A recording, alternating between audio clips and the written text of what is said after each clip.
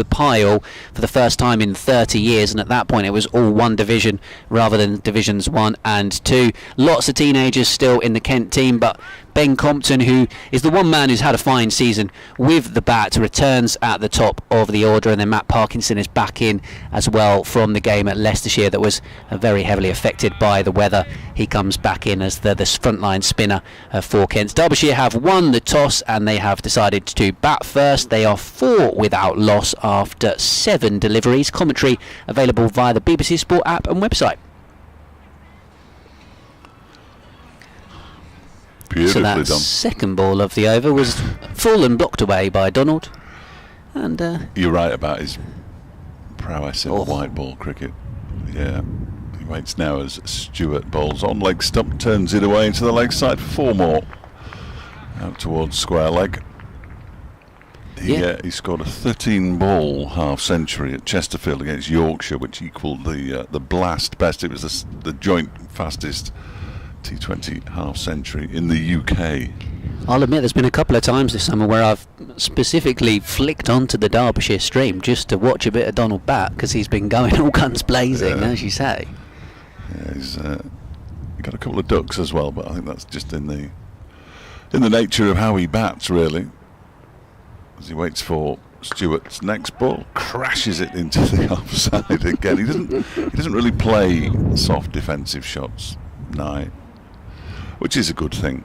I think it was fielded on this occasion by Freddy Flintoff in the covers. But yes, he was so destructive, and then of course he's just been unable to translate it into August, where he was playing at Edgbaston and started by opening the batting, went down and down, dropped down to 7, and then dropped out of the team altogether. He earned a few quid though. That one is pushed up to mid-on. Could be worse for him. Oh yeah, but it would have been nice to have had him in the 50 over. Do you think that's what it was? It was a protest to try and get back in the One Day Cup team for next year. He seemed to be doing everything he possibly could to be allowed back. Yes. I remember seeing him play for Hampshire at the Isle of Wight in said competition and wallop it everywhere. I think he got 100 actually.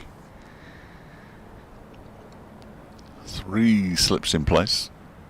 As Stewart bowls, and this one is driven up to mid-off this time by Donald to end the over. So 2 gone, 8 without loss.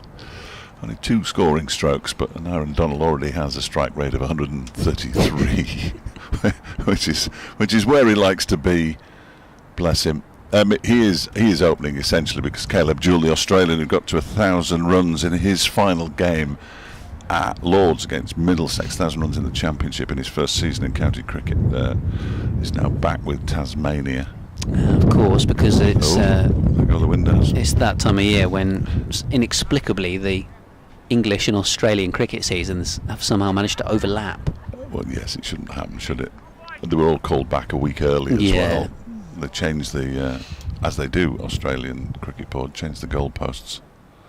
Yeah, so a couple of guys that were going to be involved at finals day ended up going home early, didn't they? As this one's left alone, it came back up the slope from Everson to Rees. Just padded up to that delivery.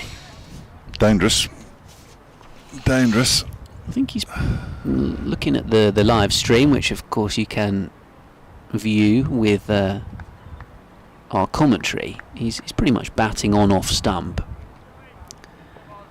I think I'm about to see the replay. Yeah, he's batting on off stump and then takes a little trigger movement to go even further across his stump. So actually he was more than fine, as this one is down towards third man off the outside edge. And he is fine, he is safe, but it wasn't far away from a diving Ollie Curtis at second slip. But Rees off the mark with that. Moves to 4, Donald on 8. I was slipping a little bit dangerously. It took me back to a place where I think, we would have worked together, but there was no play. When Derbyshire played Lancashire at Chesterfield earlier this season, both of their openers were out, not playing a shot. Jimmy Anderson was bowling. I know him. This one's left alone outside the off stump. And to this day I can't work out why they weren't playing shots. Yeah. It's Jimmy Anderson. He can do things.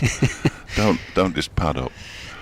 Yeah, last week's weather was somewhat reminiscent of the 4 days you and I spent at Chesterfield, when it was sunny pretty much all week, but the pitch was completely sodden, and we saw zero cricket. No cricket at all. That was in September, wasn't it? It was, yeah. Everson bowls. Down the leg side, no contact. We've had from nice Reece. Septembers. I mean, people have said, "Oh, why are you playing in September?" There have been nice Septembers, but it's a bit, it's hit and miss, isn't it? Like the rest of the year, really. There was the decent game between the two teams in Division 3 in September at Derby. Division 3. Do you remember the old Division 3, the Bob Willis Trophy? Yes. Kent actually won Division 3 in the end. And this one's pushed away out towards Backward Point.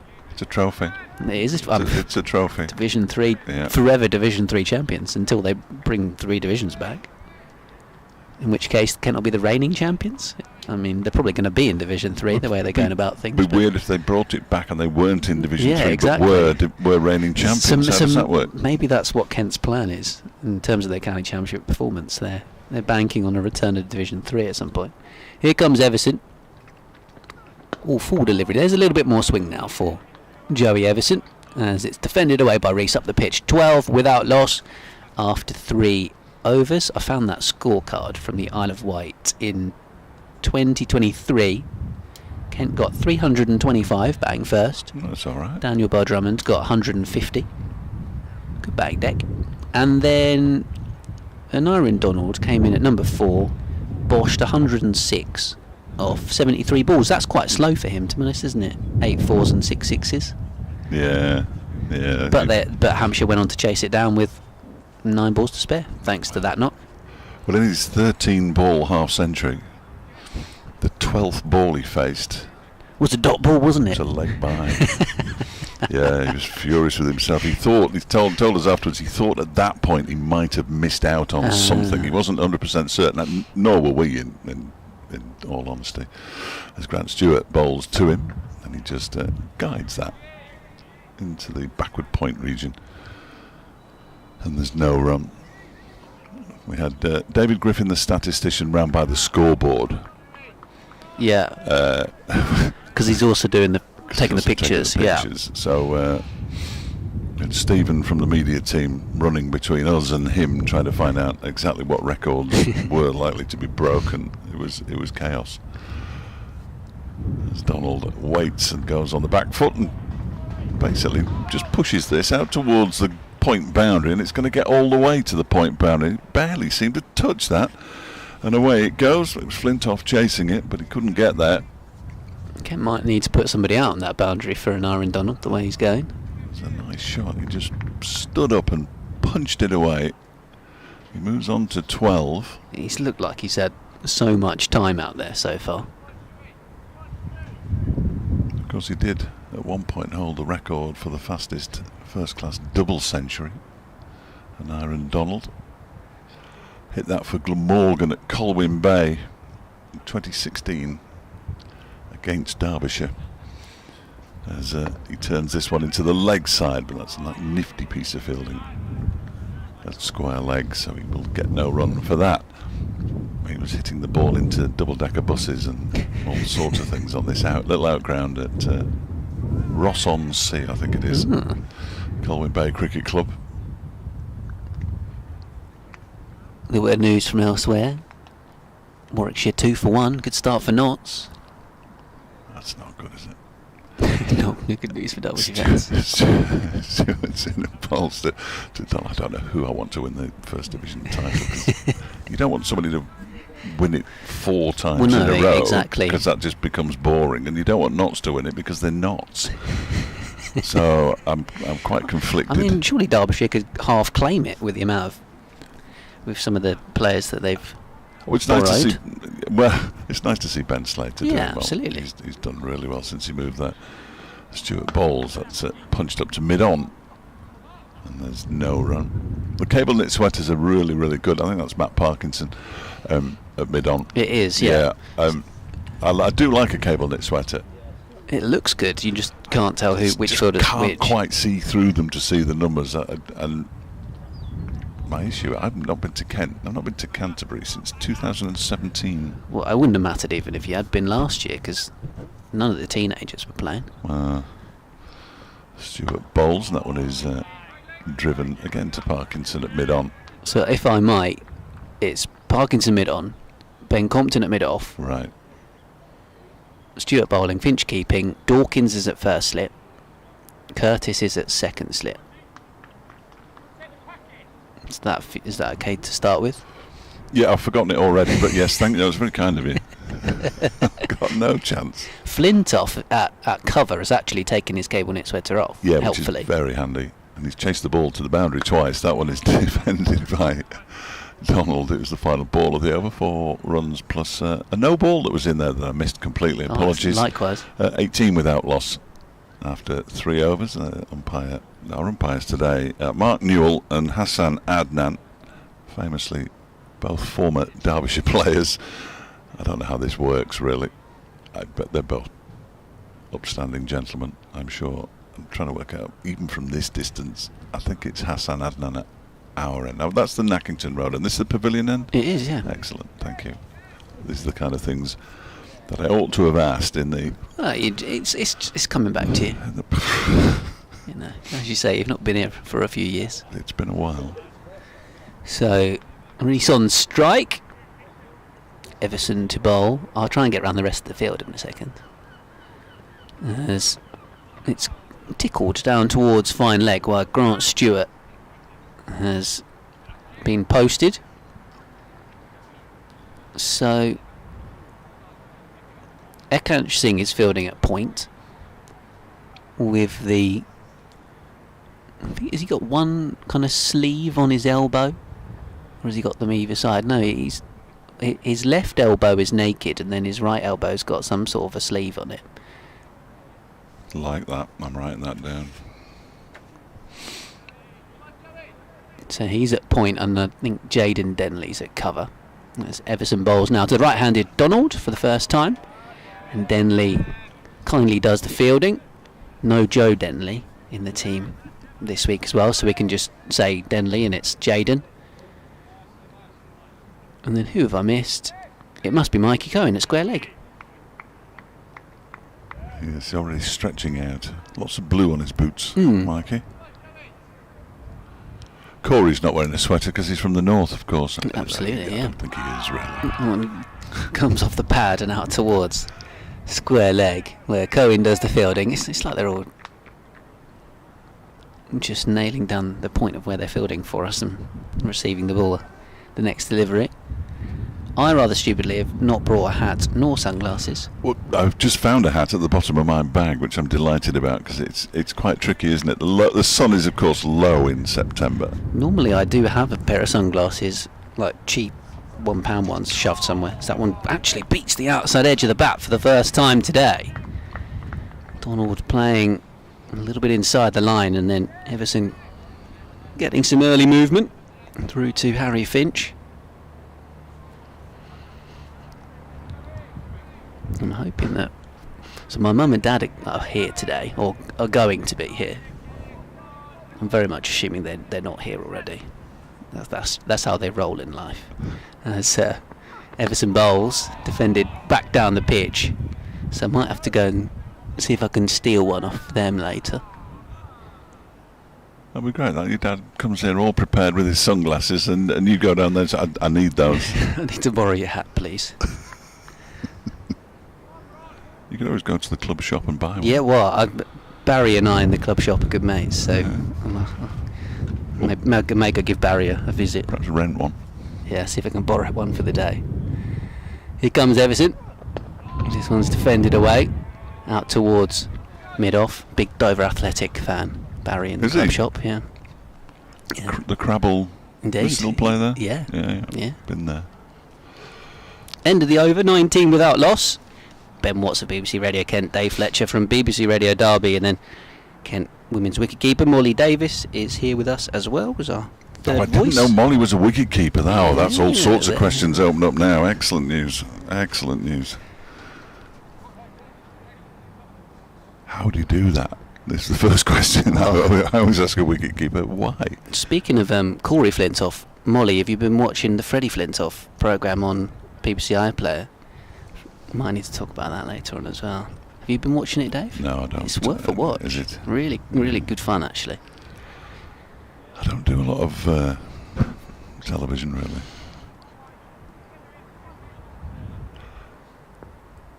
Is Grant Stewart, I don't know why. Round the wicket to Lewis Rees, the left-hander. He plays it to Flintoff. You're a busy man. Not really. At mid-wicket.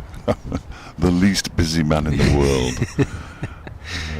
I looked at my appointments for October. I think I've got 5 days' work. On Saturdays, presumably. Yeah, or the odd Tuesday. Yeah. Which is fine, because...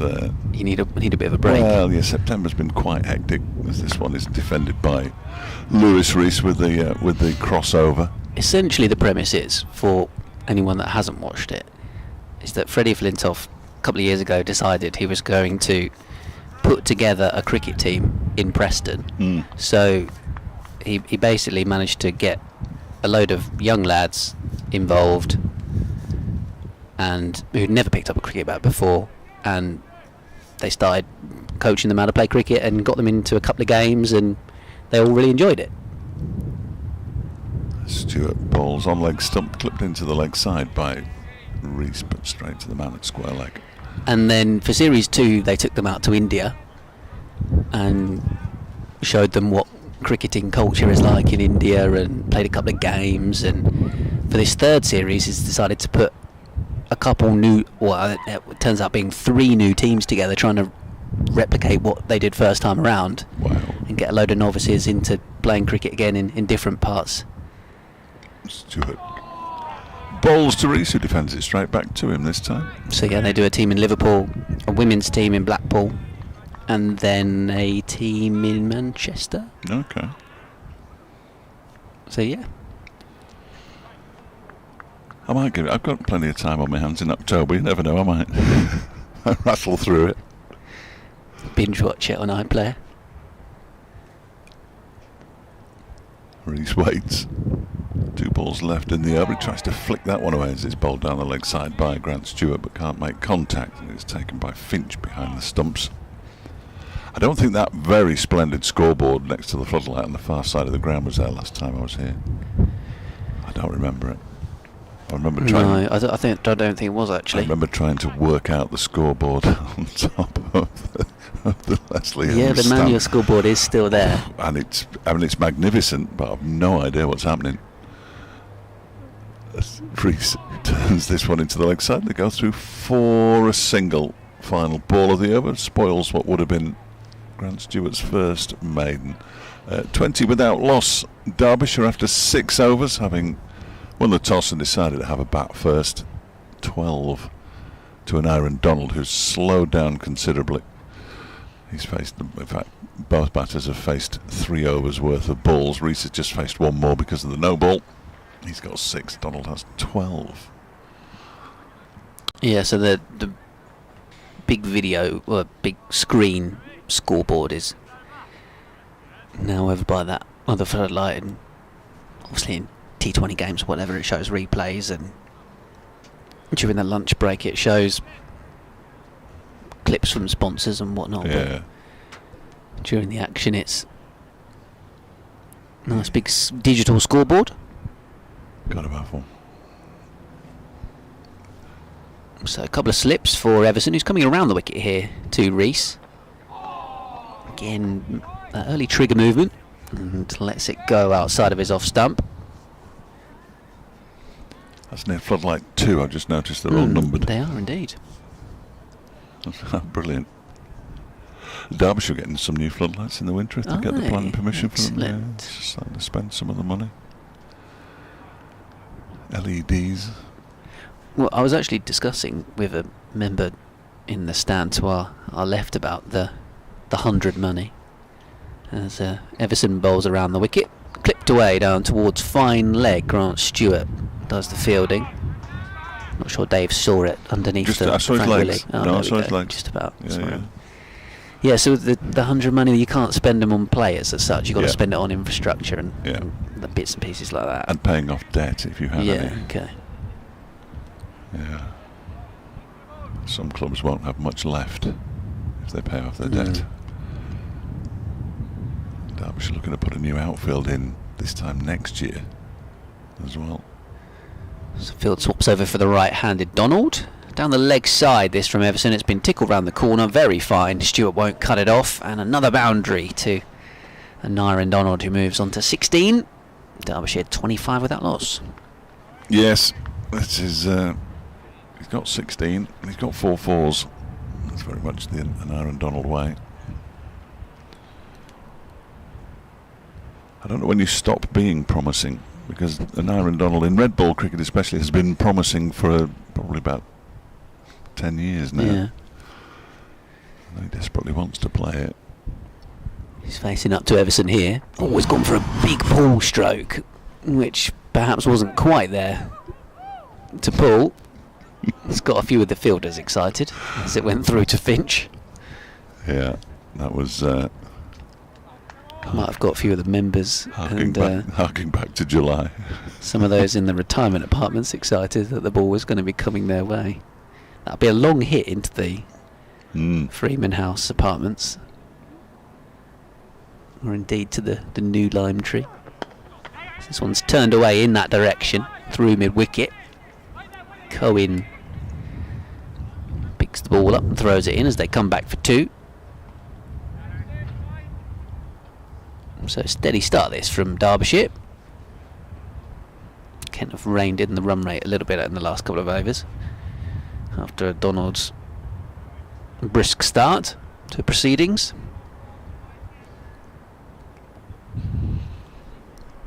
Faces up here to Everson.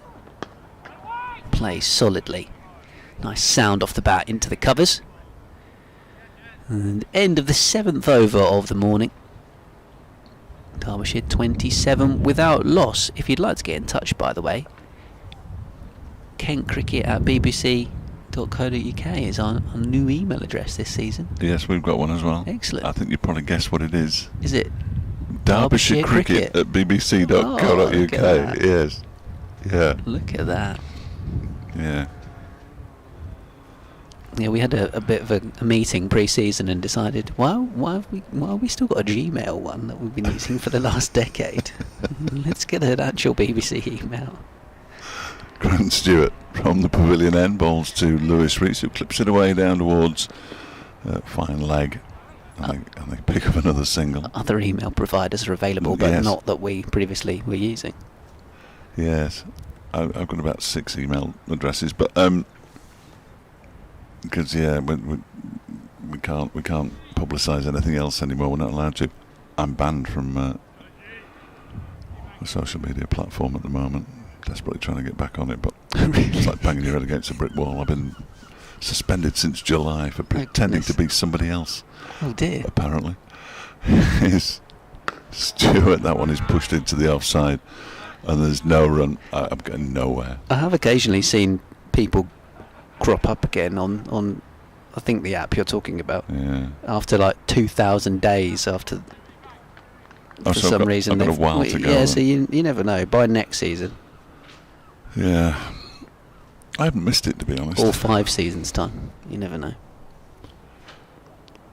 Donald just does 2 slips now. Drives up to mid-on. No, he doesn't. It's mid-off, and there's no run. Yeah, I've not missed it. I mean, in these days, people know where to go to find out Yeah. information and stuff, don't they? It's on the BBC Sport Live blog or on the various apps you can get with all the scores and the info, whatnot. You don't need me. The club sites the club feeds are pretty good. Tell you what's going on. It's nice to be on the feet, on the stream, I must say. As we are at Derby, Stewart bowls to Donald. There's no run. It stops us getting messages like, "Are you there?" Well, yeah, of course we're here. You just need to look for us. Just need to dig it out on we're always here. On the app or the website. One way or another, we're here. Stewart, balls to Donald, who clips it up to mid-on this time. We're here so you don't have to be. It's what I like to say when it's particularly rainy and we're all just waiting around for the game to get called off for the day. Yeah, a few might come to know. It'd been the last match of the season. It's always a nice one to come to. So meet some friends you might not see till April. Again, Donald just pushes this into the onside up towards mid-on. And there's no run as Ekanch Singh does the fielding and then throws the ball to a teammate and misses him. 28 without loss as we approach the end of the first half hour's play, and Aaron Donald has 18. Lewis Rees has 8. And remarkably, we've had 8 overs in half an hour, which means we could get 16 in an hour, which is remarkable. That's as many as they're meant to bowl, isn't it? That's not too sad at all. It's almost as if they want to finish at 5:30. Well, shall we say ta-ra for now, Dave? Yes. You're going to do your update at 11 o'clock. I'll have one in a few moments' time as well. And as this one's pushed up towards mid-on. Dave was telling me off air that his updates are during the news, and he has a pretty much 20 seconds on the button to inform the people of Derbyshire what is going on in the cricket. 20 seconds is not long at all, in fairness, to describe. Sometimes if you're on the 4th day and there's a lot of things going on, then this one's edged and down towards second slip, and it's squirted through, in fact. Down towards third man for a boundary. Everson looks annoyed. Rees has got another 4 to his name though, so he's less annoyed. The umpire signalling as Dawkins has run round to pick it up. Molly's here as well. How are you, Molly? I'm very well. How are you? Yeah, not too bad. Apart from, as I was moaning to you when I came in, I've got a bit of a sore back, which is self-inflicted from carrying my son around the hilly climbs of Tunbridge Wells on Sundays. This one's off the outside edge out towards backward point. Ekanch Singh does the fielding. So yeah, I drove in. I was probably in the car for like an hour and a half this morning trying to get, and pretty much had the heating on this, like the heated seats. I had it on full whack for an hour and a half. A bit like when you put those things in the microwave to warm up and then put, if you got a sore back. This one's defended away up the pitch. Yeah, joy to being a parent, I take it. Seemingly so, yeah. Maybe I need to improve my lifting technique. A little bit breezy here at Canterbury, as you can hear on the effects mic. Yeah, I was about to say, we're here at a sunny Canterbury, but it's a bit overcast at the moment, but the sun is peeking through the clouds at different points. Yeah, it's not too sad at all. It's better than our last game here against Lancashire. This one's defended away into the onside. Back end of September as well, isn't it? So you take the win here that we're getting cricket. So I've just had an email saying weather, which is very apt considering what we're talking about. I'd like to know if anyone has turned the heating on this week. Oh, that's a good question. Have you turned the heating on in your household yet? Last night the heating did get turned on briefly, yeah.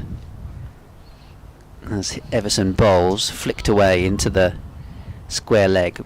A slight excuse being we're trying to keep a 6-month-old baby warm. So her room at one point apparently had gone down to 17 degrees last night, so the wife decided she might need warming up a little bit. No, it hasn't come on in my house yet, but I don't think it'll be too long until that decision is made. Right, what's Ian said about the weather? Hi guys, will it stay dry today, do you think? I believe so. Yeah. I'll have a quick check of what my fairly basic phone app is saying about Canterbury, but yeah, it says cloudy with sunny spells, so I think we're set pretty fair for the next 4 days, actually. Yeah, I had a quick sort of cast over the weather this morning, and it looked like we're in for 4 days of cricket. So It's always good. yeah, indeed. So Mikey Cohen, with the little sprinkle of blue on his boots, is done a shoelace up. He's got himself to the end of his very long run-up, and he's about to bowl against his former county from the pavilion end. I'll carry on just as we've got this update incoming, as it's driven up towards mid-off. I'll let Molly take the reins in a moment as Compton does the fielding. Nice to see Ben Compton out there after his wrist injury from colliding with Tawanda Mayeye a couple of weeks ago. Of course, Mayeye isn't playing for Kent after failing the concussion protocol.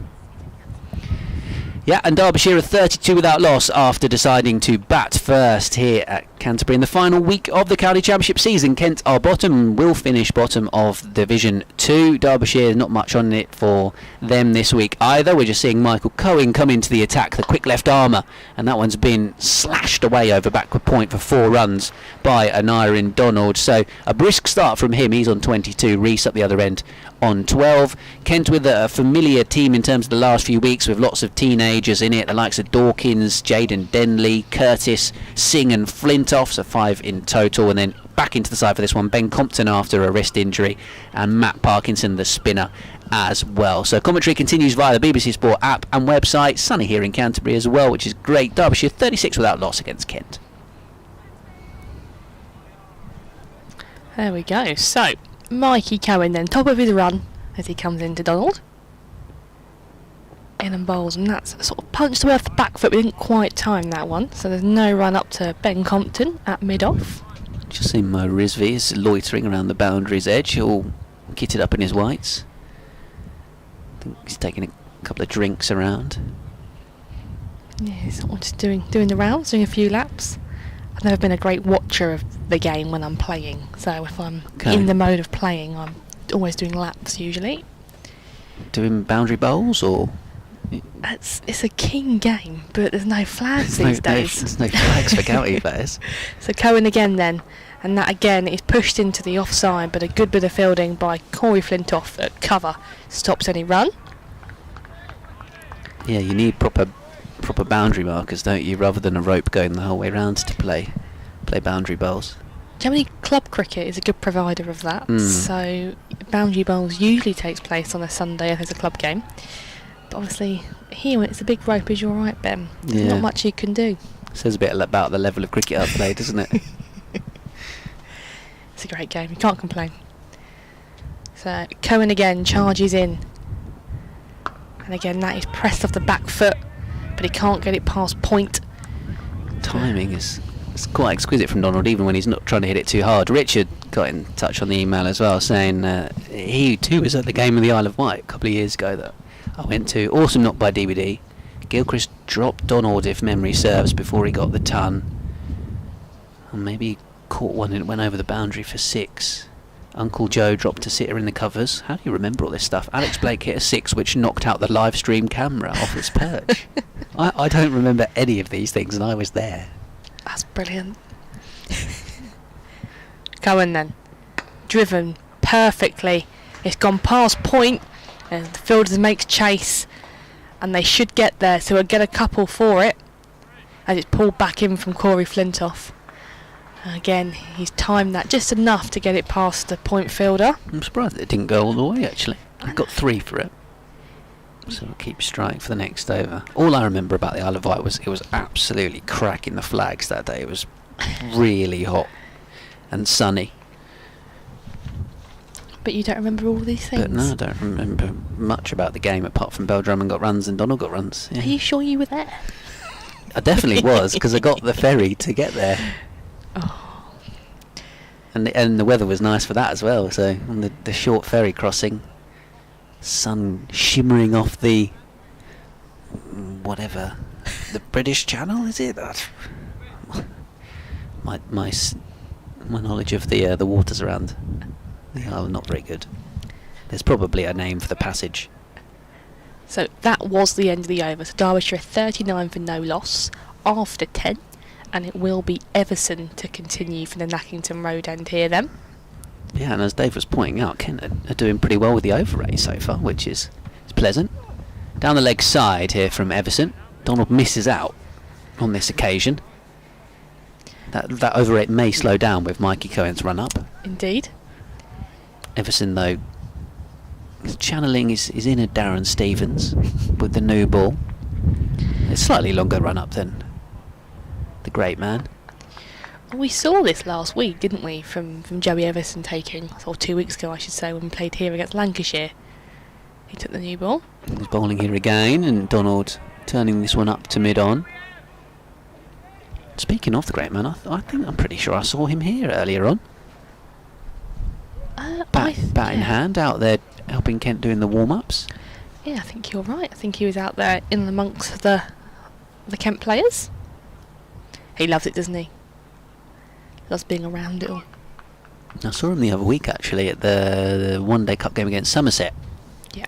As Everson clips this one away, or in fact Donald does, against Everson, down towards long leg. Grant Stewart moves around to do the fielding. And they pick up 2 in fact. So Stewart, having already been withdrawn, bowled 4 overs. He pretty much just bowled 4 overs at Grace Road last week, didn't he? So Kent have been pretty sensible in terms of his workload, as this one's out towards square leg, no run. He's Cohen does the fielding. They've been sensible about his workload because of course he had an injury prior to the T20 quarter final that he came back in for. Didn't play the week after in the championship for the Lancashire game here, but he was in the team last week. Bowled 4 overs and that was it. So he's in bowl 4 overs and come out of the attack for Cohen. So yeah, and they're just managing him, aren't they? As Everson bowls, Donald shaping up to play a big drive to that delivery and ended up slightly withdrawing and just pushed it back to the bowler. He's got 27 now.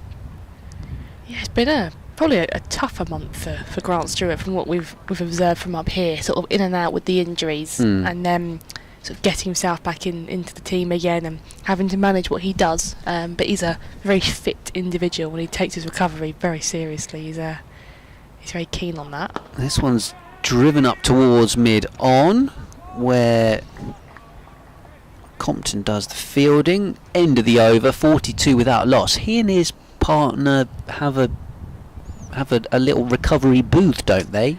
In their house, in their garden. Yeah, indeed. They have like a little setup at the back. That, I think like a sauna, from what I've heard, and like a nice bath as well. Yeah, so. I feel like I've seen bits on social media. Yeah.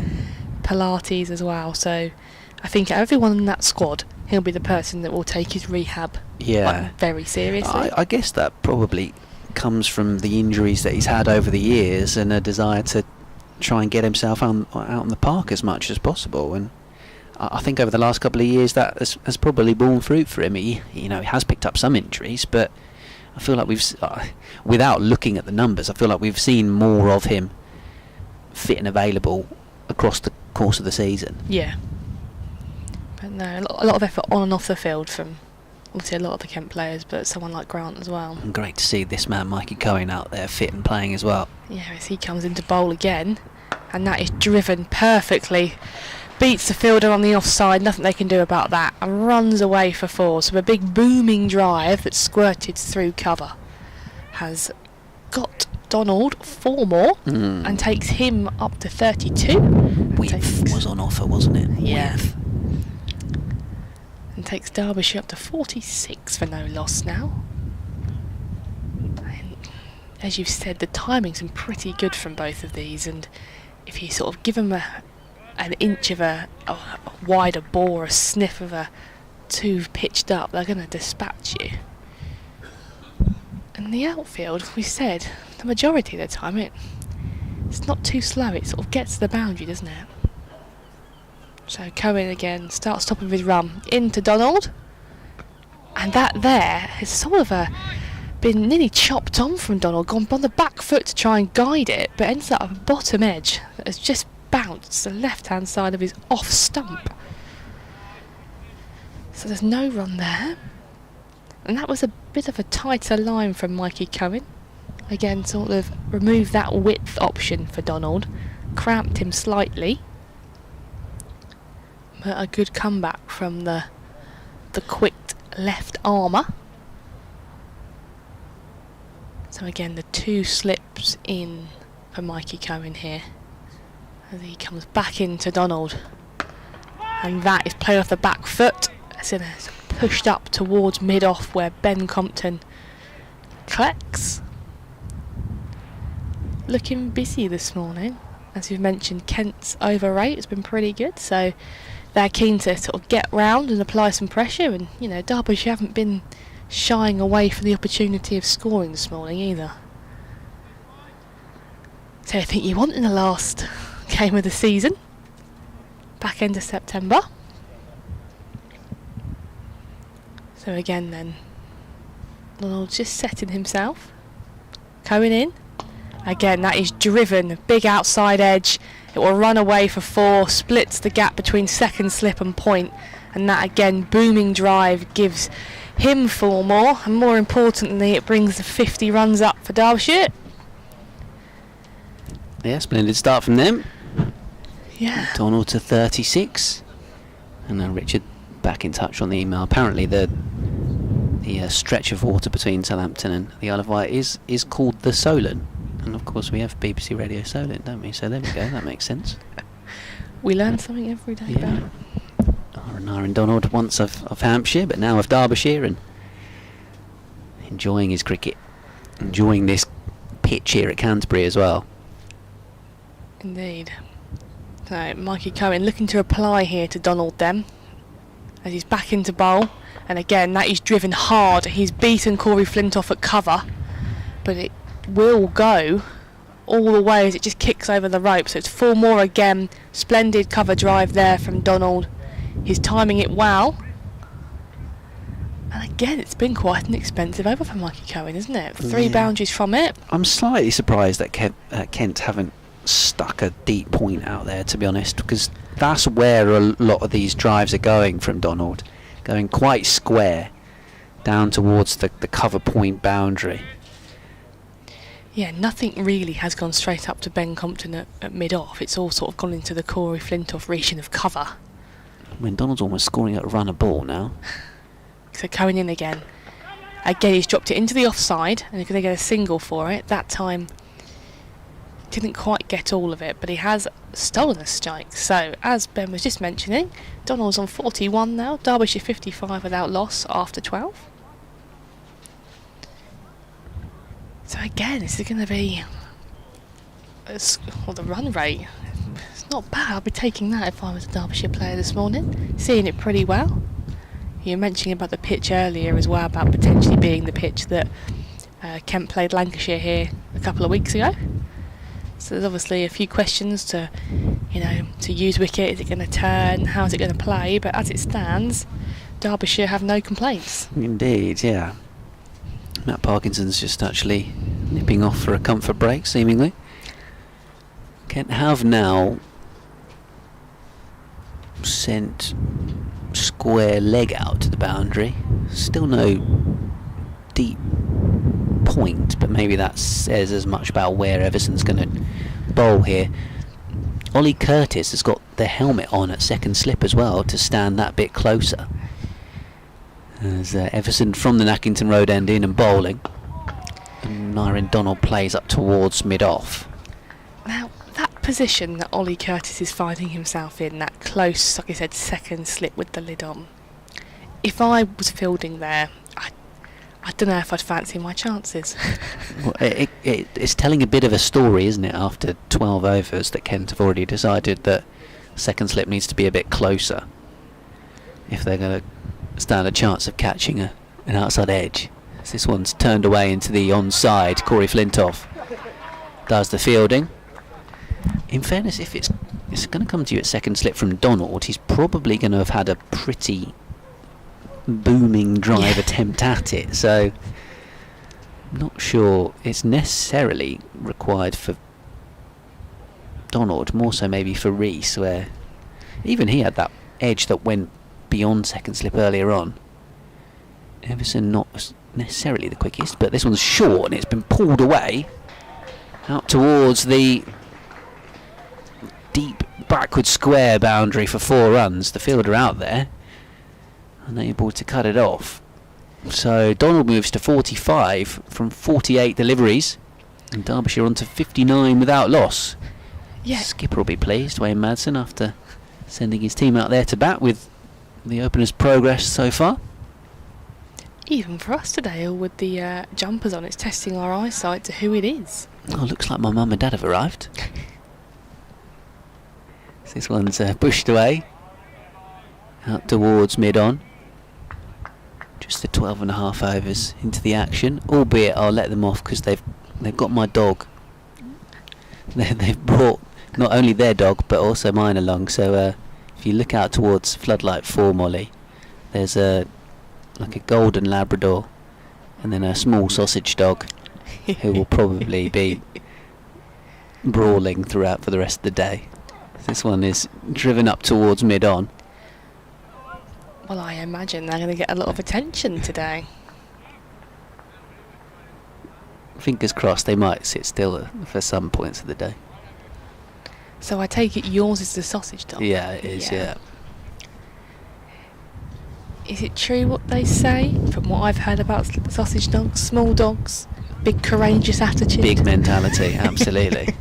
It's Everson Bowles driven away out towards mid-on, where Compton tumbles to do the fielding. Yeah, the sausage dog thinks he's the big fast bowler and in charge of the much larger Labrador. End of the over, 60 without loss, Derbyshire. Donald on 46, and Reese just quite happily watching from the other end mostly. At the moment, 12 from 28 deliveries, so Donald dominating the strike. Yeah, so from my sort of, with my captaincy hat on, I think if I'm Kent, you're trying to get Donald off strike a bit and bowl at someone else, to be honest. Well, bowl at the other bloke. Donald's 46 off 51 and Reese is 12 off 28, so you'd want more balls obviously at Reese here, but you know, Donald is back on strike. So Cohen is going to come back in again, pitched up, and a beautiful driven away to the boundary, effortless, timed perfectly from Donald, and again that brings up his 50. A brilliant display from what we've seen this morning. Hasn't been afraid to play his shots, put on a little bit of a show, and he's been timing it very well. So he is a man looking in form, 50 off 52. Probably no complaints from him. Always Ben said he's captain this morning. It's probably the best of the lot as well, actually, that drive. Yeah.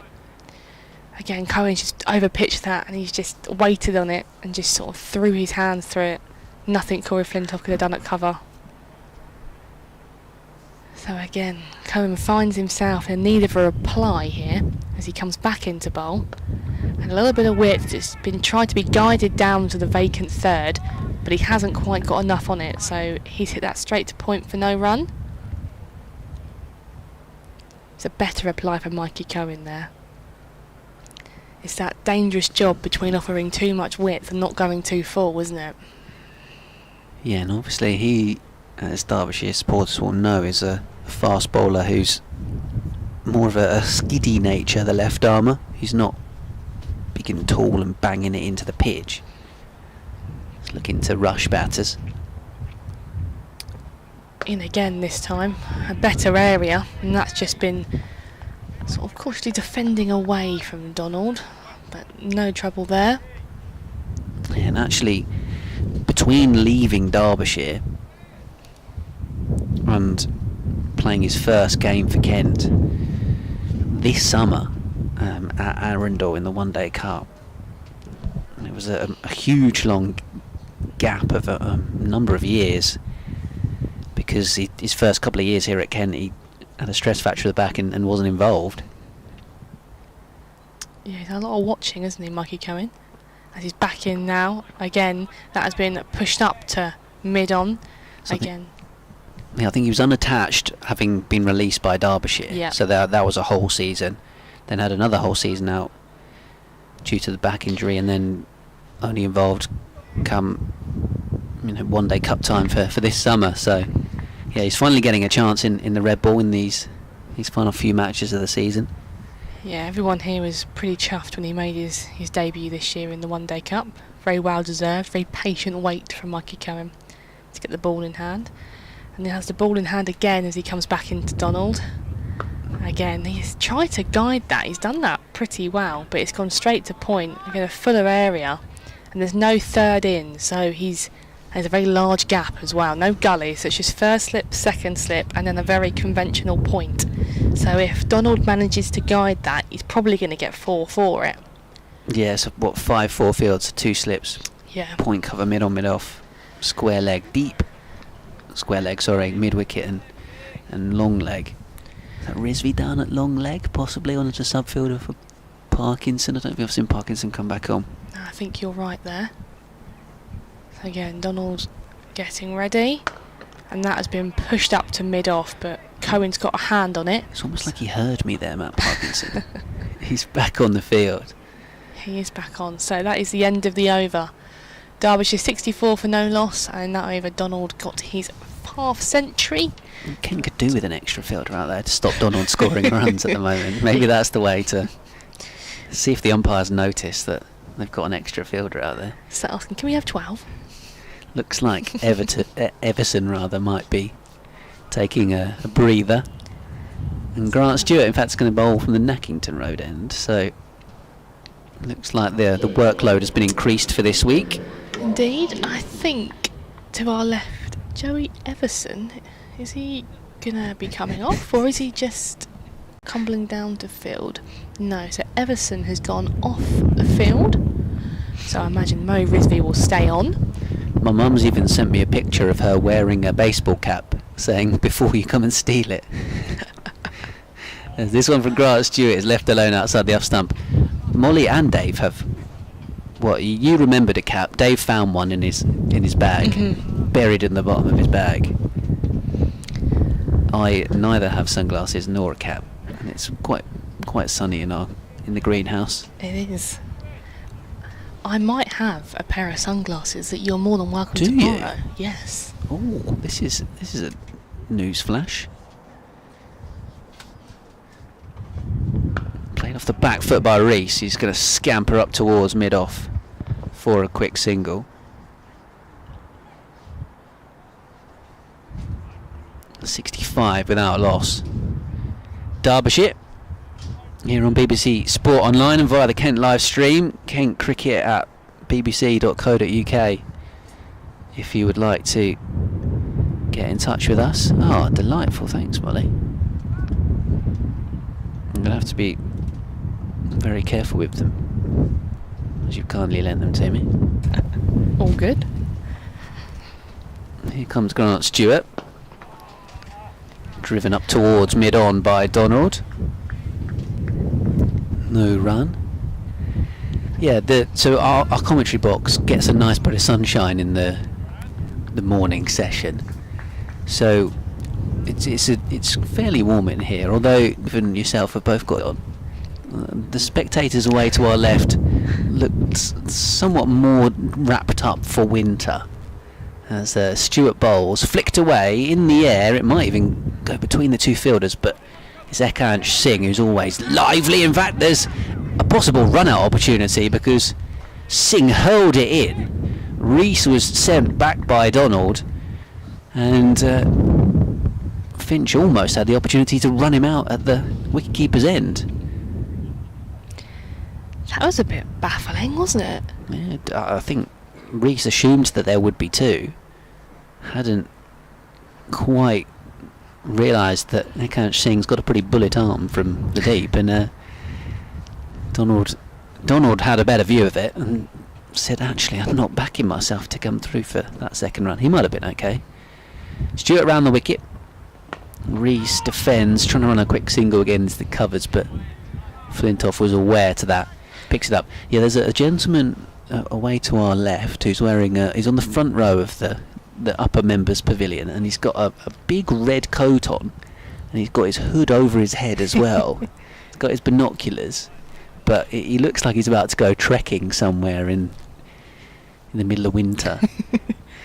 Stewart comes around the wicket and bowls, pushed away out towards Ekernch Singh at backward point. Into the over 66 without loss, Derbyshire. I'll have an update in about 3 minutes time, and then we'll get Dave Fletcher back on commentary.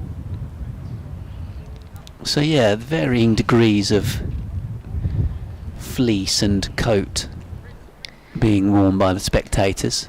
I feel days like this and early spring, it's always intriguing to see the outfits people go with, because it's gauging the weather. Yeah, it's tricky to judge, isn't it, when you're in the park and ride and having to either you know how many layers to bring. You either get it spot on, or you completely misjudged it. So Cohen again this time, and that has been again guided lovely behind backward point, and it will go for 4. So again there, Donald's just waited on that and almost sort of caressed that down to where deep point would be, and in the end no fielder can cut it off, so he gains 4 more. They actually do have a deep point now. I've been calling for it for the last few overs. They've stuck one in and he's still got it fine. I think the deep point is more conventional, so it's more square than it is backward. He's hit that between deep, where third man and deep point would be. See, arguably you could do with a deep backward point. So Cohen then, and again as Donald has defended that into the offside, and Risby will collect. Set off for a single, then realised that there was never going to be one there. It's almost that comical half circle run, isn't it, where you realise, oh, there's no run, so I'll just go back to where I come from. Worcestershire 50 for 4, by the way. I'm just having a quick little brief look at some of the scores elsewhere in the County Championship today. Somerset 55 for 1 at Essex. Surrey are 31 for 2 at Hampshire. Of course, that's a pretty big game for both counties. Warwickshire 29 for 1 against Notts. And that one's a much better area from Mikey Cohen, as a solid defensive shot is played by Donald into the offside. Durham 27 for 2 against Yorkshire. Another big game in Division 1. As for Division 2, Glamorgan, who were already promoted, are 55 for 3 against Lancashire. Middlesex 75 for 2 against Gloucestershire.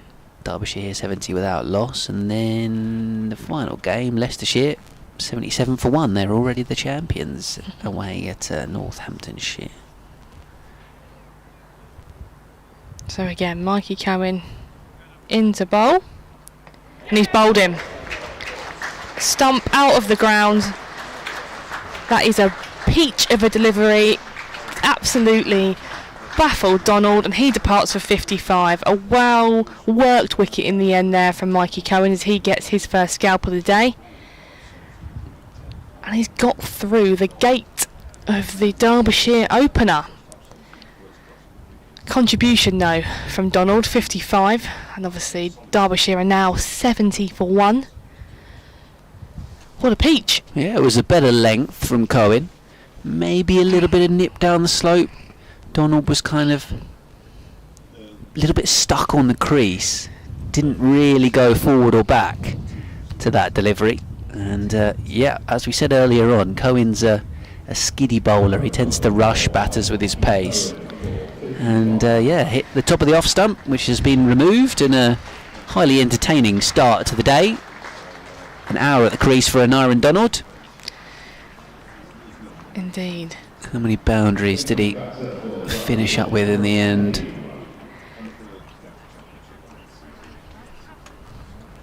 Update on the way for BBC Radio Kent very shortly. I think Dave Fletcher is actually chatting to BBC Radio Derby at the moment.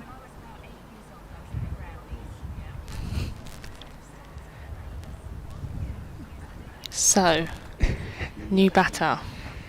New batter is Harry Kame, I think, of course, the former Kent second team player once upon a time. I think before he got his contract to Derbyshire, he played a few games for the Kent Twos. Obviously was at Hampshire before.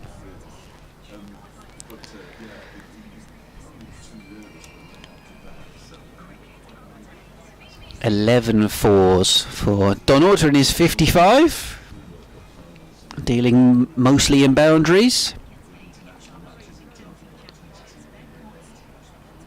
Yeah, we've had an hour of play here. Derbyshire have put 70 runs on the board, but Kent have finally got themselves a wicket. Mikey Cohen, the former Derbyshire player, coming around the wicket to Umpiring Donald, who has entertained the crowd here with his 11 boundary knock in the first hour, but is out for 55 after Cohen bowled a delivery that's crashed into the top of off stump, knocked it out of the ground, and Kent have got their breakthrough. Nothing on this game in terms of the table for either of these two teams. Kent are going to finish bottom of Division 2, but looking for a flourish to finish the season, and Cohen trying to prove a personal point perhaps. So we're watching on in the sunshine as Harry Kame is the new batter. Rees is there on 13. Derbyshire 70 for 1. Commentary continues via the BBC Sport app and website.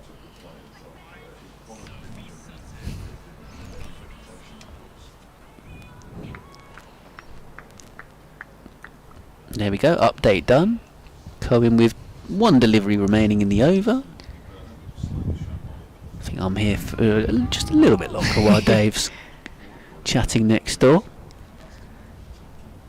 Yeah, so Cohen's last delivery of his over as he's into Kame.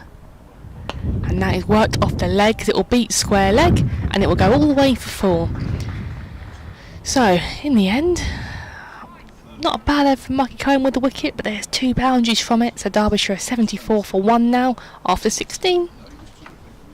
Yeah, good start for the visitors, and Kent will be pleased though to have finally got the breakthrough. Yeah, indeed, they've been grafting all morning to get that, and they've finally got what they've been looking for. Cohen's 4 overs have gone for 32, so he's been expensive, but he's had the last laugh against Donald, if you will. I think that's something that we've seen this year, isn't it, in Mikey Cohen, is the wicket column can be very impressive. It's just that runs column that sometimes can work slightly against him. Without being too critical, it's probably more of the expensive end, but he does get wickets. But for now, it's going to be Grant Stewart for the Nackington Road end.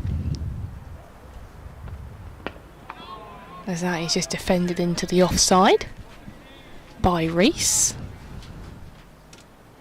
As Ben is going to depart. So I will lead you through this over. And then we will all go again.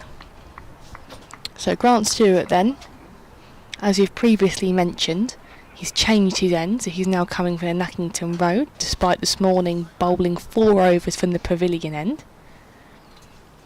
As he starts his run in to Rees, and again that is played confidently defended away from Rees on the back foot. Morning. Well, welcome. How are you? I'm very well, how are you? Good, yeah, good. I was just doing an update there, and the question was asked, how's it going, Dave? And I said, well, it was going quite well, but and Aaron Donald's just been bowled by Mikey Cohen. It's always the update curse, isn't it? Didn't see that coming, if I'm entirely honest with you, from Mikey, but there we are. No, he was. Donald was looking good. He was timing it pretty well. And that one again is a no ball by Grant Stewart as he's overstepped.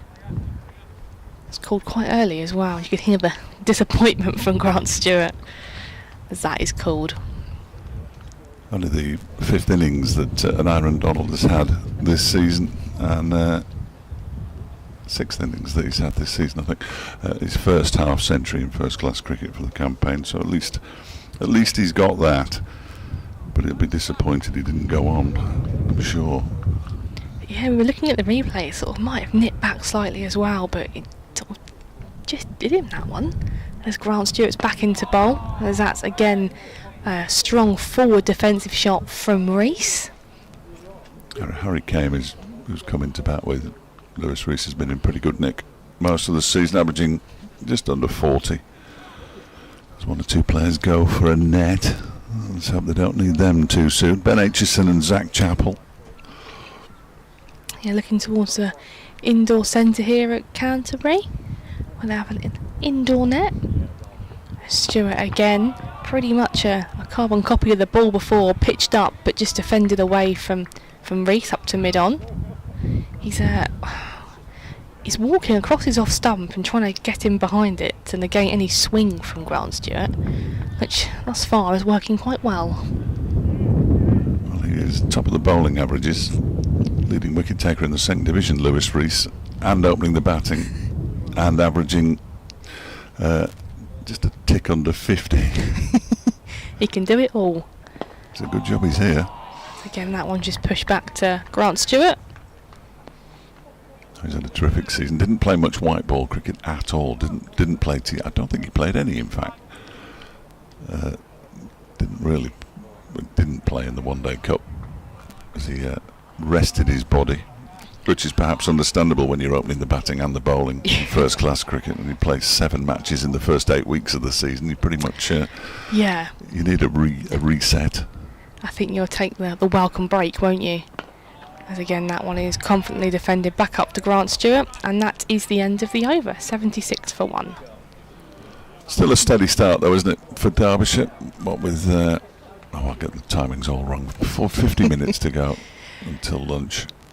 Yeah, I don't think Derbyshire are going to be that unhappy at all. 76 for 1 off of 17 overs. And they've still got a fair bit of time in the first session. Batting has been their strength this season, despite Lewis Reese taking all those wickets at next to nothing. It's their batting that has impressed more than the bowling. Ben Aitchison is just starting to get back to what he used to be. Hopefully Jack Morley can pick up where he left off at Bristol when he picked up 6. Cohen is in. He squares Harry came up there. Ball goes out to backward point. And there's no run. Players all wearing black armbands in memory of Harold Dicky Bird. I've just been asked again for my Dicky Bird story. It's not particularly amusing, so I'm not going to repeat it here.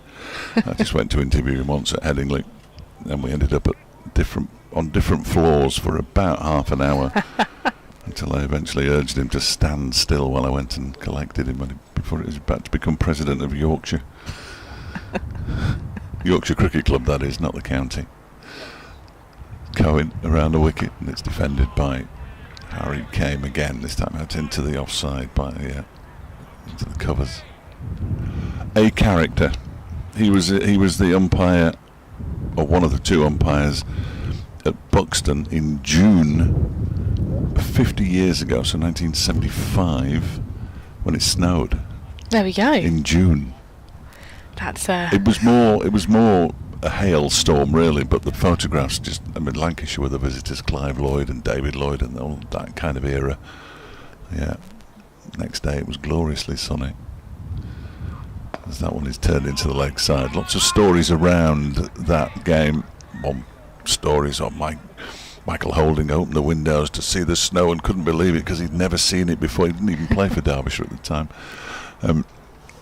It's one of those almost mythical days. It almost doesn't seem real, does it? No. And then...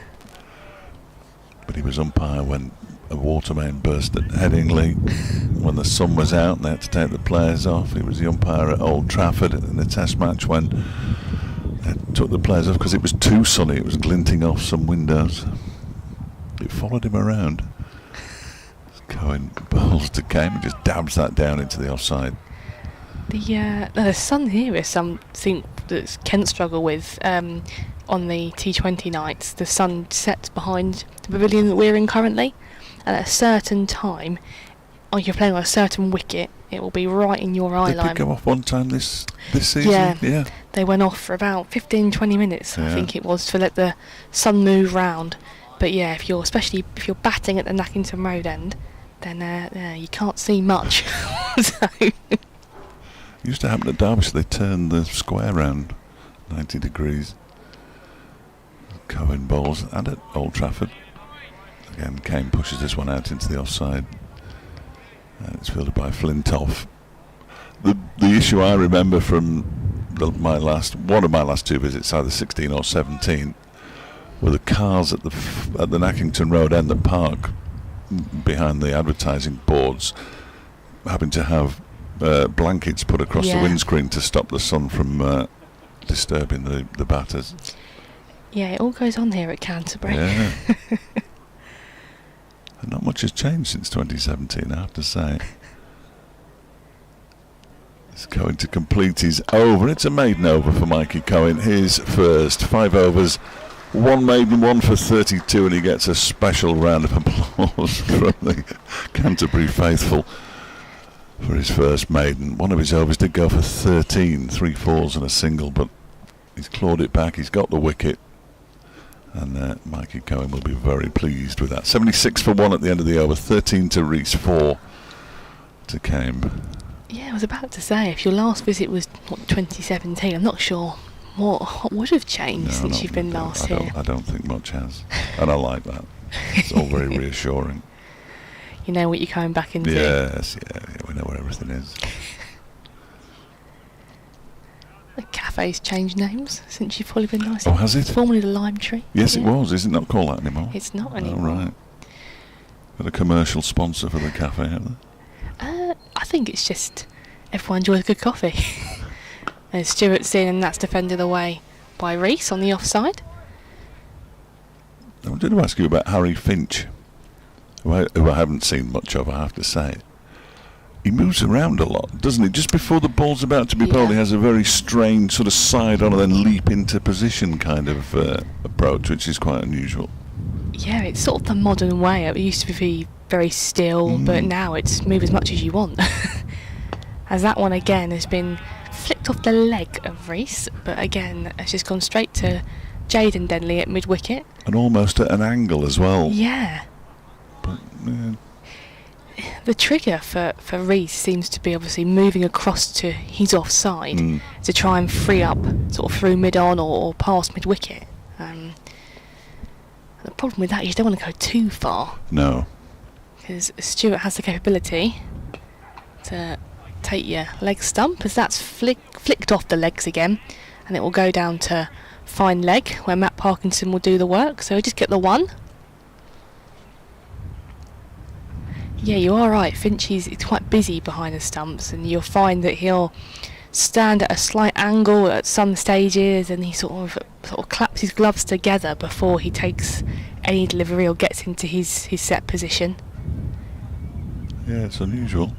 I've seen a few keepers these days up to the stump, so you start with their hands apart on the floor, so not together, which would you say is the more traditional way of having them together and working as one. But now they like to have them apart if they can move more to your left and right. And Stewart's back in this time, again straighter, so worked off the legs, but no run. A square leg happily does the fielding.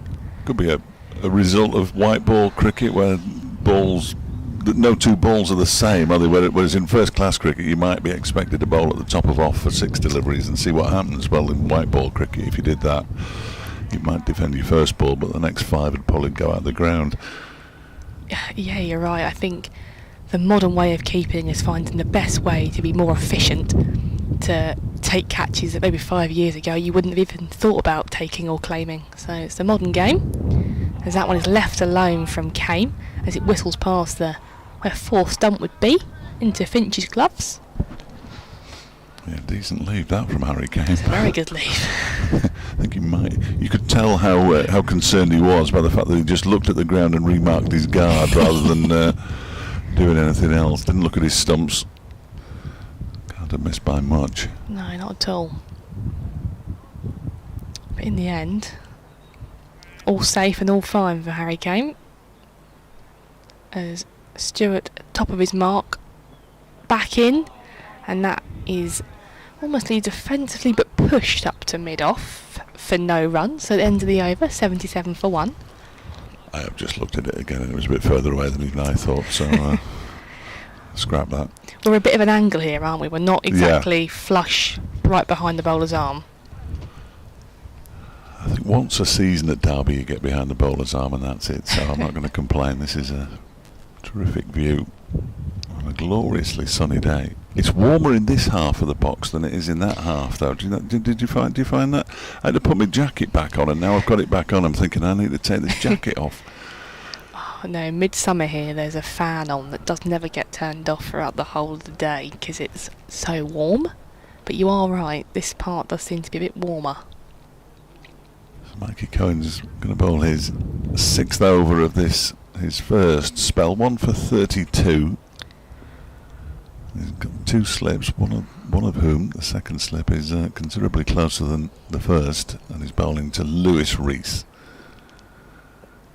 who turns this one nicely into the leg side, just for a single.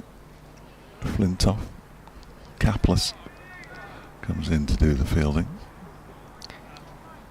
78 for 1 now. Rees moves on to 15. Harry Cohen has 4. It shows you how Aaron Donald dominated the first hour or so of the game, scoring 55 or 63. His half century off just 52 balls. I mean, slow compared to his 13-ball half century against Yorkshire in the T20, but was hitting the likes of which I've seldom seen. It's a short one. He takes it on. Does Harry Cohen. Something seemed to flip up into the offside. For a moment I thought he toe-ended it, but he actually got it down to deep backward square leg for a single. I'm glad you saw that as well. I don't know what it was. I thought he toe-ended the ball, and then they were taking what looked like it would be a dangerous single. I think on the replay, something come off his foot or the foot marks. I think some mud flicks off of Mikey Cohen's boot. But from our angle, it looked like it was closer to Harry Cohen than it was Mikey Cohen. So, with my eyes, it looked like a ball. That's a worry. 79 for 1. Single off the first 2 balls. That one is wide. That's a horrible delivery and an equally disappointing shot, really, from Lewis Rees, who was trying to cut it away, but seemed to back off, and then stretch for it. Yeah, and there was sort of an interesting attempt of some fielding there at point as he sort of clawed at it. So all round, I think that's some cricket that may not want to be re-shown again. It's not going to get on the highlights, is it, that one? Nowhere near the highlights. Straight on the cutting room floor. It always amazes me how long Mikey Cohen's run is. You won't see on the stream, obviously, if you're listening in, but it's very long. It is. It is. That one is clipped into the leg side by Rees for the 3rd single of the over as Derbyshire move up to 80 for 1. I'm fairly sure he made his Derbyshire debut in a game at Trent Bridge in 2020 during COVID, so it would have been August when we returned for that Bob Willis Trophy, the short campaign that we played, and made his mark with a bat as well. Played a decent hand with Lewis Deploy, the now Middlesex captain. A game Derbyshire won, they'd seldom win at Trent Bridge. Cohen bowls, and that one is guided by Kame to backward point, and there's no run. It's clouded over now. The clouds are really high, and it's not filled in, which is good. So I got to within 0.5 of a mile of the hotel yesterday, and it rained for the first time in the entire journey. Came down here to park the car, and it was pouring down. Remarkable. There were still 1 or 2 puddles this morning. Ground staff worked hard to ensure we got off promptly this morning. Around wicket comes Cohen, and defensively played into the offside by Kame. 6 overs, 1 for 35, just 3 off the over this time. They'd be glad to have got rid of an Aaron Donald, I think. Mikey Cohen. Yeah, I think you're right. The rate that he was scoring at, I think Kent were quite happy to the back of him, especially in the first session of the day. But yes, just to sort of touch on that point, the ground staff here are really good. Sort of no complaints, especially when I've played here as well. The ladies' games have been affected with some weather, so they're always really keen to get out there and get us playing. So yeah, full credit to them. So Stewart's then back into the attack, and that has been defended away from Rees, to Corey Flintoff at cover as he shuffles across onto the offside. No, we had a quick chat with them yesterday. Went out to the middle. This because we had lots of time on our hands, really, and they were happy to talk. You very sweetly asked me before, had I played here? That was very kind of you to ask, but clearly not. You never know. No. Stewart in again then. And again, a good area, but confidently defended away by Rees. The chance would be a fine thing. There was a picture here a few months ago when part of the ground, especially down by the cafe to our left-hand side, was almost underwater. There was like a pond created from a massive downpour of rain in sort of a few hours. Luckily there was no fixture here that week, but yeah, that was an interesting sight. As that's whipped off the legs, down to fine leg, and Parkinson attacks that to stop any two, so we get the one. There is quite a slope, isn't it, on the ground? Yes. I love a ground with a slope, I have to say, but there is quite a slope here at Canterbury from our right down towards the flats. So I'm going to quote this, I may be wrong, I think it's more of a slope than Lord's. It looks it with the naked eye, it's about 8 foot at Lord's, isn't it? So yeah, I think it's bigger than that. As Stewart's back in, and again pitched up, bit back of a length, but Harry Kane just defensively plays that down into the offside. I mean, there are lots of grounds with slope. Chesterfield has a slope, but it's from one end to the other, so it's you either bowl uphill or downhill. Similarly with Headingley, but this is a cross-field slope. It's tough here. I think a lot of teams that come in that don't expect to see the slope. The keepers find it difficult. We always have a couple of conversations after the game or before the game, and they're like, "Oh, it's a bigger slope than I thought." And especially when you're keeping from the pavilion end, it's always tough with it going down the slope down the leg side. So, fun and games. And Stewart's back in, and that hit came on the pads, but would be going down, and that sneaker leg by in the end. So yeah, that's always a fun conversation. You'll see a couple of times as you watch on the live stream, even Harry Finch himself, he'll go down the leg side from this end, and sometimes he'll just palm it because it's gone down further than he thinks, or it's still moving as he's moving. So it can always be a battle, so full credit to anyone that keeps here at Canterbury. It's not as easy as it looks. Stewart's back in, and again that trigger from Rees allows him to play it off of his legs but straight to Jaden Denley at mid-wicket for no run. 82 for 1 Derbyshire.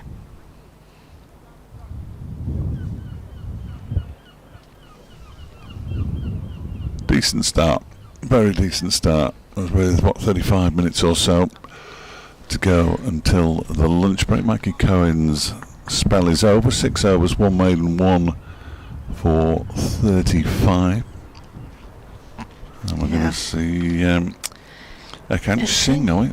We are indeed. For the first time today with his right arm sleeve. Tall man. Very tall man. Yeah, I think if you were to ask Akash Singh, check out the Watts baseball cap now. Beautiful. Oh, that's a lovely. It's a great sight to see. as he's got the cap, the sun's gone in. There won't be any sun for the rest of the day now. That's it. Yes, he's not a player I've seen.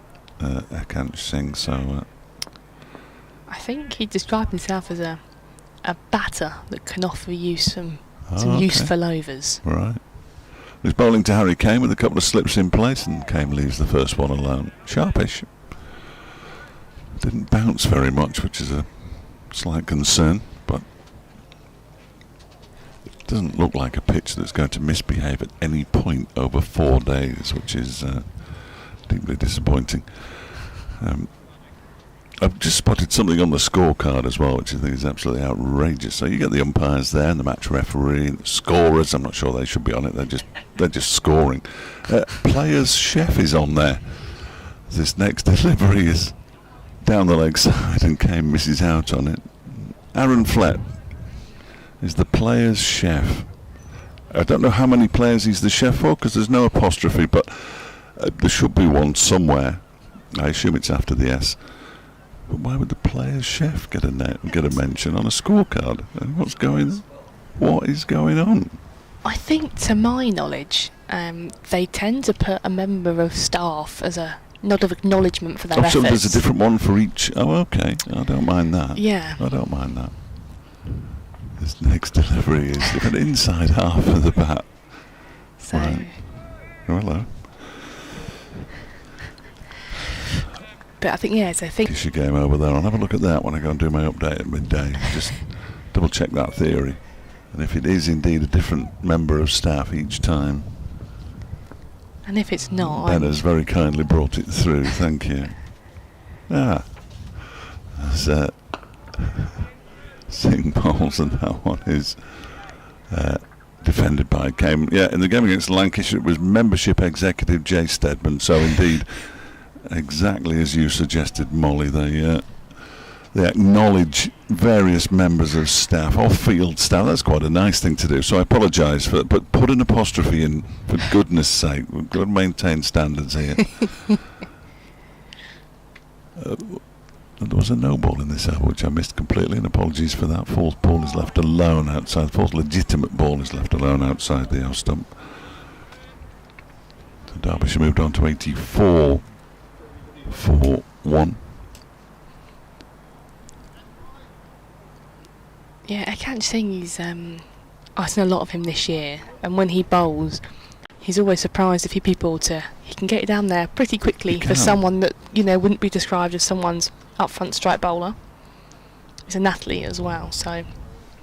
And he comes again. That one is pushed by Harry Kane out towards point. And there's no run. Then he runs off this over so far from that no ball, second ball that he bowled. Which, as I say, I missed entirely. I was probably concerned about apostrophes at the time. So, Ekant Singh then. He's got one ball left, isn't he, in his over? Yeah, here he comes. That second slip seems to be creeping closer and closer as he bowls to Kane, who goes back and plays it straight back to Ekant Singh. And Derbyshire are 84 for 1. I'm going to make way.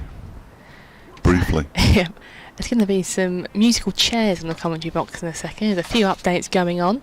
I think when we completely reset, it will be me departing, and then you'll have Ben and Dave to come back in. As I say that, Ben is back in the chair with his baseball cap as the sun's gone in.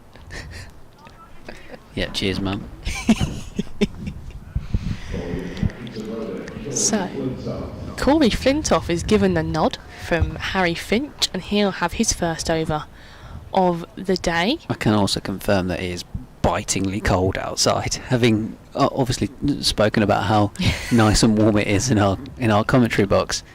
When the sun goes away, as it currently has underneath the cloud, the wind is making it really quite uncomfortable up there. So I take back whatever I said about the gentleman in the red coat. He's the most sensible man in the house. Fair enough. We are shielded in here by the wind, as we're very much in our commentary box. So Corey Flintoff then comes into Reese. As again, that's defended away very confidently but casually by the Derbyshire opener. Yeah, I feel for anyone sitting out on the embankment, I think your parents are over there, so they're probably blankets and hats and everything, keeping warm. Yeah, you probably heard the dogs on the effects mic when I bailed on them 5 minutes ago. So more importantly, the sausage dog, will they have a little blanket round them, or a little coat? Is Flintoff's back into bowl, and again strongly defended away by Reese. So he does have a jumper of sorts, but he's actually not. He tends to get pretty grumpy when you put it on him. Oh, okay. So you put it on him and he'll just look at you like, why are you dressing me up in this? So unless it's like minus degrees when I'm walking him, he tends to go without. I only ask because I'm like, a few people I know have a sausage dog and they do get cold. So a jacket is always welcome sometimes. Flintoff again then. And again, a very much of a carbon copy of the ball before, as a strong defensive shot forward from Reese. Allows no run. My dog has a jump run every now and again, Ben. What breed? Pretty cockapoo. Okay, yeah. So again, a bit bigger than your sausage dog. Yeah, my cousin's got a border terrier. Yeah. And they have an array of coats and hoodies and jumpers that he likes to wear. I'm sort of more in that boat with that, so yeah. She seems quite happy. Flintoff again. Again, that's been whipped off the legs of Reese, and they're going to get a single for it as he shuffles across, as we were saying earlier, to the offside and almost works it off of his legs. So yeah, Frank doesn't like his jumper that much. Right, the update on the way. I think Molly might be departing us as well. We're back after lunch. Yes, indeed. Derbyshire 85-4-1 then, after choosing to bat first against Kent this final week of the County Championship season. We've got the sunshine for it. It's a little bit bitter in the wind out there for the players and the spectators, I must say, but the home side have tried to fight back after a very brisk start from Derbyshire, and Aaron Donald making 55 from just 63 balls with 11 boundaries before he was clean bowled by Michael Cohen with his off stump coming out of the ground. Very patient Lewis Reese at the top of the order so far. 18 from 53 balls has been joined by Harry Kame, who's on 5 not out. Neither of these two teams fighting for anything as such in terms of the table or promotion, anything like that. So it's just a week for the spectators to finally enjoy a bit of cricket before the summer turns to autumn. A quick single there into the offside. Derbyshire 86-1 as commentary continues online via the BBC Sport app and website. Dave Fletcher is back. I'm just being asked. I'm answering a question that somebody will get the answer to by listening, but about the vote. Oh yes, because it happened late last night. I believe there is now a statement on it. Oh, is there? Excellent. Let me get that. As I understand it, it was supposed to be embargoed until this morning, but trying to keep things quiet in cricket is almost impossible. So it was out at about 10:30 last night that change had been voted down. Yes, indeed. Yeah, I think it was officially embargoed for midday as of 5 minutes ago. But yes. Oh, right. Good job I didn't mention that before then. But yes, indeed, the proposal to play 13 matches in the County Championship next season did not receive the required majority of votes to effect said change. I'm trying to work out, as Singh is in again, and that one is pushed into the offside by Harry Kame, what the vote was, because I think that's reasonably important. Try to talk to as many people as I could before the start of play today, and it was certainly very close in terms of for and against, and it may even have been 9-9, which I think is a good thing, because if it had been the straight 12, well, it would have been 11-7, wouldn't it? To reject it. Singh bowls, and that one is clipped nicely by Kame out towards the mid-wicket boundary. It's gone all the way for 4. I didn't think he'd hit hard enough to get for 4, but he did, and once it had beaten the man close in at mid-wicket, it raced away up the hill. Slope. It's not a hill, it's a slope. Kame moves on to 10, 90 for 1.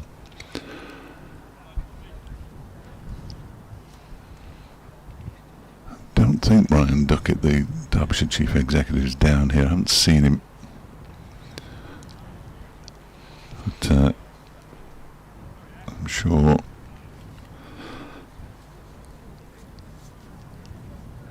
here comes, thank you Ed, here comes Singh and bowls, and that one is defended by Harry Kame. Yeah, so just having a look at what it says on the BBC Sport website. County Championship is to remain a 2-division structure of 14 matches per team after a vote rejected proposed changes. 18 first-class counties were asked to choose between the status quo and a new system of a 12-team top flight, 6 in the bottom tier, with each team playing 13 matches. Seeing ball, someone is defended by Kay. Imagine it's the offside. A 12-team top flight. Well, there were going to be 2 Division 1s and 1 Division 2. That's essentially what was going to happen. It was hastily arranged that basically the counties that wanted change wanted it reduced to 12, and they knew they weren't going to get that through, so they said, well, what about 13? And it made no sense to many people. The Singh comes in, ball's that was pushed out into the offside. I think it's a good thing. Personally, I think it's a good thing that it's staying as it is. I think it's pitiful that we haven't found out until the morning of the first morning of the last game of the season. Absolutely ridiculous. Yeah, if they're going to change anything, that needs to be in place surely before the season, well before the season prior starts. That one is turned into the leg side by Harry Kane, and there's no run. My one wish is that it's put to bed for a bit now and we can just concentrate on cricket rather than constantly talking about whether the format's going to change. The schedule will change next season slightly with 2 fewer T20s. But for goodness sake, just leave it alone for a while. I've only been doing this 10 years and it seems to change almost every season. And you would hope that the reduction in T20s perhaps helps in terms of some of the turnaround that teams experience in between games, which often is the more dangerous turnarounds when they're going from one venue to another within 24 hours. As this one's flicked away out towards square leg for a single by Rees. Corey Flintoff continuing from the Nackington Road end. And then as for the county championship, we await. But it's if they'd have ended up switching to that model, we'd have been in a position where, of course, the 2 teams would have gone up, and then nobody would have come down. Nobody would have come down, and Kent, being in the position that they're in, would have had an extra away game as compared to home games, because 13 obviously doesn't divide by 2 particularly well. Game defends into the onside, few oohs and ahs. And that would have been based on the 13's not a great on number the finish. The bottom 3 would have would have had an extra away game. The top 3, so therefore 3rd, 4th, and 5th, an extra home game. And as it's stated, a majority was required in order for that to. They needed 2/3 majority to get stuff like that through, and no voting score has yet been shared, but it'd be fascinating to find out what it was. Well, possibility is this one's defended away into the offside, that we might find out more after lunch. Kent's position or statement as such for midday is that following the announcement that the county championship will remain in its current format, Kent's chair and CEO will discuss the club's thoughts at the members' forum at the lunch interval on day 2 tomorrow. Right. They're going to discuss that, and maybe by then we might have found out a bit more and they'll feel like they can disclose their position, etc. There's a shout for LBW. Came stepping across and looking to play this into the leg side. Nothing from the umpire, so that's in the Ames Levitt Indoor Sports Centre tomorrow.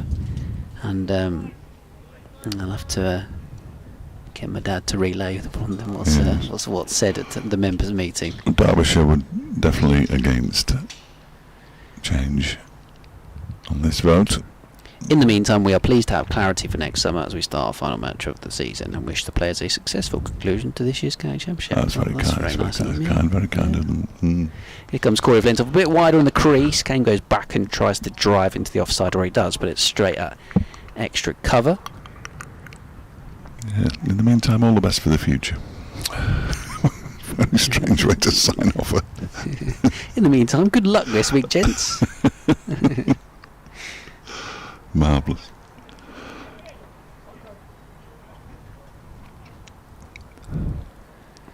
So there we go. 14 county championships matches in the same divisions as it. Same divisional structure again next season it is. This one's pushed away out towards mid-on, end of the over. Derbyshire 91 for 1.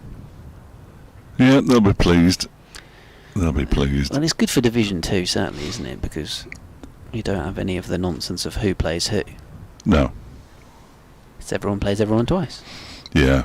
It was funny because at one point there was a report about they were going to put off the vote to secure the integrity of the First Division relegation battle. Which may have then been null and void. But yes, saying that they would want to avoid some teams playing weakened sides. I'm not sure why you'd play a weakened side. Anyway, and the integrity of the competition was actually blighted by the fact that they don't play each other twice anyway. So why they were worrying about the integrity this late in the season, I'm not sure. Hissing again from the pavilion end, around the wicket to the left-handed Reese, who's been out there all morning. And he's got 19. He leaves that one alone outside the off stump. Yeah, he's in no rush. No, he's been quite the star this season in first-class cricket. Lewis Reese, top of the bowling averages. In fact, the leading wicket taker in the second division with 43 at 20.27, and opening the batting and averaging 49.3. It's not too sad, is it? He did bat lower down at the start of the season and got a couple of not outs. But still, that one's pushed up towards mid-off, and in fact it is left for mid-off to pick up. That's Parkinson. He does have 7 not outs, which is always handy. Helps the average. Yeah, he's yet to get to 500 runs for the season, but so he's batted 6 or 1. Generally, is he that kind of thing? 6, 7, yeah. 1, 6 or 7. Yeah. He always likes opening. That one is carved into the offside. It bounces before it reaches backward point, but he barely got hold of it, Lewis Reese. To the point where the backward point had to actually fell over as he tried to field it because he was there far too early. Then left arm seam? Yeah. And used relatively sparingly. It seems he sort of bowls at the start of a session and rarely comes back. Around the wicket goes Singh, clipped into the leg side by Reese, but there is no run. The Kent players are making their own entertainment out there. Quite noisy. 93 for 1. It remains. Yeah, Matt Cole asked Harry Finch the other day if he understands the nonsense being chatted in the slip cordon by the teenagers alongside him. There was a bit of a discussion of TikTok. Well, now I've heard of it, but I don't know what it is. No, they're sort of waving their arms about in unison.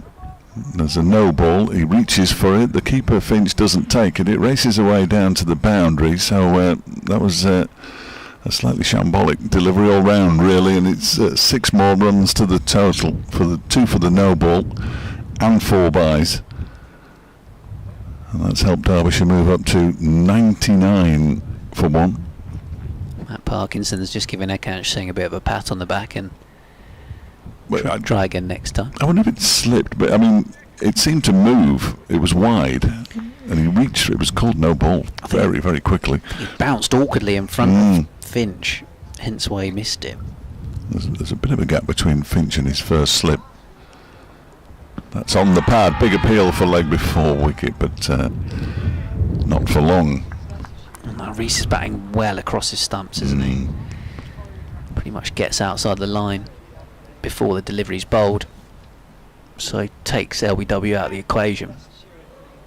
It's something we've seen more in the County Championship over the last couple of years. I think everyone's a little bit copied Steve Smith actually in that regard. He's kind of set the trend for batting outside your off stump, and therefore people struggle to get you out LBW. Last time Singh's delivery is defended by Lewis Reese into the ground and goes nowhere. Thank you to Mark, who on Blue Sky. I can't give out the, you know where I am though. Good morning from York, he says. Great to hear you, Ben and Molly. Expect to be in Canterbury tomorrow. Maybe see you and or Griff. Bring a coat. Is it going to be? Is it cold out there? It's Yeah. windy and Yeah. it's a bit bitey. Yeah. Yeah. It is September. That's always pushed. We are still playing at Christmas here. That one's pushed out into the offside. Only 3 more shopping days to go. End of the over. 99 for one. Reese has 19. Cam has 10. And what do we have? 12 more minutes until lunch. Good to hear from you, Mark. Mick Wood's been in touch as well. And that's on the Derbyshire cricket one. My first one of the day on Derbyshire cricket. Thank you, mate. Splendid. Yes, it was a good night in Tiny Rebel in Cardiff. You're absolutely right. My health, he says, long COVID is steadily improving, enabling me to get to more cricket. I'm not sure about the calming voice bit, but always good. Always nice to hear from you, Mick. Keep listening. And Corey Flintoff continuing then from the Nackington Road end. And driven away and has snuck past Ben Compton. 100 comes up for Derbyshire. And Kane moves on to 10. And they're on drive. Polite round of applause for the Derbyshire 100. The crowd enjoyed Nye Donald's innings, didn't they? It seemed everybody was enjoying it. He got a really good hand when he walked off, but they were enjoying the speed at which he was batting. Indeed. Flintoff around the wicket. Big shout for LBW again. Like I say, Reese is standing his ground as if to tell the umpire, I can't be out at this angle. I'm batting outside my off stump and playing a shot. So the youthful enthusiasm from the Kent seamer dies down quickly.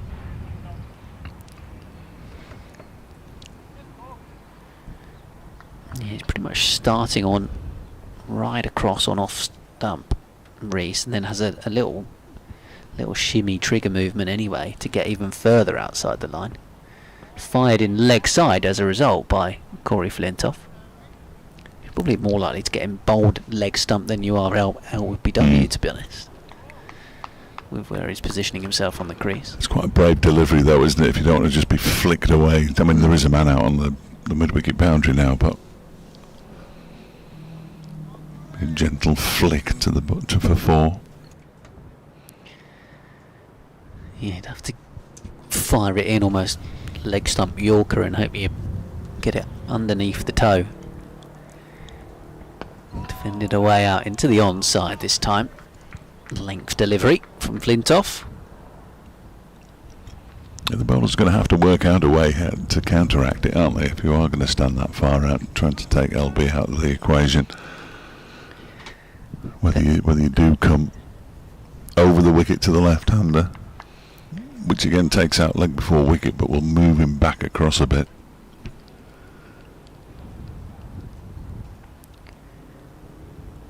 Corey Flintoff at the top of his mark. 100 for 1 Derbyshire here on BBC Sport Online in the Kent live stream. Flintoff a little bit wider on the crease. Collapses to the floor as well in his follow through as it's flicked off his hip by Reese for a single. I was mentioning the Freddy Flintoff Field of Dreams programme, as it's called, earlier on, and I mentioned that they're starting this new women's team in Blackpool, and you could tell that Freddie Andrew is a dad of 2 boys. Just the when he started coaching the girls team, he was like, they ask questions.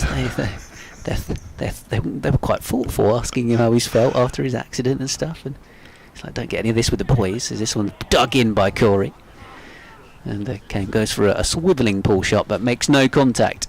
End of the over. Derbyshire 101 for 1. Listening to me. They listen to me. They ask me questions. They don't give me back chat. Anthony from Hina. Anthony, good to hear from you. nice to have some clarity about next season, but I'm reminded of an old Rush lyric. Always good to be reminded of a Rush lyric, I think. If you choose not to decide, you still have made a choice.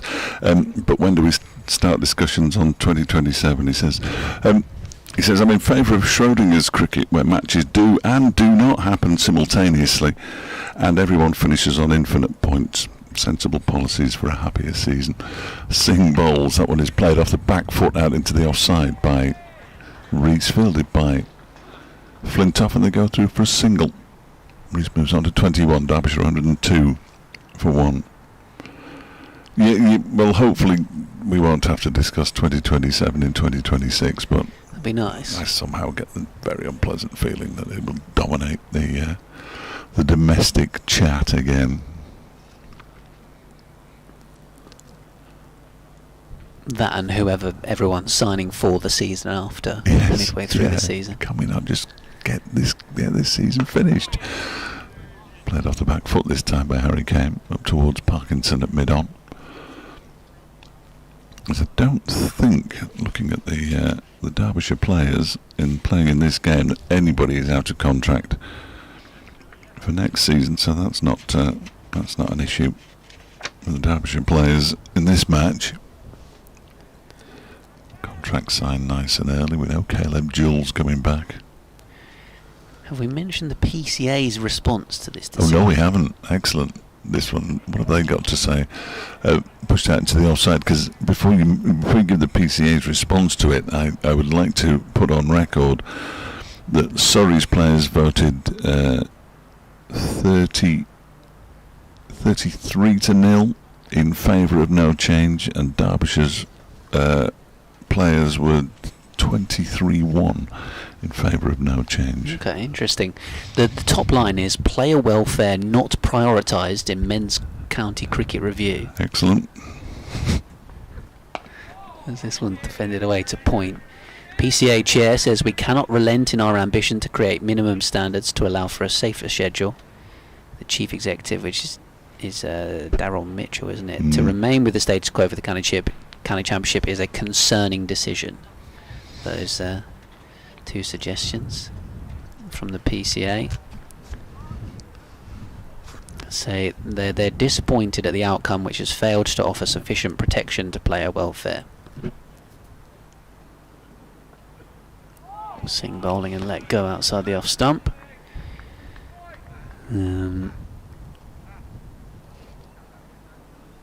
Apparently 77% of their membership believe too much domestic cricket is currently played. 72% believe the current schedule is not conducive to high performance. 67% are concerned about their mental well-being due to the current schedule, and 83% concerned about their physical well-being due to the current schedule.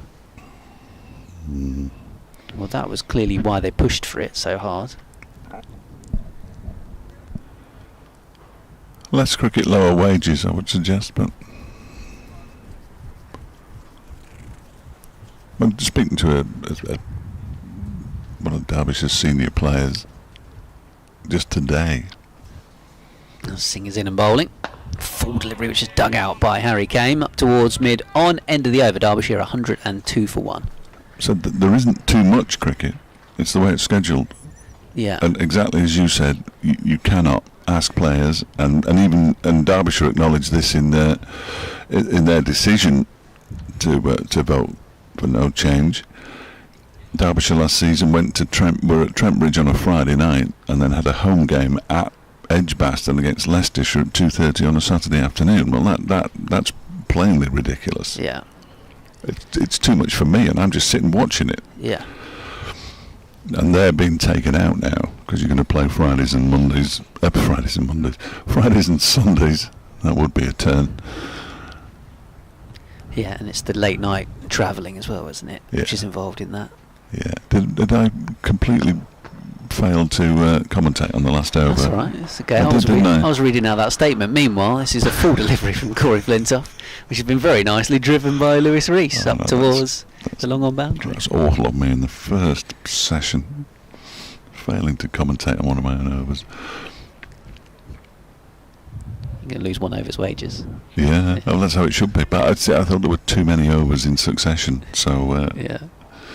It was dangerous to my physical well-being.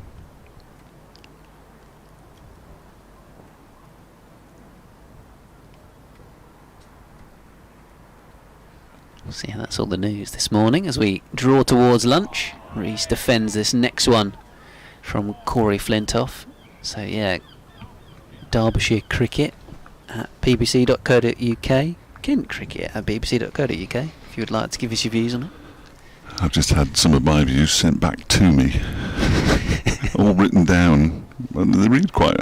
Actually, if I said it like that, I'm quite pleased. Somebody transcribing your yeah, no, somebody has. That's going to end up in a tweet at some point, I'm sure. Post. Whatever.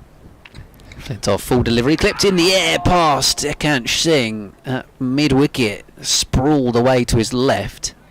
Fielder is out on the boundary. Jaden Denley will tidy up, and the batters come back for 2.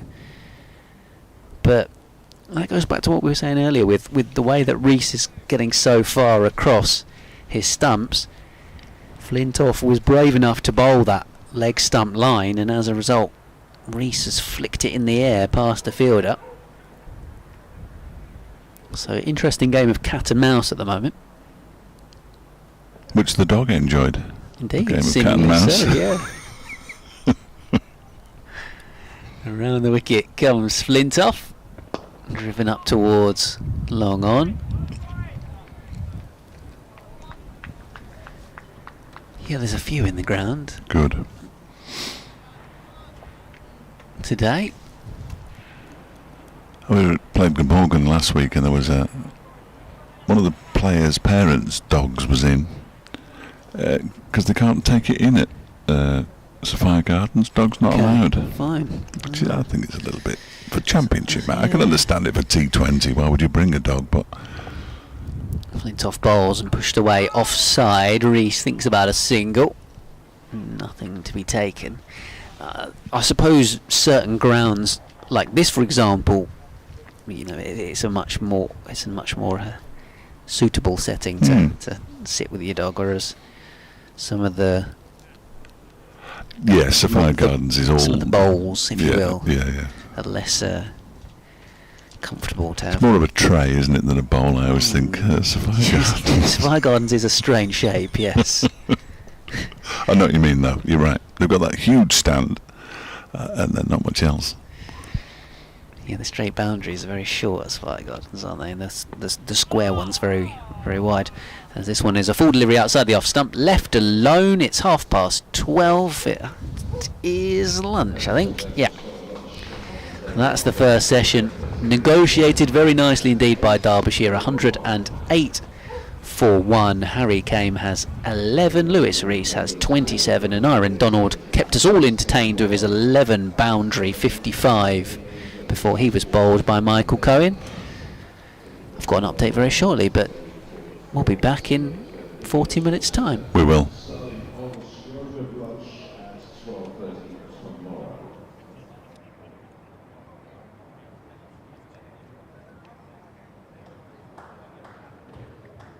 They are here at Spitfire Ground in Kent, Derbyshire. At lunch, Derbyshire 181. Last out batters, Harry Kane on 11. Lewis Rees on 27. Yeah, and we just got to lunch here, so a couple of hours of cricket. Derbyshire have moved to 108 for 1, so a good session for the visitors after they won the toss and chose to bat first in this final week of the season. The one piece of joy for Kent, Mikey Cohen against his former club, getting the wicket of Nyron Donald, who certainly kept the crowd entertained with 11 boundaries in his 55. Certainly more of a T20 player, and he brought some of that style and panache to this innings with his stroke play. But Cohen removed his off stump. Another young Kent team with the 5 teenagers in it. Ben Compton back in the side though, the opener, and spinner Matt Parkinson, who will have a say later on in the day, you would assume. But looks a good wicket for batting. Commentary continue in 40 minutes time, in fact, via the BBC Sport app and website, with Derbyshire here against Kent 108 for 1.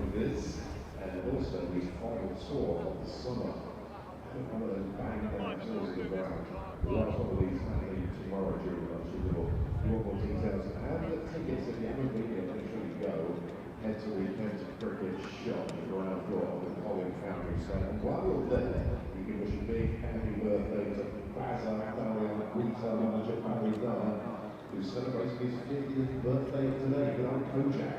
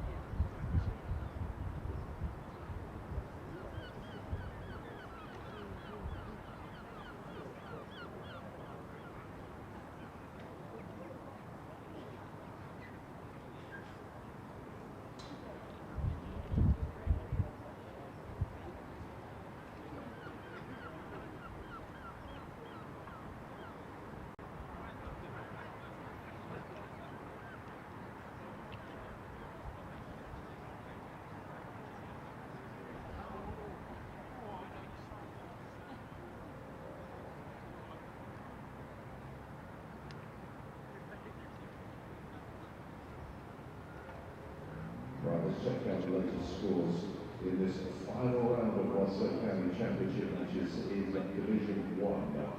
Nottinghamshire playing Warwickshire, not sitting top of the table as you will know going into this final round against Warwickshire batting first 17 for 1 against Notts. Hampshire playing Surrey. Now Surrey, if they're going to get any batting from 0, but a right old job on there. 79 for 5 of Surrey batting first against Hampshire. So Surrey 79 for 5 against Hampshire. Notts top of the table. Warwickshire batting first against them 17 for 1. Other scores in Division 1, Somerset 111 for 1 against Essex. Worcestershire 91 for 6 after 27 overs at lunch against Sussex. And Durham 63 for 3 batting first against Yorkshire. Games in Division 2 away from here. Glamorgan they're having to go first against Lancashire at the back. Glamorgan 114 for 6 after 29 overs at lunch there. Middlesex 131 for 2 after 27 overs against Gloucestershire. And in the game between Northwest and Leicestershire, Leicestershire batting first 122 for 4 after 29 overs.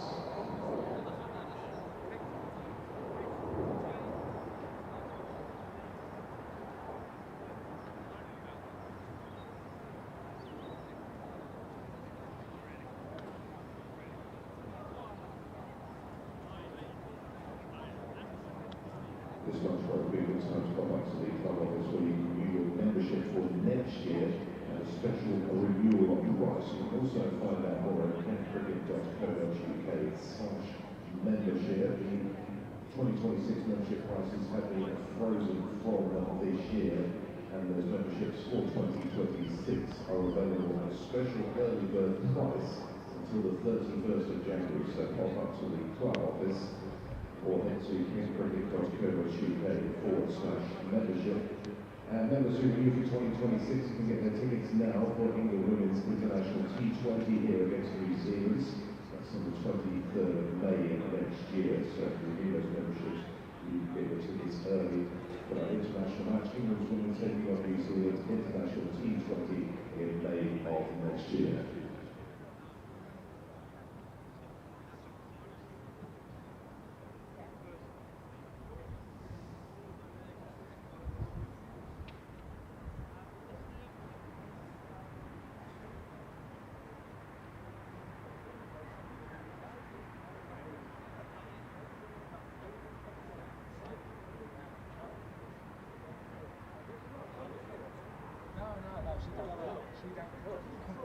She don't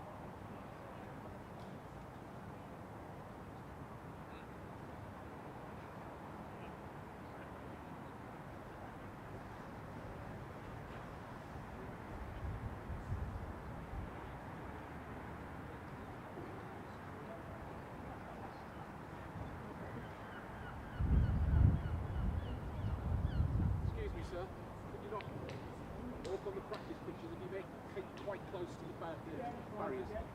Thank you. So the practice pitches are a bit damp as well, so it's just not keeping them. Thank you.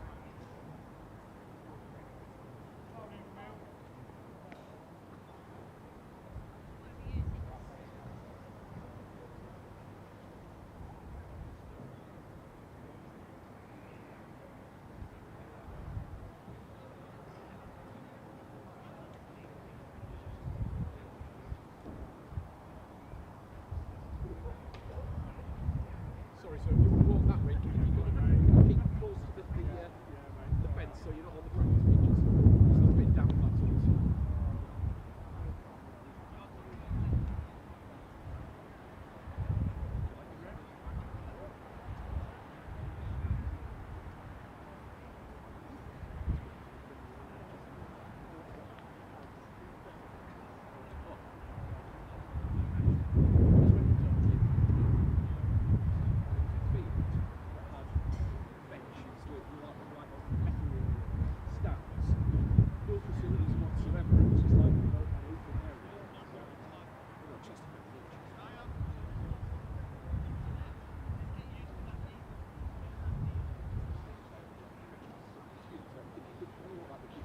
Very close to the fence, it's just the practice pitches are a bit damp.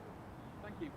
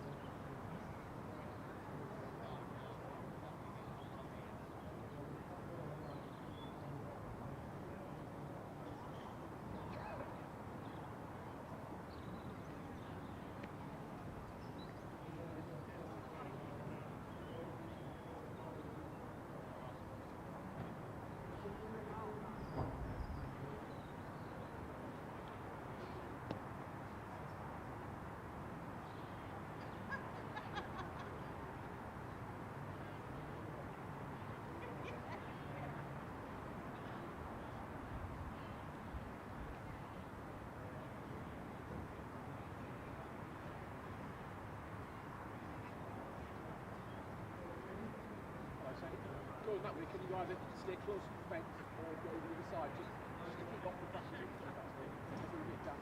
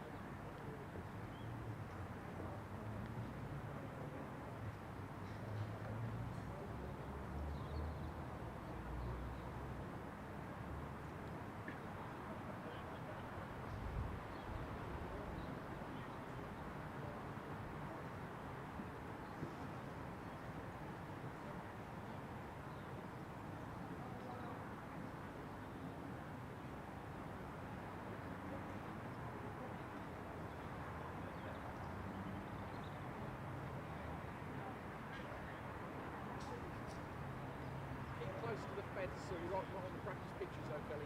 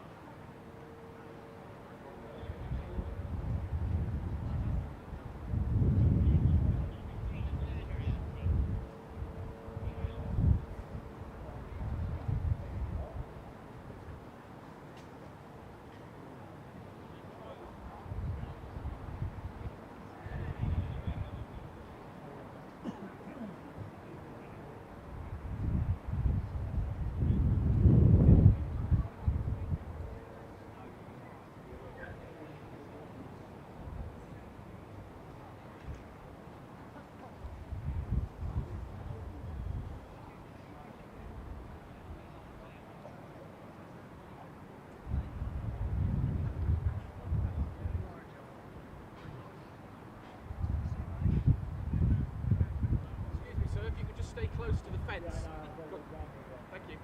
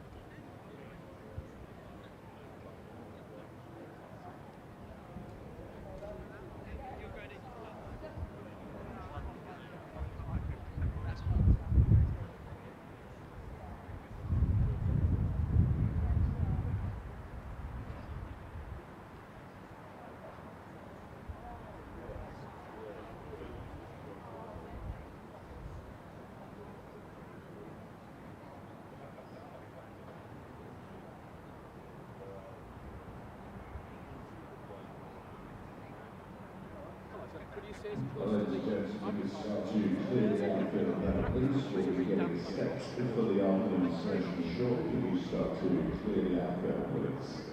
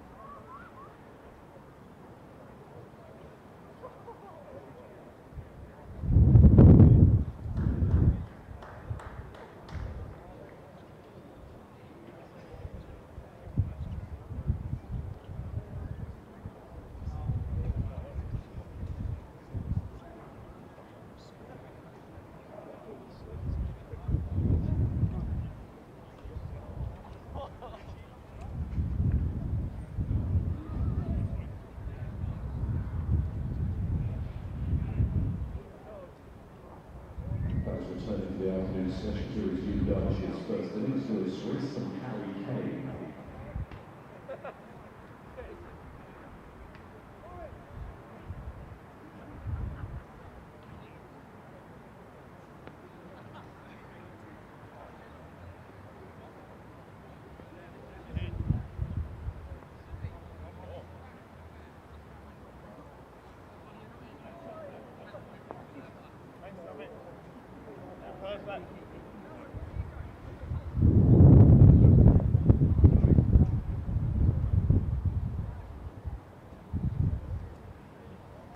Harry Kane taking strikes on the first over of the afternoon session on the pavilion end. Matt Parkinson.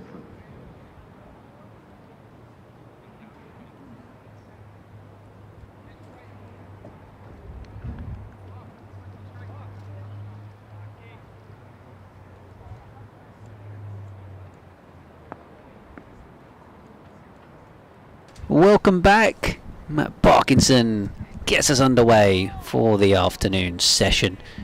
To Harry Kane, slides that one down the leg side with Harry Finch up to the stumps. Derbyshire resuming on 108 for 1. Ben Watts here from BBC Radio Kent. Dave Fletcher from BBC Radio Derby. Hello. Here comes Parkinson, bowls on the stumps. Defended back up the pitch. Had a very pleasant lunch. How was your 1 o'clock update? Yes, yeah, without too much. Short and sharp. Yeah. That was the last of the untimed ones. Here comes Parkinson, bowls. Turned away into the onside. So the first run of the afternoon session goes to Harry Kane, who moves on to 12 from 46.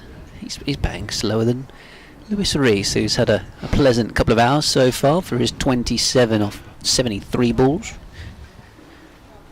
It's strange that we didn't have any spin this morning, and now we've got spin first up this afternoon. I think they've been having a long, hard chat at lunchtime. What should we do differently in this session? Let's bowl Matt Parkinson. So there's a slip and a short leg. Ollie Curtis, the youngest man in the team, has got the helmet on and the shin pads. Umpire Adnan wasn't far enough back there. There's a cover and a mid-off, a long on, deep mid-wicket, a deep square and a deep point as well, slightly bizarrely. So this one's turned away into the onside. Not sure how wide Parkinson is planning to bowl that would require a deep point. But he may well try and use the footmarks a little bit. He did against Lancashire, bowled a lot around the wicket to try and use the footmarks. That one's a floated delivery, which which has been turned away into the onside. As we were discussing earlier on, some of the ends of the wicket looked like they'd been redone by the ground staff, but the pitch itself was looking pristine, so there's not really much in terms of footmarks for him to aim at this stage. I've never seen a square partially roped off at lunchtime before. That was very exciting. They roped off the playing area and the pitches either side. All the members come and have a look at it. Stop people trampling all over it. Yeah. Come and have a peer at the pitch. I'd like them to have trampled on it, really. Duff it up a bit. Yeah. Get it turning. Oh, this one's jabbed behind square on the onside. Bit of an inside edge from a defensive shot, and then Game is scampering back because Reese has said no to the second run. Yeah, if the short leg had been behind square there, he might have been in the game, but forward short leg was just a bystander. Looks like Joey Everson is going to bowl from the Nackington Road end, so he obviously started proceedings with the new ball and he's going to come back on. Derbyshire 111 for 1. Yeah, but in normality,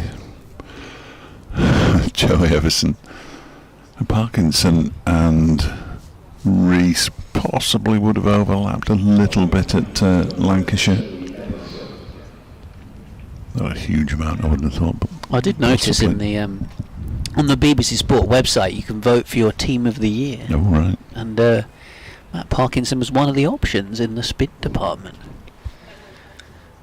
Right. He's up there in terms of Kent's leading wicket taker, in fairness, with 32, I think it is. I didn't even look at it because I didn't think it would include players from Division 2. It actually did. Yeah. Surprisingly. Hello, still here. Everson bowls to Came, who drives and gets a thick inside edge onto the floor into his boot and has to make sure that the ball doesn't go over his boot and into the stumps. Expansive shot first up. I suspect Rayan Ahmed are possibly one of the few from Division 2 who gets in the team in the end. Yeah, mainly for his batting. Yeah. Ben Compton, who's averaging 60, is going to get edged out in the opening spots, it seems. Everson bowls again to Came, who goes up onto his toes and pushes the ball to mid-on. Well, there's no run.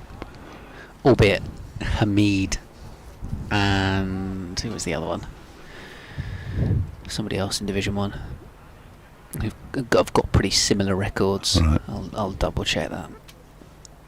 I don't, In terms of averages and I runs seldom scored. look at Division 1 for obvious reasons. So Everson's in once more. That's pushed up towards mid-off this time by Harry Came. 111 for 1 it remains. Is it Dom Sibley? Yeah, it might be Sibley. So Sibley's got 1,200 runs this season, averaging 64. Compton's got 50 more runs, averaging 60. But Hamid has got 3 centuries and 5 50s for his 1,100 runs, averaging 62.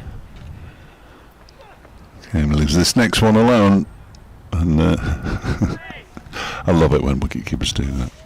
As he's tumbling, Harry Finch throws the ball up in the air. Hopes that one of his slip fielders will catch it, which they did. Derbyshire fans will be pleased to know that Caleb Jewell was one of the options All right. for the opening batting position.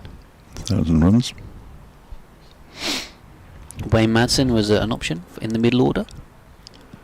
960 Yeah. and 50. That one is sort of squaring Harry Came up. He guides it. He doesn't guide it at all because it squares him up and just takes a leading edge, goes out to the offside. There's no run.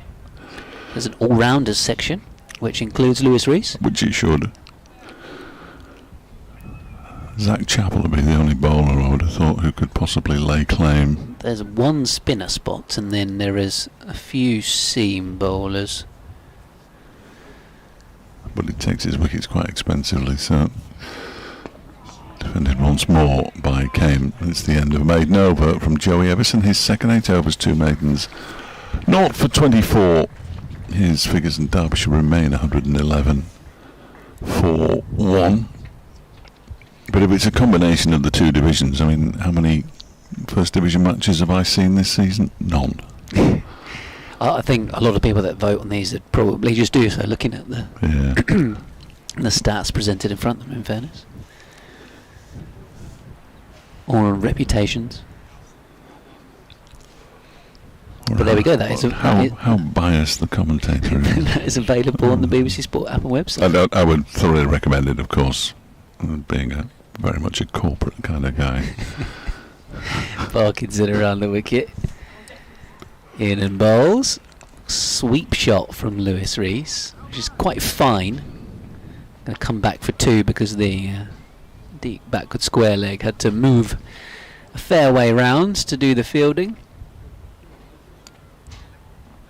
Anyone who is interested in what's gone on last night, point you in the direction of Sports Scene at 6 this evening on BBC Radio Derby, when Ryan Duckett will be in the studio from just after 6 o'clock, the Derbyshire Chief Executive.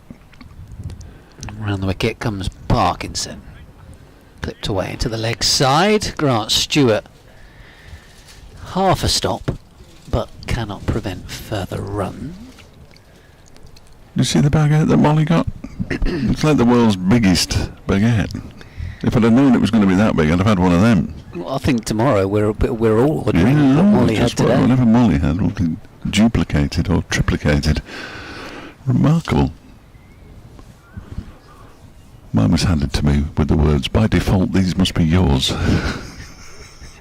Parkinson around the wicket to the right-handed Harry Kame, who effectively turns himself into a left-handed batter to sweep this. Or reverse it down towards deep point. Maybe that's why the deep point fielder's out there, for the reverse. They get a single. I've just seen the Hampshire-Surrey score. Surrey at 83 for 6. Do they not know they can defend their championship this week? Albeit it looks a long shot. It's like they've given up after last week. That means we won't have to go to Hampshire next year. Clipped away into the onside for a single. There are no soulless grounds in the second division, which is good, and no reason why we should gain Hampshire. So Somerset won 2-2 for 1 against Essex. That's not really a huge game, but yeah, 86 for 6 Surrey. Wow. As back goes Rees and plays to mid-on. Durham 69 for 3 against Yorkshire. Now that is important for relegation, Indeed. isn't it? Both in danger. Worcestershire 92 for 7 against Sussex. They're already coming to see us next year. Turned away by Rees. Warwickshire 70 for 1, and there's actually rain in Nottingham. Is there? Yeah. It's almost like the weather gods are conspiring against them. Albeit a draw is probably enough, isn't it? A draw is enough, but wouldn't it just be the way that it chucked it down and they won the title? Glamorgan 129 for 6 against Lancashire. Middlesex 145 for 2 against Gloucestershire, and then Leicestershire 129 for 4 at Northampton. Here in the Canterbury sunshine, Derbyshire 117 for 1. I didn't get a move on. Everson into bowl to Kame, who a little bit uppishly, unless he played it into the ground, towards mid-on, and there's no run. The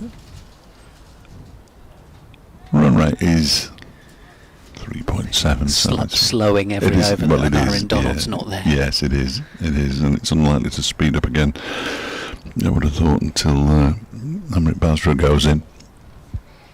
He likes to get on with it as well, although he hasn't, as this one's left alone by Harry Kame outside the off stump. He made his first class debut last match, fielded and didn't bat, didn't bowl. The last man to do that on a debut, he has played 50 over cricket, was in the T20 when we call him Harvey Nicks. What's he called? The lad from New Zealand, Nichols. Yeah, Henry Nichols. Henry Nichols, that's him, not Harvey. This next delivery is turned into the leg side by Harry Kame for a single. He moves on to 17. He played 2 matches for Derbyshire. Didn't bat, didn't bowl, didn't take a catch. And he is unique amongst all Derbyshire players. Excellent. One of them was completely washed out, and the other one got to the halfway stage and it rained, so he didn't actually do anything. Bless him. And I didn't. They were the only 2 matches I missed that season. I was away. So didn't get to meet him. So I never met him, never saw him live. Everton Bowles, push driven up to mid-off by Lewis Rees, and there's no run. Yeah, Ollie Curtis made his debut for Kent last week, the teenager. Bowled 6 overs out of 84 in the Leicestershire innings. He did take a catch, but then didn't get a chance to bat, so he'll be hoping for a bit more involvement this week. I think Basra might have made way, actually, had Hayden not been injured. This one is defended into the offside by Rees. The thought was that they would play a spinner, so Jack Morley was going to come back into the side and possibly replace Amrit Basra, but Basra's retained his place in the side. He might even get to bowl. Although Derbyshire got a lot of all-rounders on there. got an awful lot of players who can bowl. Anderson doesn't bowl much. Obviously Rees bowls, Dal, Chappell, Aitchison, Morley. This one's pushed out into the offside. Basra did bowl in the One Day Cup. One run off the over. Rees has 31, Kane has 17, Derbyshire 118 for 1. But yes, if you put Rory Hayden back into that side, there are a lot of all-rounders. I say all-rounders, I'm not sure Hayden and Aitchison are necessarily all-rounders, and Zach Chappell might be pushing it. Am I correct in assuming that Ben Aitchison is related to the England women's rugby player? Holly, it's his sister. Yeah, there we go. I did assume that they were siblings. Yeah. But thank you for confirming. Women's World Cup final on Saturday at 4 o'clock at Twickenham. Indeed. She was a substitute in the semi-final. Injured at the start of the tournament. Matt Parkinson then from the pavilion end. Turned away out towards mid-on. Yeah, we have one player from Kent in the squad. Rosie Galligan, who's one of the forwards. It's from Westmoreling, just outside of Maidstone. So yeah, she was on the bench last week, but started a fair few games in the tournament. Oh, here we go, down the pitch comes Harry Kame and bops it over the head of mid-off for a boundary. First sign of a bit of aggression from this pair. And then in fact the 50 partnership comes up for leisurely 110 balls. We can't really claim the Aitchisons as Derbyshire folk, though. No. They're from Formby. I mean, Ben's been here since 2020, but still got that. You can still hear that Liverpool accent. Here comes Parkinson bowls. Defended back up the pitch. Holly was at Bristol, has just moved back up north. She's going to play with Sale Sharks next season. So, homecoming of sorts. Parkinson bowls once more, again coming down the pitch here, Kane, but this time he checks the shot and just drives out towards Ben Compton, who is a deepish mid-off without being all the way out on the boundary. Still going to loiter at the end of the practice wickets for the left-handed Rees, with mid-wicket going out. Parkinson around the wicket to the left-hander, turned away into the space on the leg side for a single. 124 for 1.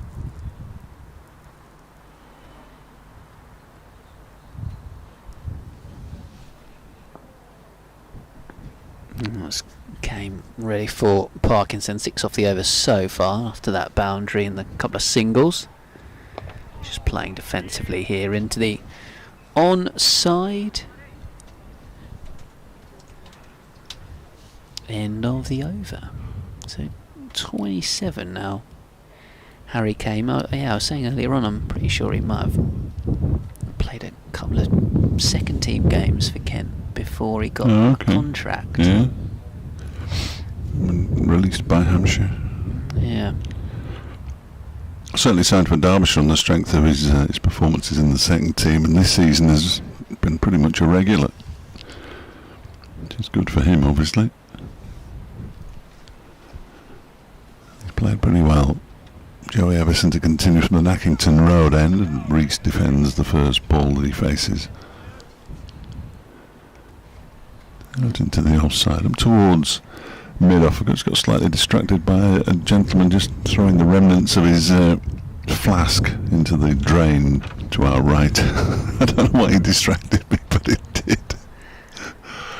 He obviously didn't like it. Yeah. Whatever it was, there was a fair amount of coffee or tea left. Not happy with it at all.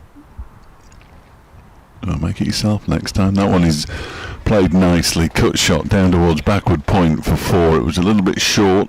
He leant back and cut it away.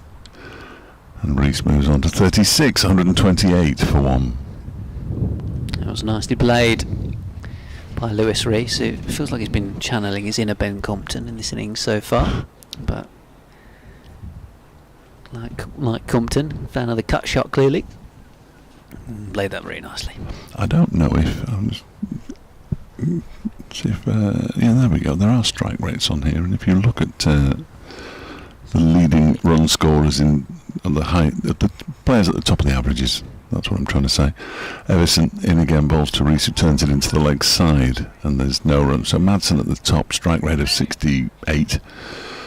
Caleb Jewell third, 68.5. Martin Anderson 65.8, and Aaron Donald now with a strike rate of 60.45, and there, slap bang in the middle of them all, Lewis Reese with a strike rate of 43. I reckon that's higher than Ben Compton's. Let me have a look. I'm perfectly happy with that. He's performed beautifully this season, driving this one up to mid-off. I just got the impression that he possibly batted slightly slower than some of the others.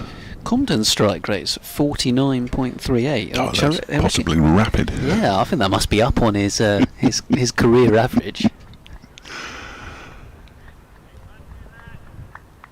Yeah, he's batting far too quickly. Just to calm down a bit.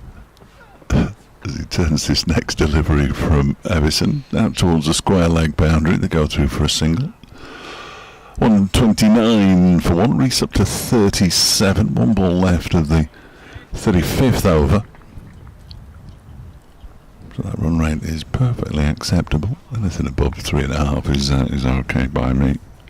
I prefer it to be 4.5, but which it was earlier. That's how Durham got promoted. Batting like Derbyshire's. I've managed to find David Griffin, who's out on the cover boundary for Harry Kane.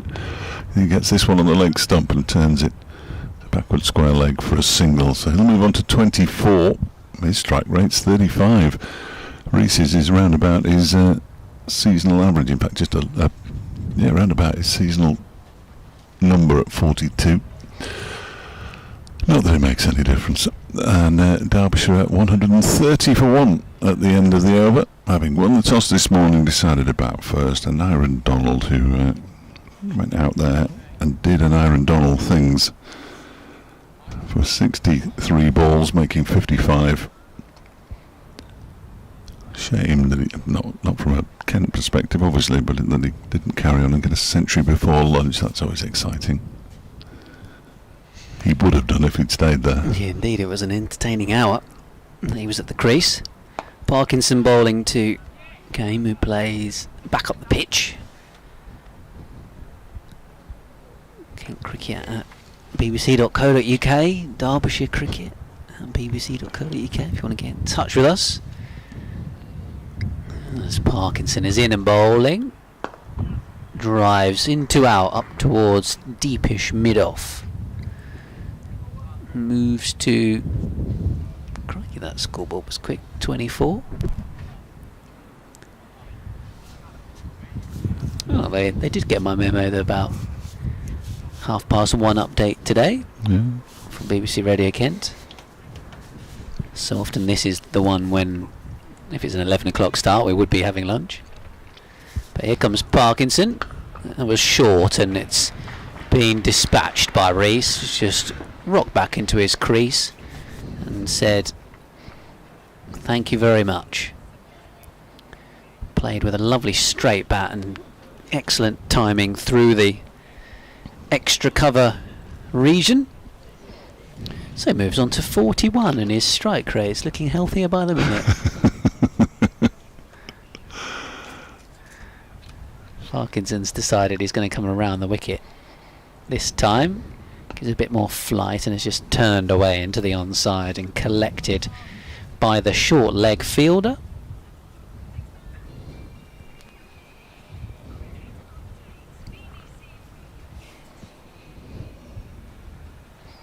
Parkinson once again, sweep shot attempted, half a shout for LBW, not given.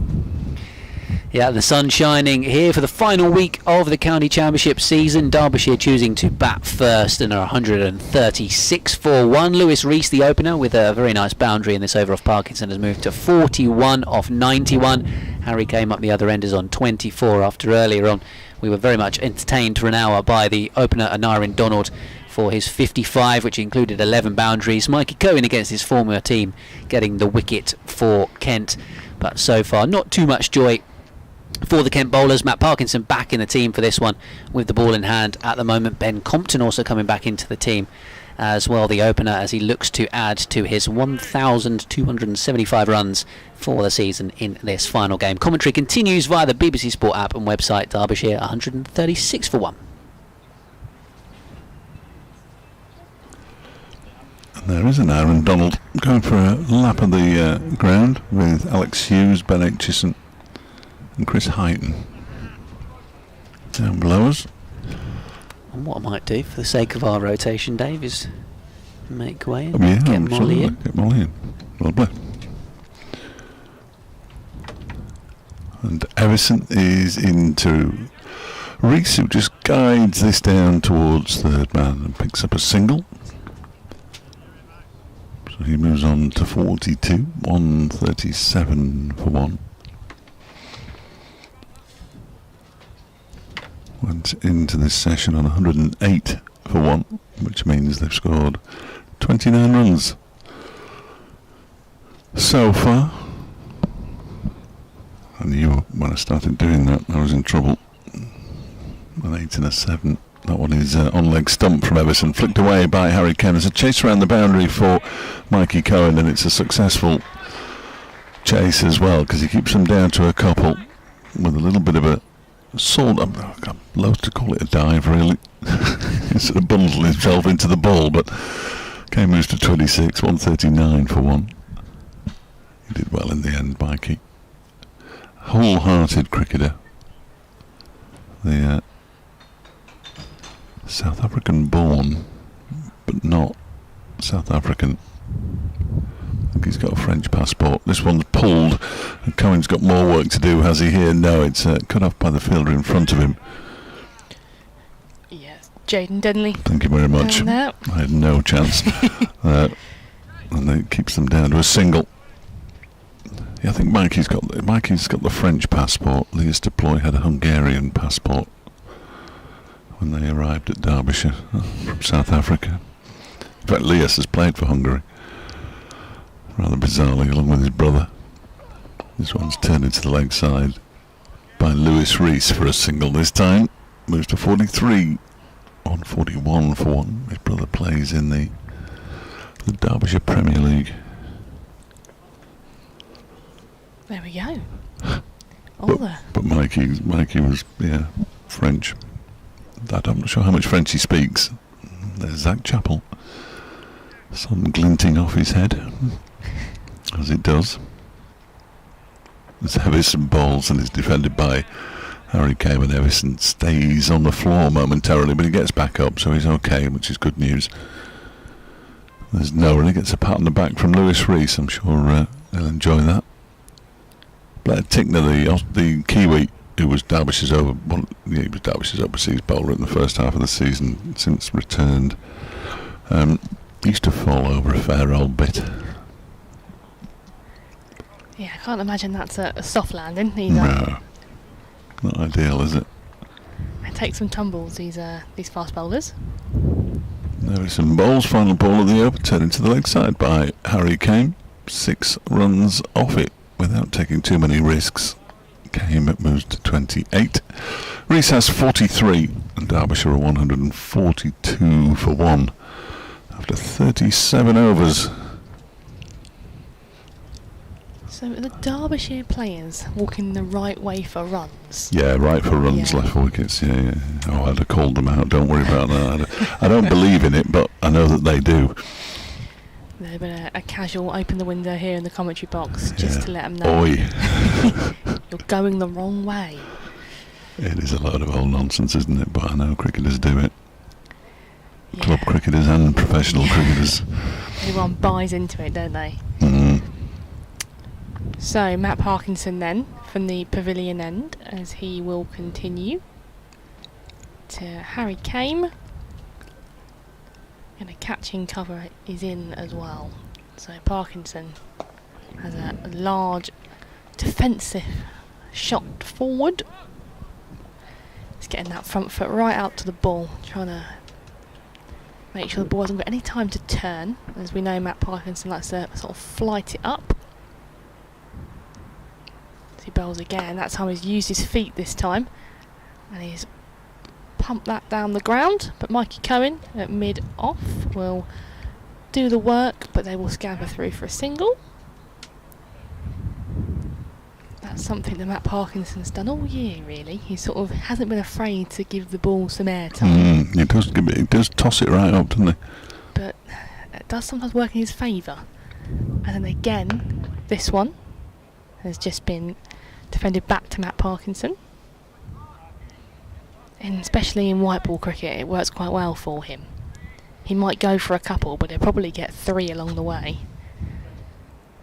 As this time he's back into Reese, who again works it quite pleasantly off of his front pad into a vacant mid-wicket, so he'll get the 1. Good old Bolton boy as well, Matt Parkinson. Yeah, he is. Bolton School. He's been at Kent now for a few years.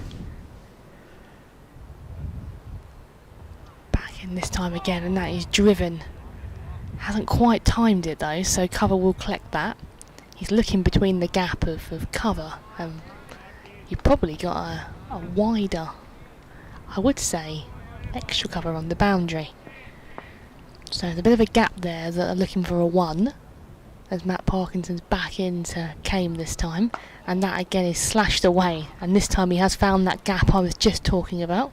So he'll take the 1 on the offside, and it will be the end of the over. So 145 for 1, and Harry Kane will nick the strike. I think they were Matt and Callum's club was Heaton, if I'm not mistaken, in the Bolton League. They're now in the Manchester, the old pyramid. Both big Bolton Wanderers fans. Yeah, I did know that actually. I think he was he was a Bolton fan. Yeah. Hasib Hamid, another former Bolton School pupil. I'm not sure he's particularly into his football, but he was from the same kind of area of Bolton. He used to go to Heaton Park and practice with his dad. Done him all right.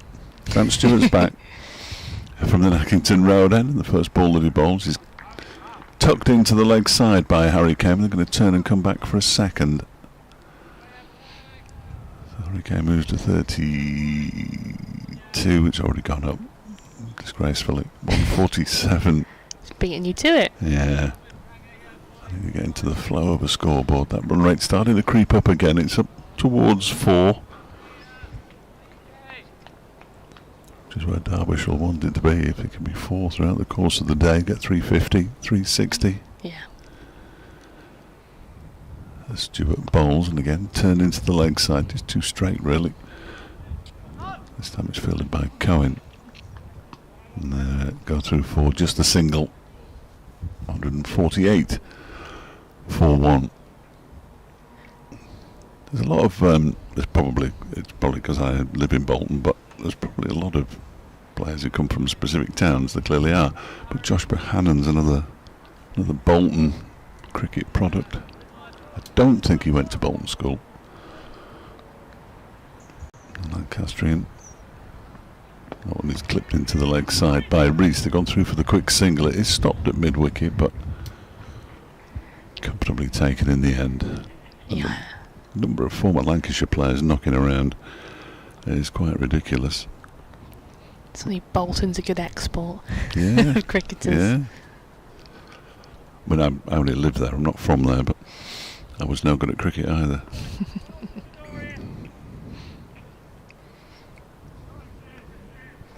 You're right, there seems to be obviously Matt Parkinson from the northern part of the... It's turned into the leg side by Cohen. northern part of the country as well. So you are right, a lot of... sometimes you have games and you think, oh, the majority of these people are from this part of the country, even though the two teams playing have no have no connection to that part of the... Derbyshire's team, Jack Morley, Ben Aitchison, Brooke Guest and Lewis Rees are all former Lancashire players. Well, it's only one county down. Derbyshire from Lancashire in the going north to south. That one's pushed up to mid-off. We're in Kent's case currently. A lot of the team are very young, so Yes. it's their first step on their professional cricketing journey. I'm sure a lot of Kent fans would like to see a lot of the young talent sort of stay as long as they possibly can. You know, the experience of this season will help them moving into next season as well, won't they?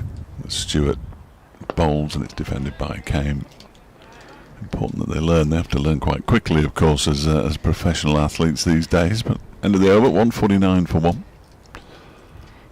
Yeah, I think you're right. I think there's an element, isn't there, that you're sort of thrown into the deep end now as a young cricketer, and red ball, white ball, there's an expectation. But luckily, I say every time we talk about Kent, is they've had so much exposure this year and so much game time in different situations, it will help them in the future.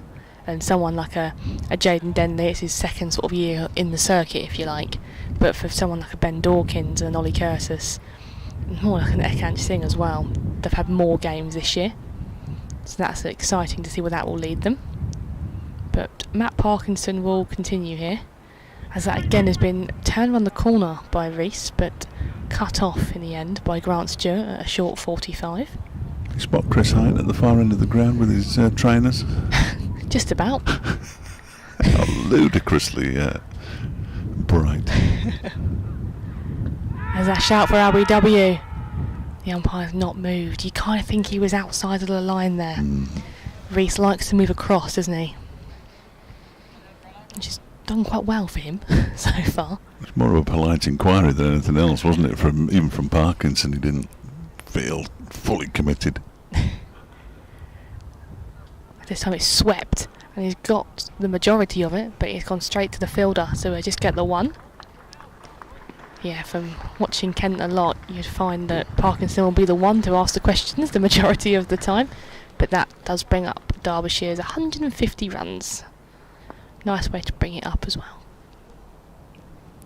So Harry Kane then is on strike as he turns that into the leg side, and he'll get a single, and I believe it will be Corey Flintoff that will just pick up that ball.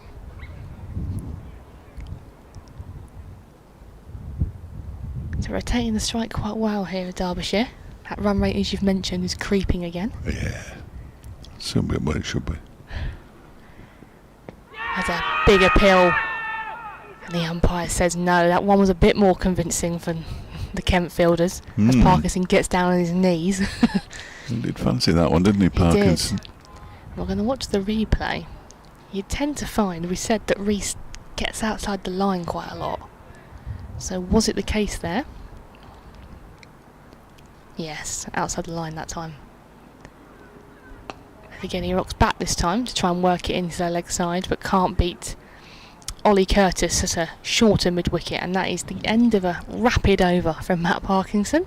So 151 for one. A couple of shouts, and he's still asking the umpire there exactly what he has to do to get the finger out of his pocket, but I think what he has to do is try not to hit him outside the line of the off stump. Yeah, it's something he's done well, isn't it, Rees? He moves so much, it's quite hard to pin him. It's always a frustration as a fielding team when you see a batter have a technique like that and you think to yourself, right, okay. It almost null and voids a certain dismissal, to be honest. Here comes Grant Stewart, 10th over, driven into the ground, out into the offside by Harry Kame, and there's no run. I've just spotted David Griffin, the photographer, just to the right of the big electronic scoreboard with two of our travelling companions. There's a little game going on there. I was rather hoping that one of them might join in, but there doesn't seem much appetite to do that. He has camera in hand, doesn't he? Yeah, well, he'll be very conscious of Lewis Rees being on 46. He will almost certainly, as Rees defends this next ball from Stewart, just acknowledge the Derbyshire players in the pavilion, which is to our left. So he might have to get round there if he wants to get the 50 celebration. Should he reach it? He's on 46 at the moment. Well, we say that. There's a Well, there few of the players. there are actually. There are two players and three players and two members of the coaching staff out at mid-wicket for Harry Kame, who defends this one up towards mid-off. Yeah, you can't miss them trainers, can you? No, they're absolutely incredible. I reckon you can see them from the next postcode. He's got some orange ones as well. He's obviously a trainer kind of person. Fair enough. But anxious and practicing his pull and his cut shots there. Nicely done. As Stewart is in and bowls short, and is taken on by Harry Kame, but keeps it down and rolls it as he rolls his wrists. Rolls it down towards Cohen. That fine leg to go through for a single. It brings Lewis Rees back on to strike 152 for one. Yeah, you'd feel now the camera's coming out, potentially, without tempting fate. One hit away. Yes, he takes thousands of pictures a day, Griff. Thousands. As Stewart bowls, that one is clipped into the leg side. He's only going to get one for this, so we'll move on to 47 now. And will not get to his half century in this over, which gives Griff and Paul and Goose the opportunity to get further around the boundary. Well, that's that. Those three and me is our quiz team tonight at the Phoenix. Is it? Very excited. Where do you reckon you're gonna place? Well, we were second last night in one. 10 questions on mythology, which was a bit much, but 30 questions. That one's turned into the leg side by Harry Kame, end of the over. 2 from it, 153 for one. We thought the quizmaster was joking. When he said, "Oh, it's on mythology," we're going, yeah, with TV and geography and the usual thing. Now, 30 questions on mythology. So, putting you on the spot then, a quiz of 3 rounds, what 3 subjects would you want them to be on? Well, not mythology. Yeah, I think that... Well, you'd go sport, TV and music, wouldn't you, really? Could you go niche? Well, as we've got the Derbyshire statistician and heritage officer in our team, I think Derbyshire... Just Derbyshire cricket. Derbyshire cricket would be high up, yeah. As Parkinson then is in, and that is swept. But a shout for RBW, it does hit Rees on the pads, but from where he's ended up, you can see all of his stumps, so he's very much outside of the line. I'd take Tranmere Rovers as one. Yeah? Yeah, Goose is a Manchester United fan. Okay. So you might be able to do that. So Parkinson's in again this time, and Rees comes down the track just to pad it away. So it is a little bit of a test going on between these two. Who's going to win the battle? As Matt Parkinson comes in from his short run again. And that is swept. This time he's connected with it, but it will go out to deep square. So you've got Derbyshire cricket. Yeah. Tranmere. In fact, it would be apt, wouldn't it, if we did, because I think most of us watch it, we could do Phoenix Nights in the Phoenix, couldn't we? So there's your 3. I'll ask Ben later. Yeah. And that one's a big shout for RBW. And he said no. That one looked closer to Harry Kame, but you kind of think there might have been an inside edge potentially as well. So that might be the reason that the umpire has said no. We'll have a look at this replay quickly. Oh, it looks a bit closer, that one. As that is defended away by Cohen. Would you back yourself to get a 30 out of 30? No. No. We didn't finish last night, but we didn't win. And there were 3 teams.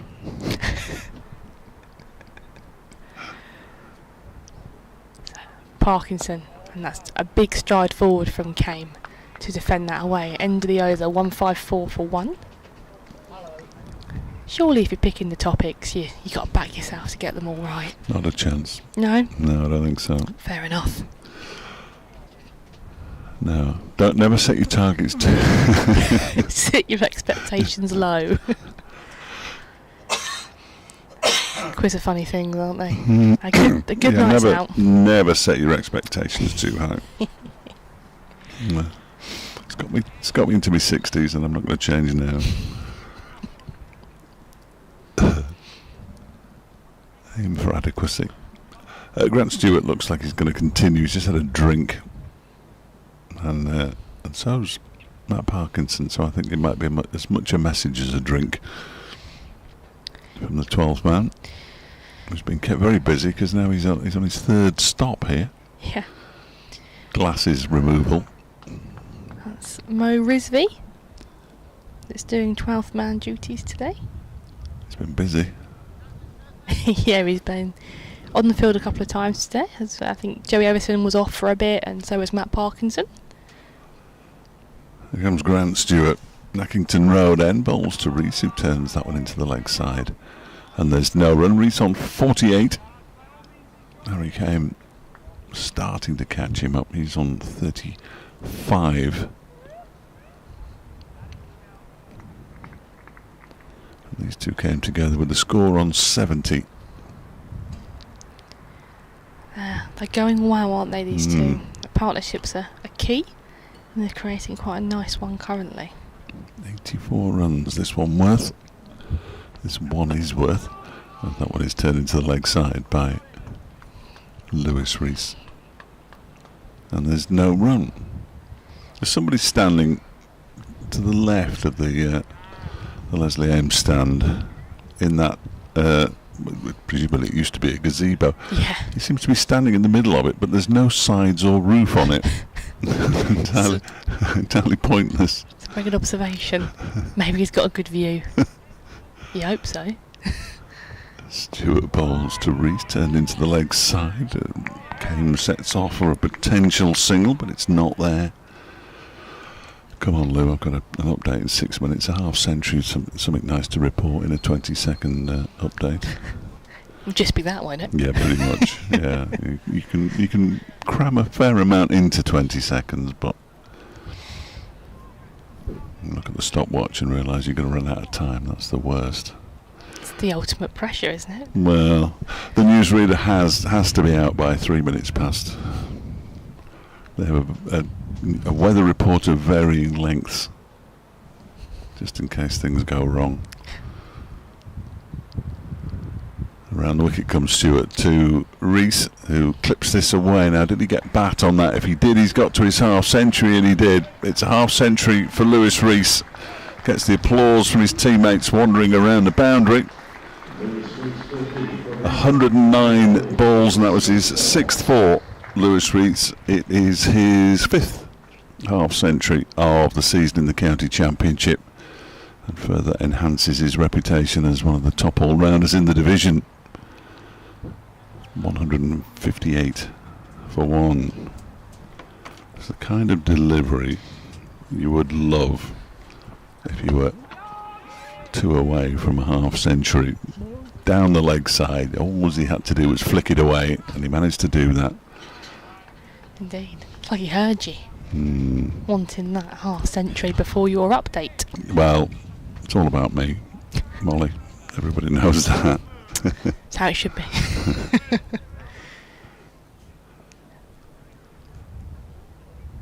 One ball left, isn't there, in the over? There is.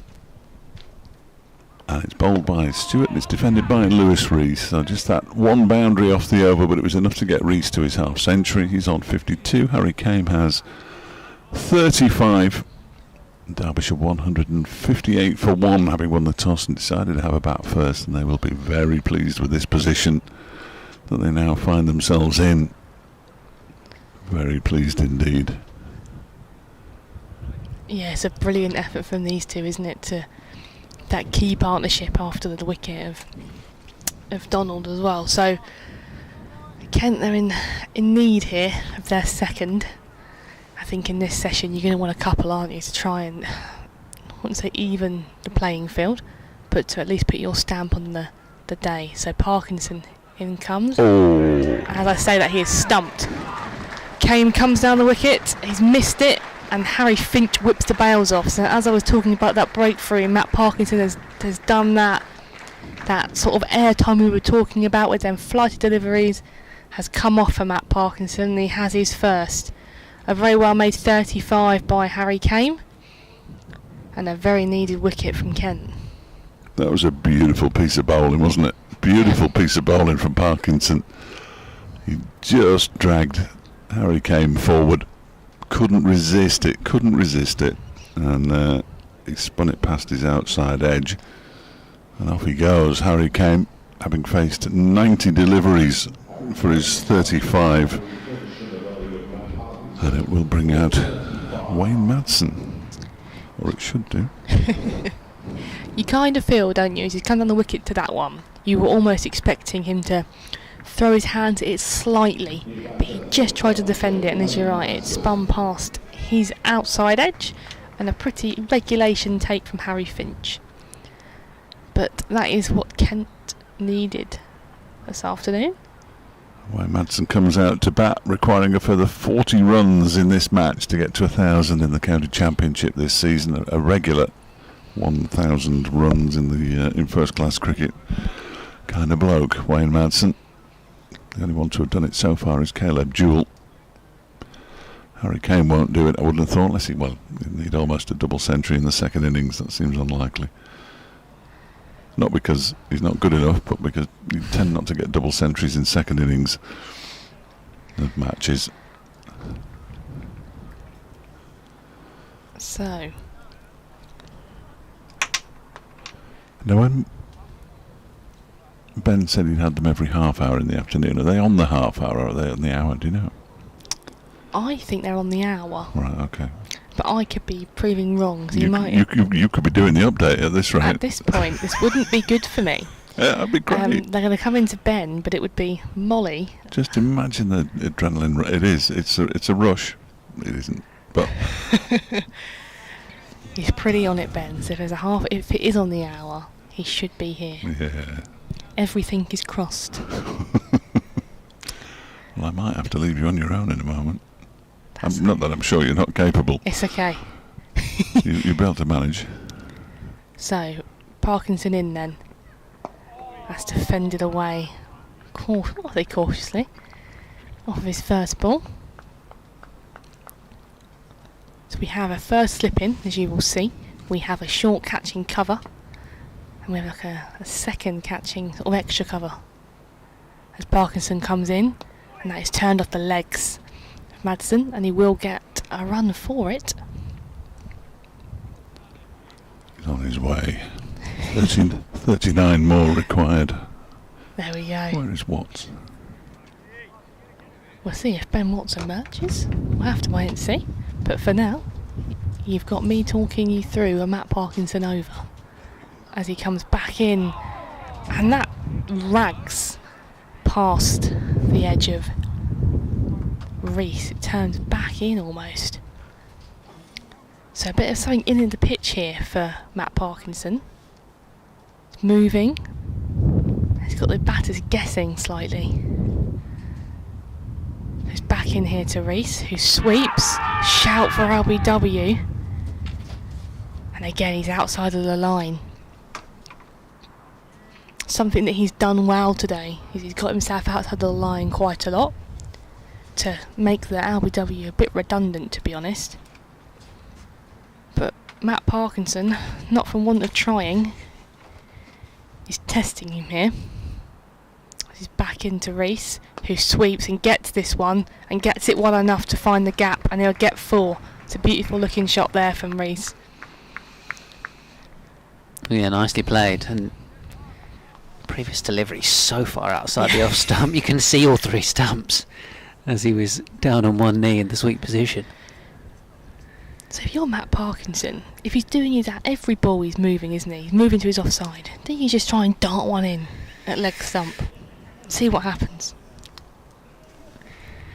I mean, I think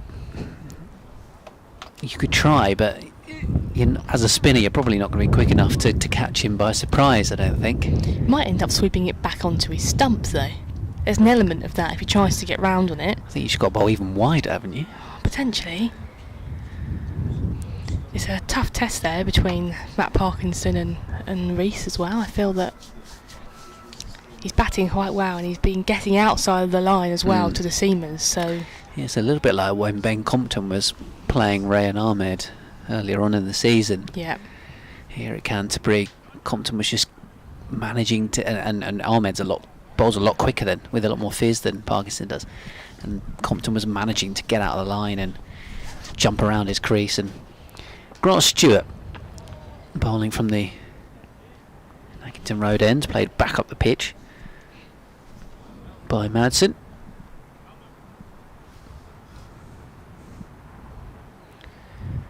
Update time around the corner. And there was a debate if I'd had to do the update when I was like, Ben's not here. Yeah, I knew I was going to be on air for the next hour, so I went for a quick nip downstairs.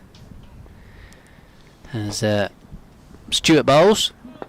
Oh, no ball, front foot over a step. Because this is now into drive time on BBC Radio Kent, and our drive show goes out across Sussex and Surrey as well. I'm going to have to look up the scores from elsewhere, and there's been wickets in both of those games, it seems.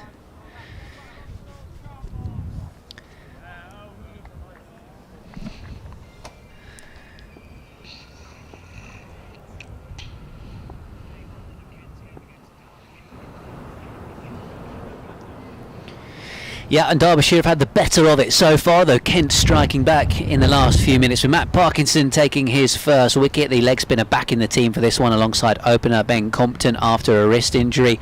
Harry came stumped by Harry Finch for 35 after Anairan Donald was the only man out in the morning session for 55, 11 boundaries for him before Mikey Cohen, the former Derbyshire left-arm seamer, taking the wicket. Lewis Reese now the top run scorer in this innings. He's got 56 not out and he's been joined by the veteran Wayne Madsen, who is 1 not out. In the Division 1 games involving our counties, a lot of wickets falling. The big game for Surrey as they look to try and put pressure on Notts for the County Championship title after losing to them last week. 118 for 8 Surrey away to Hampshire, who are trying to stay up in the division. And then against already relegated Worcestershire at Worcester, Sussex have bowled out the hosts for 123 in that one. So really good from Sussex. It's Ollie Robinson, of course the Kent-born but Sussex seamer. He's taken 6 wickets, and Anadkat as well, the overseas, with 4. So those two taking all 10 of the wickets for Sussex. Commentary of all of those games available via the BBC Sport app and website.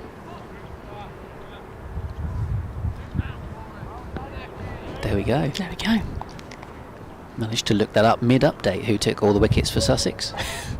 See, multi-talented there, isn't it? Ollie Robinson back to form. Yeah, sounds like it. Interestingly, I'm just looking at that scorecard, and Harry Carvias playing for Sussex despite the news that he was being released. Interesting one. There we go. Having played playing for Tunbridge Wells in the Kent Premier Division this season, as one of their star bowlers, if you will. The overseas for Tunbridge Wells, who won the league, ended up topping the averages, I think, in that top tier of club cricket in the county, as that one's pulled away by Madsen.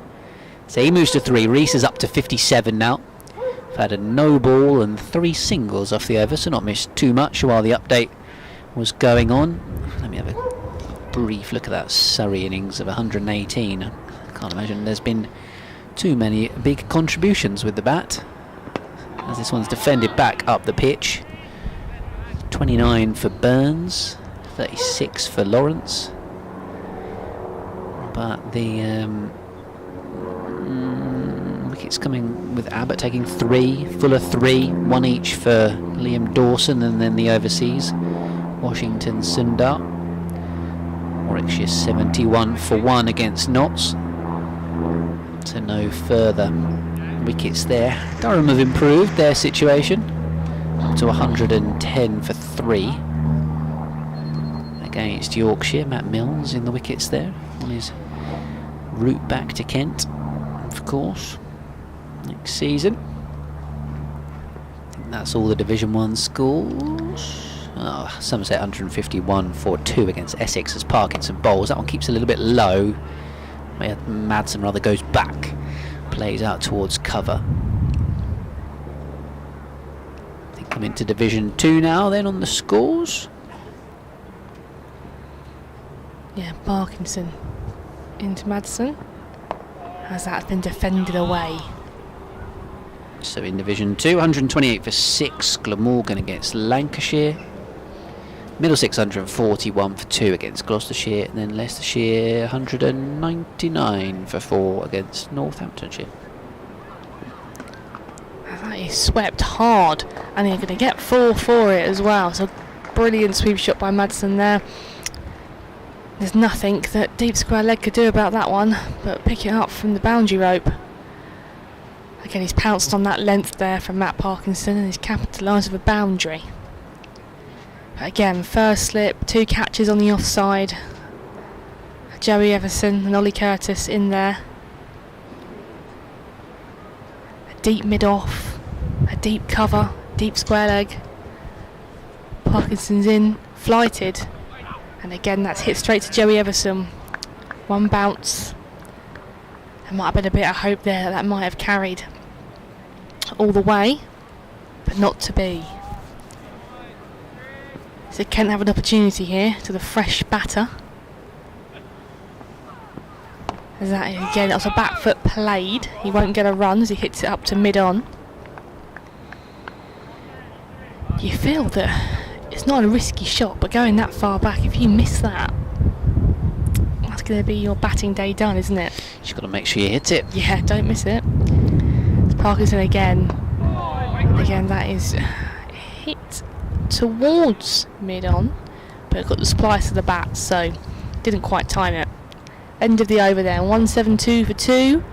Reese sits on 57 of 117, and Madison sits on 7 off of 12. 41 years young, Wayne Madsen, who will of course next year be going to the T20 World Cup with Grant Stewart for Italy. Yeah, me and Dave was talking about that earlier, about that it's 2 Italian internationals that will be playing today, if they both were to play. And it has working out that way. So yeah. I'm sure Grant Stewart's excited about that. I'm sure he will be, absolutely. Sure he'll look to sort of document his experience out there in the World Cup. It's a bucket list kind of moment, isn't it? Here he comes. Balls to Reese. Defended back up the pitch. So yeah, the international teammates will be going up against one another very shortly when Reese rotates the strike. I mean, yeah, what a historic moment for Italian cricket, which feels weird to say. There's probably an element of Grant Stewart just wants to keep as fit as possible as well up to that point. Here he is. Played away. Nice late cut by Reese behind backward of square where Jaden Denley chases after it. They come back for 2. So still Reese maintaining the strike.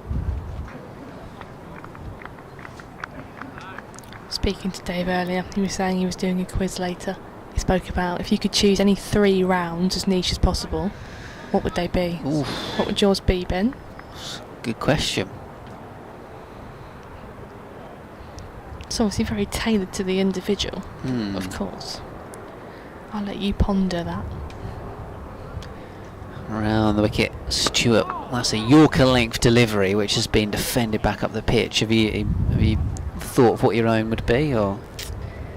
That's a good question. I probably should know what I would have. Having asked the question, I Yeah. don't know if you had considered it yourself just yet. Kent women's cricket.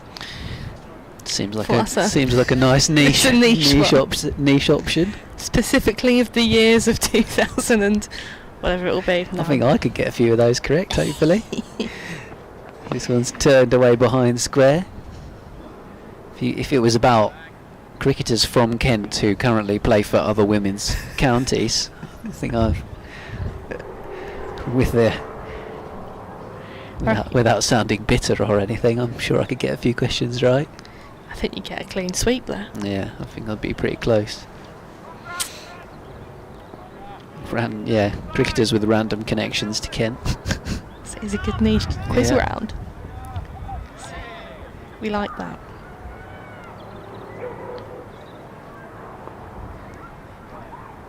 Madsen then of Italy against Grant Stewart of Italy.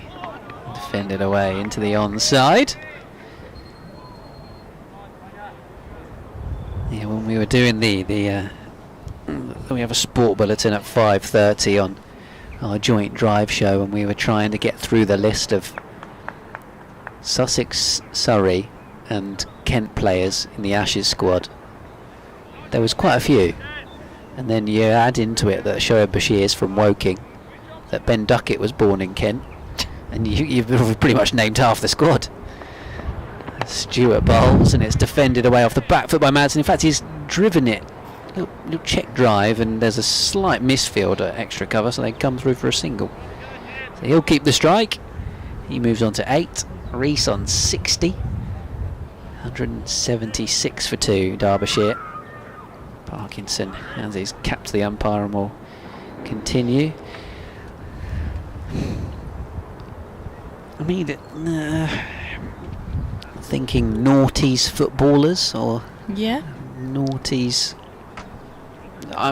Sometimes I get my dates mixed up when it comes to like football World Cups and Champions Leagues and stuff, but just having to name random niche footballers is probably up there. Yeah.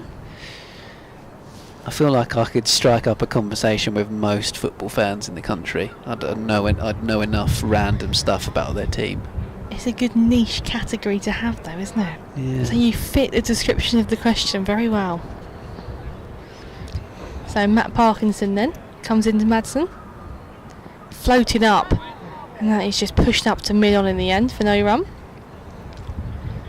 See, I've read all the Harry Potter books, but you can almost go to an extreme level of quizzing for Harry Potter. Like, I don't know like the name of,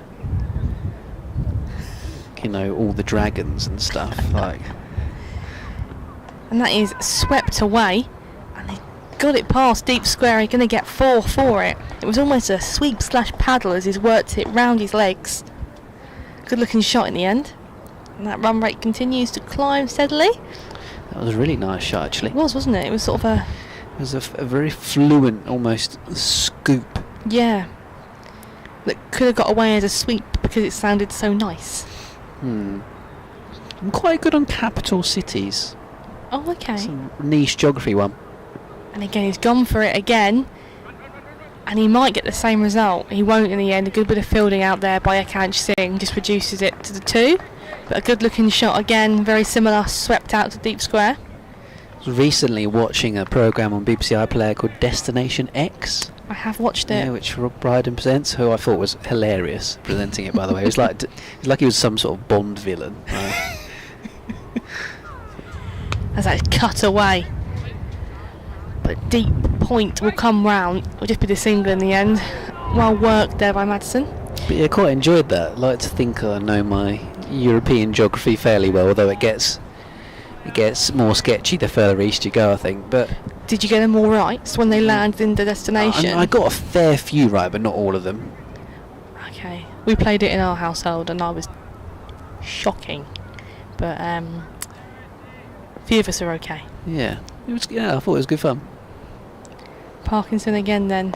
This time it's turned off of his legs. Short leg can't get there, despite for a moment being in with a shout. Just be the one. I'm sounding very on brand here, like I only ever watch BBC iPlayer. Like I don't watch any other shows that... It was a good show. I've not watched The Traitors. If I was fully on board with the BBC brand, I would have watched The Traitors, wouldn't I? I have to confess, I have as well. As that swept out to deep square. Just be the one again, so a good bit of rotation here from the two batters for Derbyshire. I've realised why this Madsen sweep shot looks so good, because he of course is a... Well, I didn't actually know this until I'm sure Dave knew this stat, but played professional hockey for South Africa, Wayne Madsen. That'll be why. I mean, so hence the way that the sweep shot looks so classy. It's almost like a hockey shot for him. No, I like it. It's nice. See, hockey for South Africa, cricket for Italy, county cricket for Derbyshire. Man of many talents. What else? What else is Wayne Madsen good at? I'm sure he'd have some niche things for our quiz. We think he'd be a good quizzer. I think so. Well, yours could be BBC iPlayer shows, couldn't it? It could be at this rate. What's currently the most watched programme on BBC iPlayer? Kind of want to know now.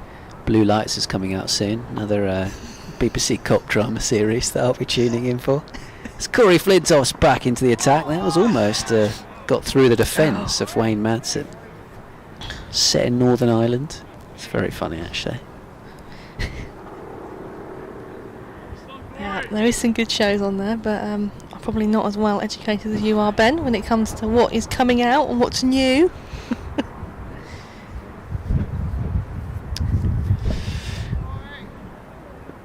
Yeah, as you can tell, I watch a bit of TV in my spare time when I've got the kids upstairs to bed until they wake up again 3 hours later. There's Flintoff bowls, fended away into the onside. Yeah, whereas 10:30 starts used to be get myself out of bed in the morning and drag myself across the county to Canterbury. Getting up wasn't the problem this morning; it was the traffic. Yeah, it's never nice, this part. Getting into Canterbury is always a bit of a nightmare. Getting out of Tunbridge Wells and getting into Canterbury are probably the worst bits, minus the traffic jam in Kings Hill today. Yeah. As Glory Flintoff bowls, turned away out towards deep square for a single. Take it you've watched the Flintoff cricketing, the newest documentary. We did mention this earlier on, didn't we? We did. Yeah, I thoroughly enjoyed it. It was good. It's always... Yeah, we mentioned it earlier, how in this new series, Freddy sets up a girls' team in Blackpool for the first time. Yeah, that was an interesting watch, actually. Was he being around the girls' setup for quite a long time now? Here comes Flintoff down the leg side. So I think there's one girl in it called Matilda who had played some cricket before but only ever played with boys, and she was, thrilled to finally be playing in a girls' team. And there was plenty of girls who'd never picked up a bat before that were trying it out. Did you watch it and kind of reflect on some of your own experiences within the game, looking at that? And yeah, 100%. I think a bit like Matilda, it was very similar to my experience. Yeah. Growing up, played mainly in boys' teams until I found a women's team that was local enough. Yeah. But when you find that, it's such a nice experience. Corey Flintoff bowls. There's a shout for LBW as Lewis Rees has come across his stumps there. Ball dropping away into the onside. Yeah, I guess that's a similar experience for some of the pros that I've spoken to over the years while doing this job. The likes of Tammy Beaumont I think I played against her actually when she was keeping wicket for the Sandwich second team with her dad, and then played with Alice Davis and Richards in the Tunbridge Wells third team. Yeah. Before she obviously made it as a professional. This one's driven away up towards mid-on. I think, without fear of me talking about women's cricket for too long, because that would be my niche subject, I think it was nice to watch, and for people that maybe haven't followed the women's journey as much, to hear perspectives of young women and girls playing for the first time. And from my experience as a coach and as a player, you see the differences of how you engage young girls, maybe how you would engage young boys. Yeah. I think it was quite interesting for the coaches to see that as well and learn along the way. Yeah. Because it's sometimes something that not everyone would even think about. So for that to be portrayed on a screen as large as it was, I think it's probably helped coaches as well. Yeah, Kyle Hogg, who's obviously involved in it with Freddy Flintoff, was talking about the point at which they moved the girls from playing with a softer ball to a harder ball. Yeah. And there's a clip that's been doing the rounds of when one of the girls gets hit by a harder ball, and Kate Cross goes over to her to try and console her. As Parkinson bowls, Reese sweeps out towards deep square. Might even only get one here because it's been hit so well. Out to the deep. And I think Kate Cross said it'll sting for a bit, but then it'll go away. She was doing her best to... Yeah, it was really interesting, but it's come across obviously really well, and a few of the girls that I know in that space were really enjoyed the watch and how it was portrayed, and the educational side of things from young girls wanting to start playing cricket, and also the coaches the other end as well. Yeah, so that's great. Nice. That's really cool. Parkinson then, as that is a strong drive into the offside by Madsen, but there's no runs. He hits it straight to cover. Sorry, Molly, I keep forgetting that this is your end. And it's alright. I'm trying to take over the Parkinson over. So again, he comes back into bowl. Shorter this time, hit harder on the offside. Mikey Cohen run round at long off to cut it off, and he will stop the 4, but he won't stop the 2. So good running in the end from these two. But yeah, often some of the young people that are involved in getting a chance to play cricket in the programme are those that have struggled at school and have dropped out of mainstream schools and have had some behaviour issues, but it's great to see them enjoying playing as a team. And that's defended into the offside again by Madsen. Yeah, just developing a new skill and getting to play cricket. You know, they're very much at the start of the programme. Their view is, you know, cricket's for posh people or whatever, and it turns out it's for everyone. Yeah. Matt Parkinson comes into bowl, and that is driven into the gap into the offside, and they get a single. It was good as well, I think. Obviously not anywhere near the scale that the show was created on, but I've had the opportunity within cricket to work with children and young people in areas of sort of youth engagement and community engagement, so you can definitely understand the struggles sometimes of how you can engage a group of people that maybe have already an opinion on a sport. So full credit, as that's swept away again, hasn't got it all, and short 45 will stop that, and that'll be the end of the over. 191 for 2. What would you say is the kind of state at the moment for the women's structure within Kent, beyond underneath the county team? I think it's growing and developing. I mean, some time here I worked as a community coach, so I was one of the people out in the community in schools, etc. Yeah. And the competitions that are put on during that time for young girls in primary education and secondary education, they're growing, and the amount of schools that are engaging within cricket is great to see, and the structure and that flows through right from schools to community cricket, and then that feeds into the pathways of Kent teams starting right at the age of under 11.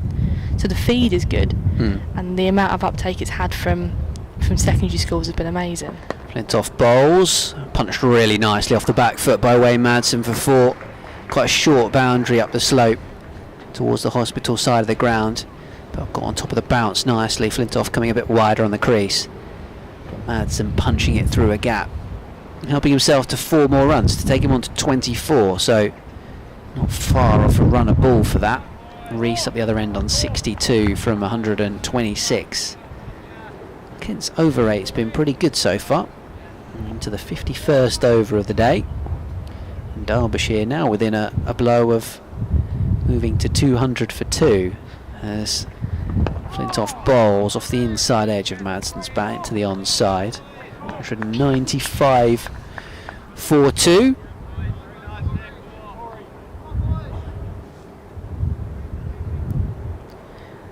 like anything, sometimes things are a delicate balance between how far you want to push things in the sense of pushing people too far.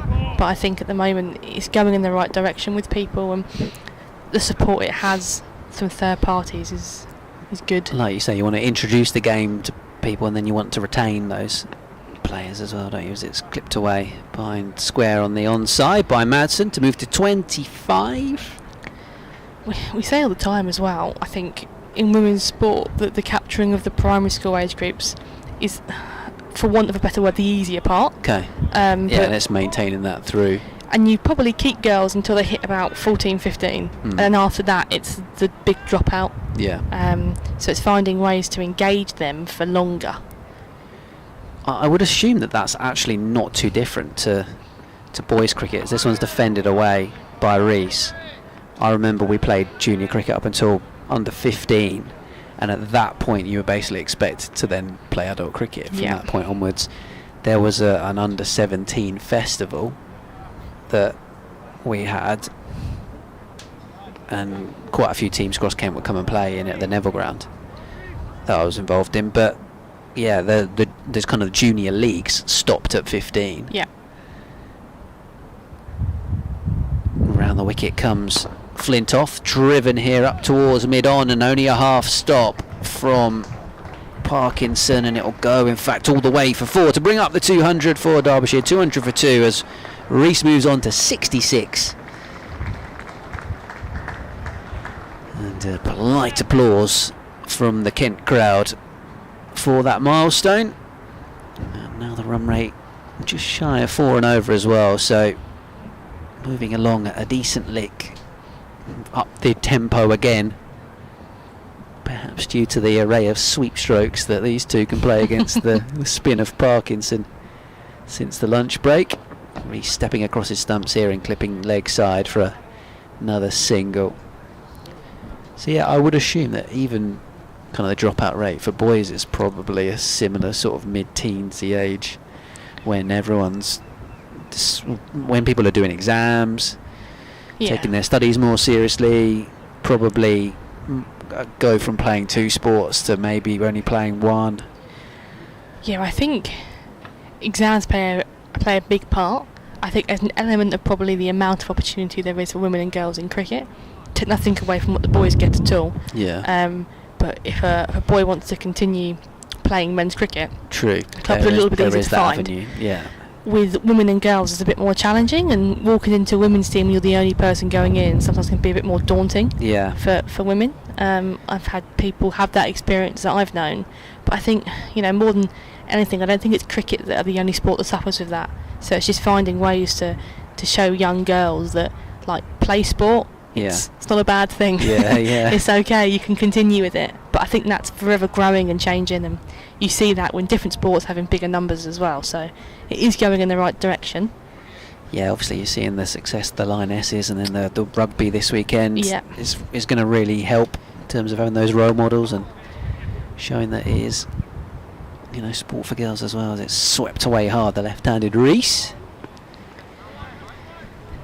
All that ignites. Obviously 2019 I think it was, when the England women won at Lords. Yeah, yeah, that ignited it as well. And it's like anything, isn't it, when something big like that happens, the take up for the sport becomes bigger. But then the question, the other side of it is, okay, you've grown, but then how can you maintain it and then continue it as well? Yeah. So all the fun questions to be asking as Matt Parkinson comes into bowl. And again, that is pushed into the offside, and he will get a single, as it's just the left-hand side of Freddy Flintoff. So at that point, I'm glad I just have to talk about cricket rather than work out how to maintain people's interest in it. There's always fun conversations around it. But teams like community teams at county grounds are always very dedicated to find ways to make it more accessible and to find ways to keep it more engaging as well for young cricketers. Matt Parkinson again. And that beats the outside edge of Rees. I'd imagine you have to do a bit more travelling as well in terms of opponents for playing women's teams domestically. Yeah, I think an element of that as well is you have to... Just there's not many teams around. The travel does impact women's game a lot more. as that again is just defended away. I mean, even in the professional setup, they were a lot of the time playing at outgrounds and Yep. going from York to Beckenham to... trying to think of some of the other grounds. Cheltenham, etc. Parkinson comes back in. That puts off the legs of Reese, but straight to mid-wicket. We've got some musical chairs lined up for We the end do. of the over. I think the most encouraging thing is these days is that women and girls can see an actual career path in it. Yeah. And that's an element that I think will keep people playing for longer, is because it's not just a hobby anymore. You can make a career out Yeah, of that's it. a good point. And again, that's punch off the back foot for no run. Yeah, which, as I mentioned, Tammy Beaumont, Alice Davidson Richards earlier on, that wasn't the case when Yeah. they were growing up. I think I saw an interview actually with Tammy the other day saying, where she was basically saying, I'd play cricket for free. It was, I didn't Yeah. keep playing cricket because I thought it was going to be a career. And that is swept away to deep square leg. It'll be the end of the over, and he'll steal the strike. And that will be me departing. So a bit of musical chairs for the time being, and I will see you all soon. Thanks, Molly.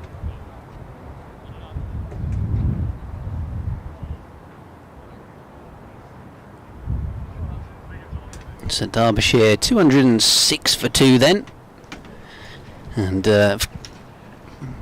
continued scoring pretty nicely. In fact, probably even up to the run rate since the departure of Harry Kane. Stumped by Flintoff, Parkinson, and Dave Fletcher from BBC Radio Derby, back alongside me, Ben Watts of BBC Radio Kent. Spilt some cola, let's call it, over stuff. Oh, oops. And Matt Parkinson bowled a terrific delivery in that last over, and it was a no ball. Anyway, Flintoff comes in, bowls to Lewis Reese, who chops it backward a square on the offside, but there's a nice piece of fielding by backward point. I missed that no ball. Was that the one that went past the outside Yes, edge? Okay. yeah, the best ball of the Yeah. of the over probably, and it was called no ball. I was aghast. I've no idea why. No, I must have overstepped. The I've second, gone a bit too wide on the crease. the 200s, the first and the second, have come up in even time. Okay. 26 overs and about 25 and a half, something like that. It doesn't feel like that. No. As Reece pushes that one out into the offside. The first one, of course, included an Aaron Donald 70. No, not 70, 55. But That was only 63 balls, wasn't it? Yeah. So, yeah, I'm surprised that the second 100's been as quick as the first. 50 overs and 5 balls. But maybe it's been because there's been contributions from both ends Yeah. chipping away at the run rate, whereas it was pretty much just first 100 was in the majority. It was Donald. dominated, wasn't Yeah. it? Yeah, it was. Next delivery is defended by Reece out into the offside once again. So you think you could have a conversation with any football supporter from any club? In the Football League? In the Football in the League, Football I reckon, yeah. Yeah. What are you talking to me about Tranmere? Tranmere, Dave Challoner, long throw. Prenton Park, I've been to Prenton Park a few times. It's great, isn't it? I love the big The stand home of behind the football. goal. The home of football, absolutely. Was there this year with Burton. This next delivery is defended by Reece. It's quite strange watching my team play against the team that I cover. commentate, yeah. It was great fun. I'm disappointed you didn't immediately go Steve Coppell. Oh, He's got a very firm link with your team, hasn't it he? does. Yeah, I don't think I knew the Tranmere link. He started at Tranmere. He was a student at Liverpool University. Played for Tranmere. See, I've only ever done my team's under 21s against Gillingham in that funny old competition that nobody watches. Now, defended by Reece. This next delivery from Flintoff. Yes, I wasn't sure how it was going to be. I mean, I don't watch Tranmere as much as I would like anymore, because you can't, can you? But it was great fun. We went on the original date at 7:05. Tranmere announced that the game was going to be called off because they couldn't guarantee switching the floodlights on. Ah, So we all went home, and then we came back the week after. Flintoff balls. I think I might have been there on the weekend in between, actually. Yes, I think you were. Maiden over for young Flintoff. 7 overs, 1 maiden, all for 22. Bowled nicely, tidily. Wayne Madsen is. I'm looking at that score. 14 away from 1,000 runs for the season now in the championship. Yes. Somebody messaged me, by the way, when we were talking about the niche quiz. Oh yeah. And suggested Colpack and overseas cricketers in county cricket. Yeah, good one. Colpack and overseas. I mean, that's two very. I mean, that's two different topics, isn't it? Yeah. Topics, yeah. The Colpack one is a proper niche one. Yeah, Derbyshire had a few, even in my 10 years. Obviously, that no longer applies. Parkinson then bowls to Madsen, defends, back up the pitch. Yeah, I didn't know that Madsen played hockey. Well, that's why he wears 77, because he was number 7 for South Africa, but when he arrived at Derbyshire back in the day, somebody already had 7. So just added another 7 to it. Down the leg side, Finch moving across, juggles it. In other cases, he'd have been like number 43 or 25, yes. Just added the numbers together. Put a little cross in between, yeah. Plus sign in between. Yeah. Parkinson bowls. There's the big wristy sweep again from Madsen out towards long leg. And is that a big feature of his game in the shortest format as well? Sweeping? Oh, goodness me, yes.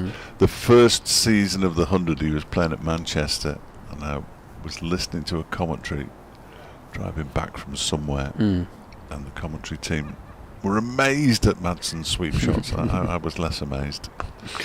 Swept away here by Rees, out towards long leg. For a single, the 50 partnership coming up between these two. He also has the shot, if it's banged in short, where he just dabs it over the... Ooh, over the keeper's head. But bowlers tend not to bowl short to him anymore because they know he does it. Yeah, so, okay. Occasionally just a young whippersnapper that will come in and make that mistake once. Yes. This one is just leaned on by Wayne Madsen into the offside for a single. Still, that run rate is just shy of 4 and over, but that's been pretty consistent at 3.9 in the last few overs for the innings, at least. Yeah, even I remember Rob Key when when obviously T20 became a thing in the original noughties, would have a bit of a hockey type sweep shot, defended away, back up the pitch. Sam Billings is quite well known for his reverse one because he plays a lot of racket sports. Doesn't mind the reverse, Wayne. Some of these blokes are just a bit too talented, really. And he very much adapted his game to become a very good white ball player, but was still maintaining remarkable red ball numbers as well, rather ridiculously, but he managed it. Many haven't. Looks like Corey Flintoff's going to continue from the Nackington Road end, where the sun isn't an issue with glinting off car windscreens, disappointingly. Madsen is clearly an issue for the umpires, now standing at point rather than square leg. Relatively low, of course, at this time of year. The sun is. Flintoff bowls to Madsen, who pushes it out into the offside, and there is no run.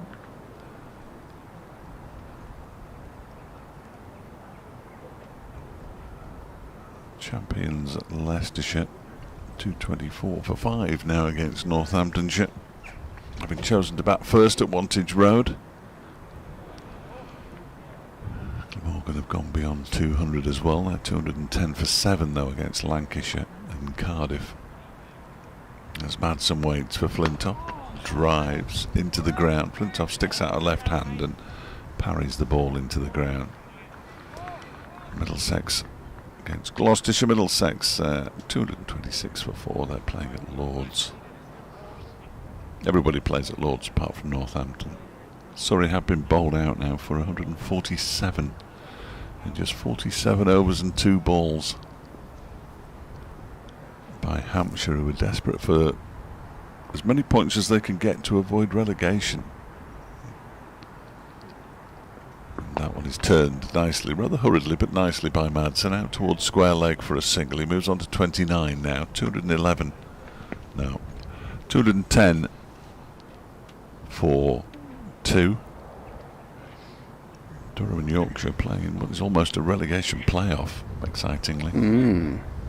The way things are playing out with Hampshire dominating Surrey as well. You'd think they'd get enough points, wouldn't you? Durham 152 for 4. Oh, Yorkshire fan in. Flintoff around the wicket to Rees, just clips it into the leg side. High score of the season, I think. For no, that's nonsense, Fletcher. You know it. It might be though. No, not quite. Not quite. I thought it was close. 73 not out his high score of the season, Lewis Rees. Say, having batted so low for so long and then been elevated up to open the batting. David Lloyd's injury and then retirement. This next one is striking the pad. Now then, outside the line, presumably. That was as concerted an appeal as we've had for a while.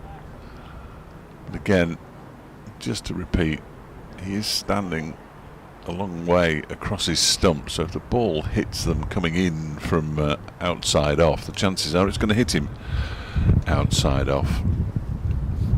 Yeah, David Lloyd retiring last Friday officially. I did see that news, yeah. Disappointing for him and everybody involved, really. Just didn't quite work out for him, his move from Glamorgan. Flintoff bowls, that is slapped away. Where did he hit that quite hard? Out towards the flats, hits the rope now. Lewis Rees picks up another boundary, and that is his highest score of the season. 74 not out to him. Madsen has 29. And Derbyshire 214 for 2 now. Yeah, too much width there. Absolutely. From Corey Flintoff, and he started pretty wide, and coming wide on the crease, you want to angle it in and try and catch a batter out. Instead he offered him way too much width. It was slapped away to the fence, bumped into the former Kent wicketkeeper and director of cricket, Paul Downton, when I was going for a little walk around the boundary earlier. In good form. Yeah, he was. Nice to see him around. We bumped into a man yesterday when we parked our cars who's played for both teams. Ooh. Parkinson bowls. Oh, there's the sweep shot from Madsen, and that's good bowling from Parkinson. A little bit quicker. A little bit quicker, a little bit wider. Bit of turn down the slope. And Madsen played and missed. Parkinson again. A bit straighter this time and forcing the defensive shot off the stumps. FX Mike's getting buffeted by the wind, isn't it? Yeah, a little bit. Last week of the year for the FX Mike. It's a bit too lively for football matches, so only gets outings for cricket.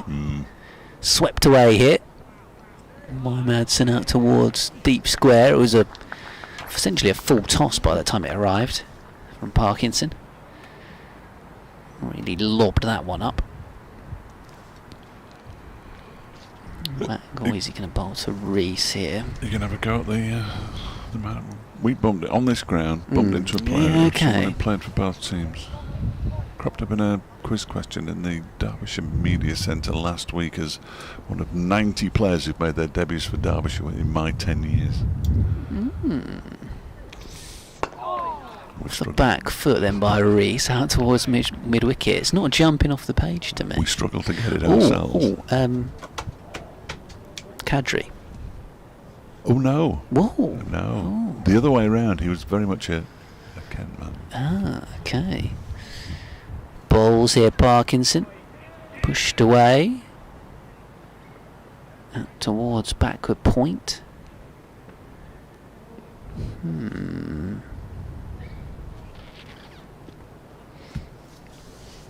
All rounder.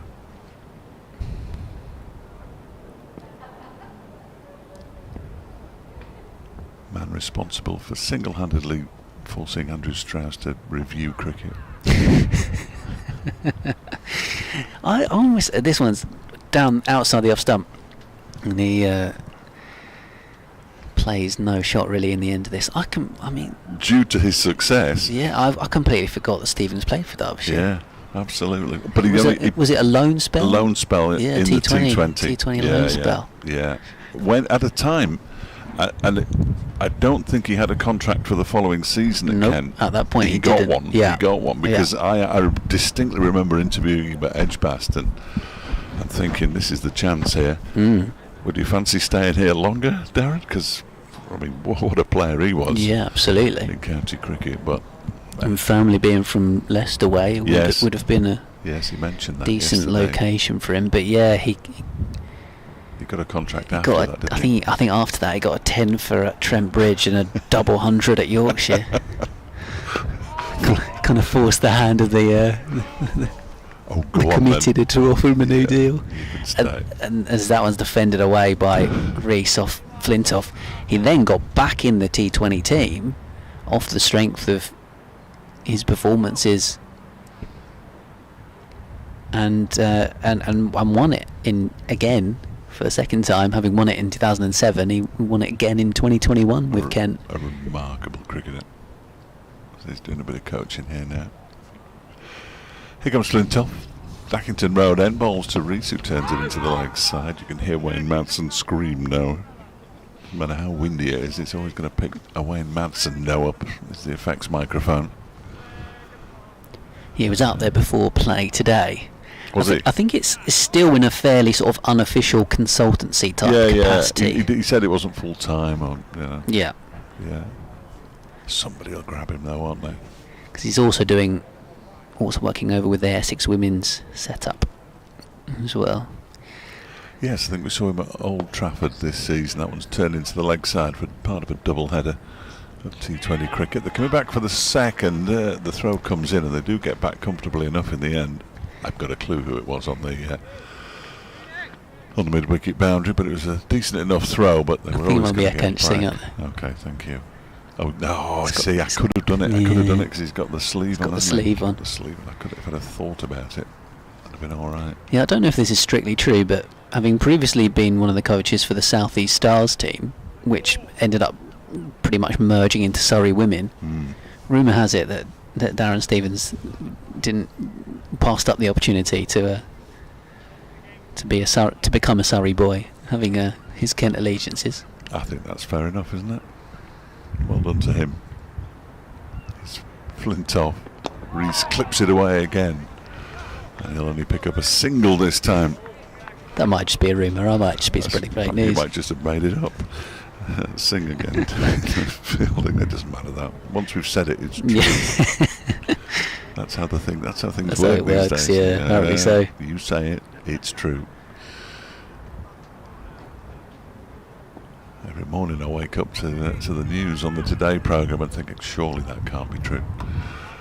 Here is Flintoff. Madsen on strike. He's on 30. Just pushes this one up to mid-off. So it's 10 away. 990 runs in the championship this season for Wayne Madsen. There was an instance a few years ago, I think it was down at Sussex, where Matt Critchley needed a few to get to 1,000, and Derbyshire had set up a victory target, and it wasn't many. And he just managed to creep over the line, but he seemed to score something like 50 or 60 of the 65 runs that were needed. to get over the line. Not in that kind of territory yet, Wayne Madsen, but he's picked up some more runs here. Probably 2 of them. No, just the 1. Yeah, I miss those days when Matt Critchley played for Derbyshire. Yeah. He's rather frustrating as a Kent fan, seeing him bowl in tandem with Harmer on a spinning deck for Essex. It's pretty tough day out. Yeah, that's no good, is it? Well, he was integral to Derbyshire's only appearance at T20 finals day. It's 220 for 2, incidentally, end of the over. He and Alex Hughes, who's currently an analyst at the club, he used to strangle the opposition from over number 7 onwards. Good player. Matt Critchley, really good player. Parkinson to continue then. I think he's getting married this week. I might be making this up as well. But in Derbyshire, he has Chesterfield connections from the northwest. End of the cricket season, it's time of the year when county cricketers get married, is it? Yeah. This one's defended away back up the pitch by Madsen. He will become Ben Slater's brother-in-law. Ah. Ben's sister is Matt's partner.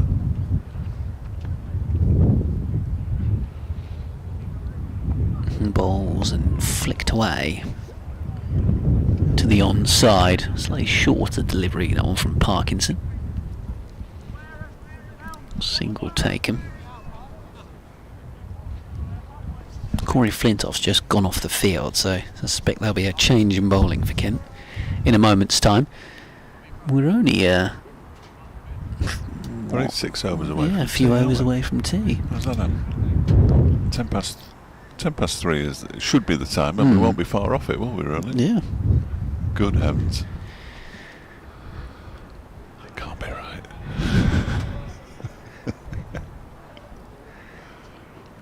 This is all these teenagers getting round in the field quickly. So this one's off the back foot out towards the sub-fielder Mo Rizvi at backward point. They're all enjoying themselves too much. We're just playing first-class cricket here, lads. Yeah. How good's this? A few of them will be back off to university after this week, I think. Reese punches it back up the wicket. Akansh Singh's at Durham. It's a conversation, is it? What did you do this summer? Did you travel Europe? Or? No, I was playing first-class cricket for Kent. He's playing this funny old sport. It's called cricket. Went to all the nice places in the UK, though. Oh, that's a loose delivery from Parkinson. Almost like it came out the top of the fingers, and he's sprayed it down the leg side for Reese to just help it on its way for a boundary. Yes, I think he's tried something there, hasn't he? Yeah. Fair play for him to him for trying, but perhaps work on that a bit more in the nets first, Yeah. or whatever it was.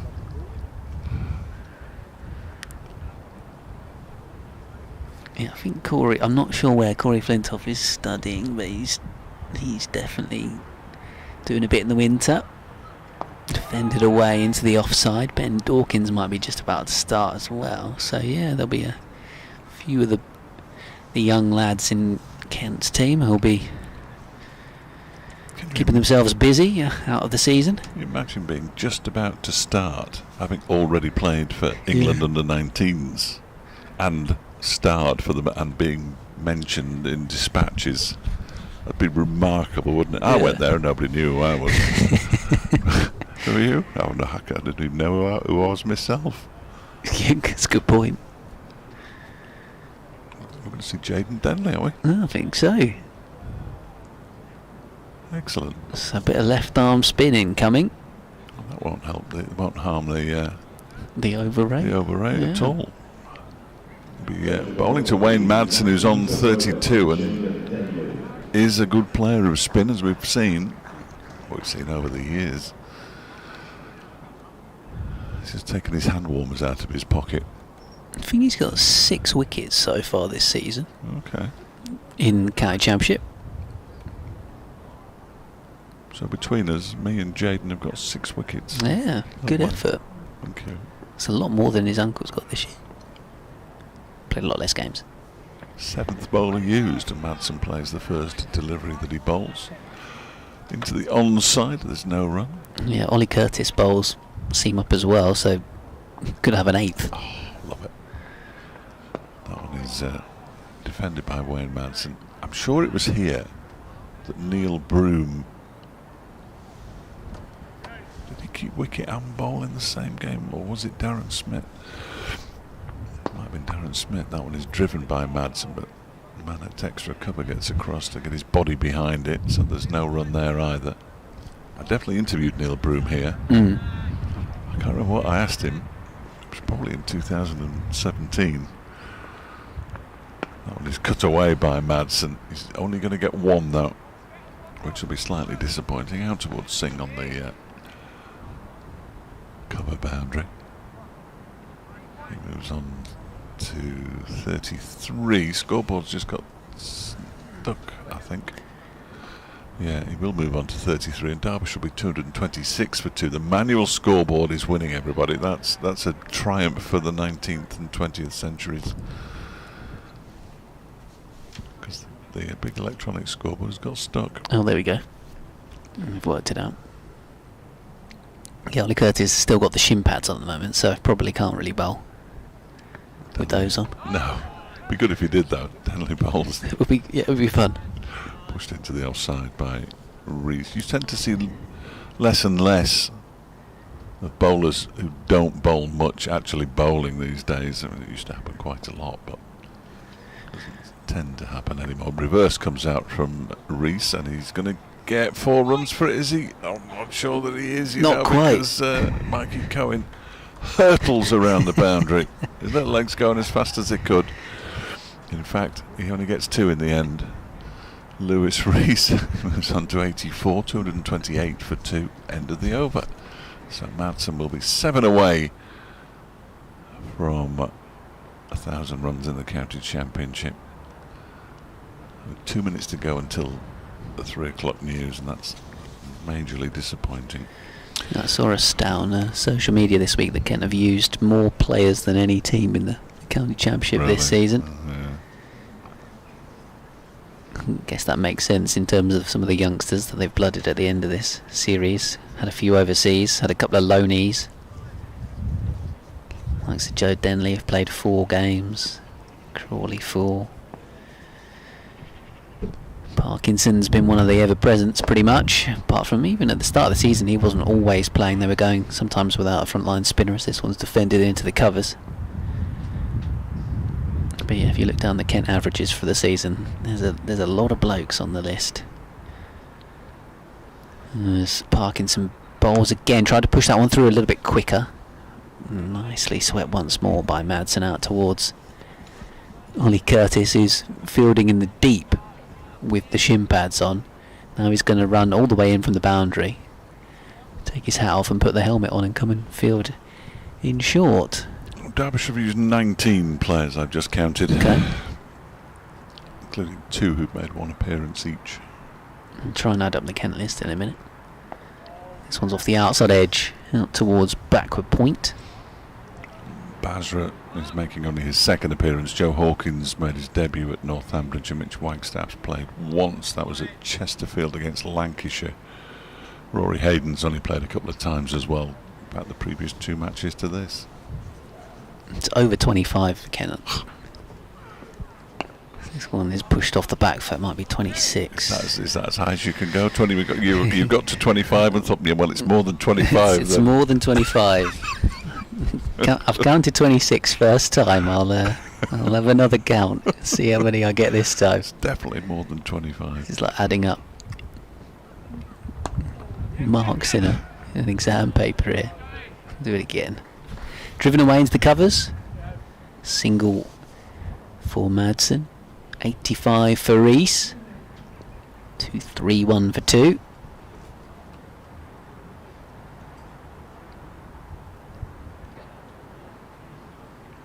Left-hander back on strike for the final delivery of the over 3 off it so far. Parkinson 1 for 66. Driven away out towards mid-off. No run taken. End of the over. 60 overs up. Just a few to go until tea. I'm only away for 20 seconds. Dave was going to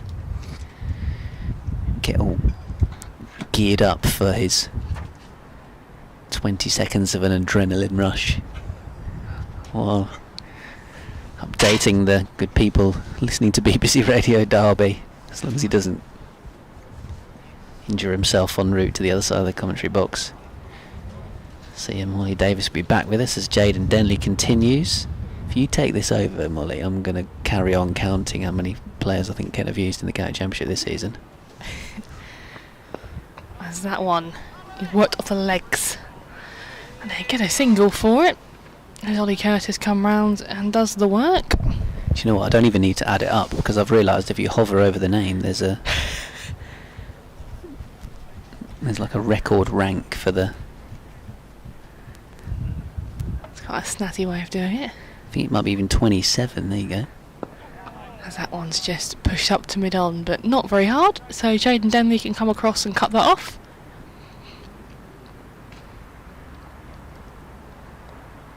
Unless someone's got an identical record somewhere down this line.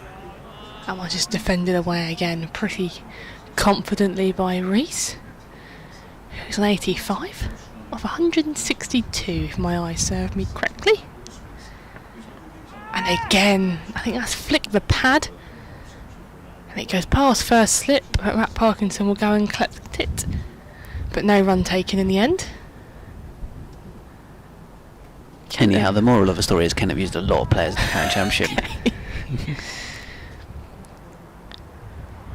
That is swept, but he's missed it completely. Yep. It looked like a fine looking shot, but he didn't quite connect in the end, as he's moved again outside the off stump to help it on its way to the leg side, but not to be. Yeah, copped it on the. As that one again has flicked the pad, gone to slip, but not out. So that's the end of the over. 2-3-2 for 2. I mean, tea must be rapidly approaching, yeah, though. Indeed it is. I better check the scores from elsewhere, actually, ahead of this update. And usually we hit tea with about 36 overs remaining, but we've surpassed this. I know. What's going on? We might actually bowl the amount of overs you're supposed to bowl before tea time. It's unheard of. Isn't it? You think Kent are going to rack up the overs today, aren't they?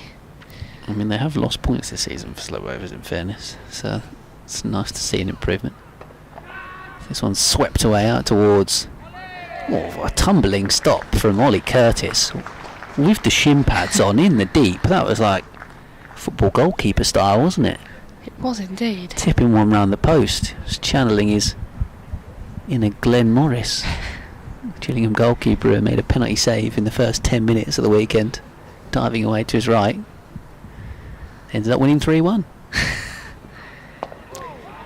Played about towards back of point, no run. Yeah, Derbyshire 233 for 2 here on the stroke of tea. 85 for Lewis Rees, the opener, and the 41-year-old batter Wayne Madsen, 37.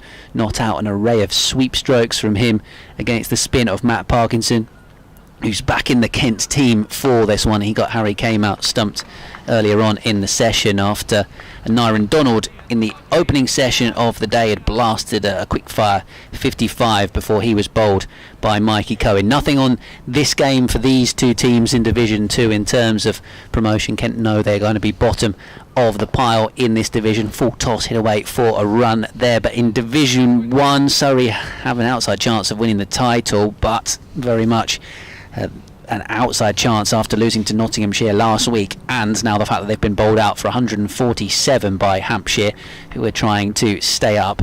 Hampshire 25 without loss in reply. Sussex are playing the already relegated Worcestershire, 123 all out. Worcestershire with Ollie Robinson taking 6 wickets for Sussex. Sussex in reply have lost 4 of their own wickets. They're 77 for 4, so that game progressing at quite the pace. Commentary continues though of all of those teams and matches via the BBC Sport app and website. So Parkinson bowls. There's the old sweep shot again from Madsen. He's even brave enough to pretty much play it off the stumps. Such is his expertise at playing it. A lot of batters, of course, won't sweep unless they're outside the line of the stumps. But just seeing the replay, Madsen, yeah, he's pretty much playing that off middle stump. It's the confidence of a hockey player, isn't it? As we mentioned earlier. The old hand-eye coordination very much still there for him. Yeah, as he's whipped through that over, so Jaden Denley will be continuing now. To Madsen. And it's dragged short, but he hasn't cashed in on that one. The diving effort at cover stops any runs from happening. It's a good effort. I want to say it's Joe Everson. The jumpers are on, so it's difficult to tell, but I'm confident he is. As that one again, a big stride forward. Big defensive shot there. For no run. So again, Kent just plucking away before tee. As that has been whipped off of the legs again. Not in the sweep style we've seen, but just waited and rocked back. But Ollie Curtis is able to stop that one.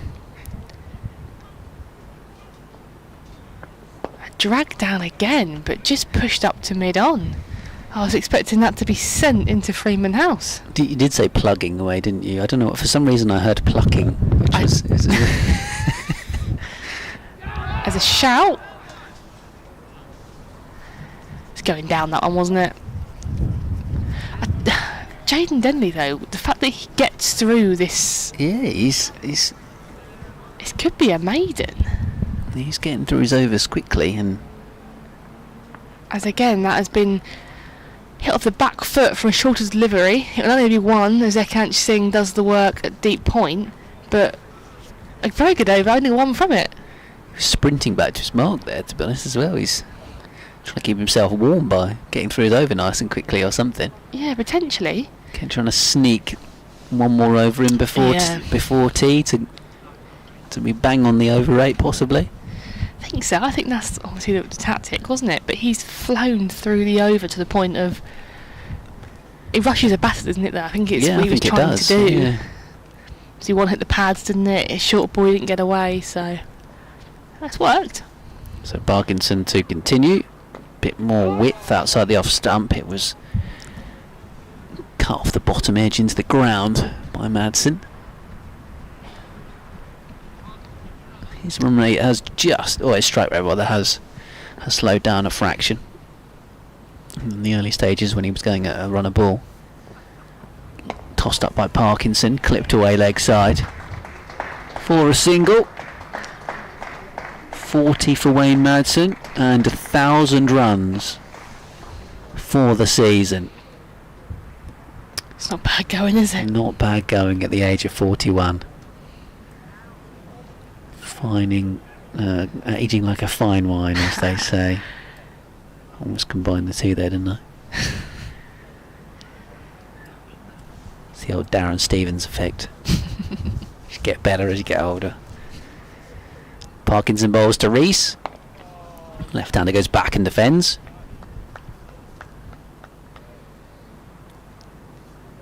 Yeah, you got to admire the professionalism of these cricketers that are still playing in their 40s. There's someone who's creaking in their not even quite mid-30s just yet. As Parkinson bowls, chopped away off the back foot. I can only bowl once a week. Barely that. Once every 2 weeks would be my preference, to be honest. How many overs can you rack through before? I mean, in our league the maximum is 9. Okay. I think I only did it once this season on the trot, and that was because there was a drinks break in the middle. This one's defended back up the pitch. Wouldn't want to be coming back for too many spells like these boys do.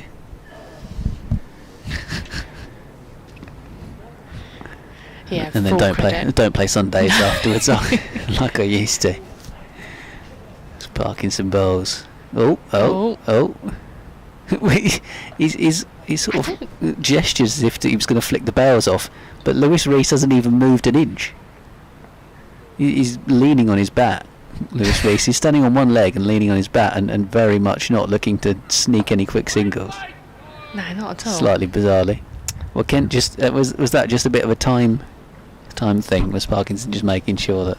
Maybe. That is tea, isn't it? That is tea, yeah. So 1 wicket in the session, as there was in the opening session. 100 runs for Derbyshire. They'll be feeling pretty pleased with their day's work thus far. The side that won the toss and chose to bat first this morning, and 87 not out for Lewis Rees, 40 for Wayne Madsen. I mean, as it stands, Derbyshire's day, isn't it? So we'll see what the last session of the day has to offer. Yeah, we'll be back in 20 minutes. Not out batters at the interval, Wayne Madsen on 40 and Lewis Rees on 87.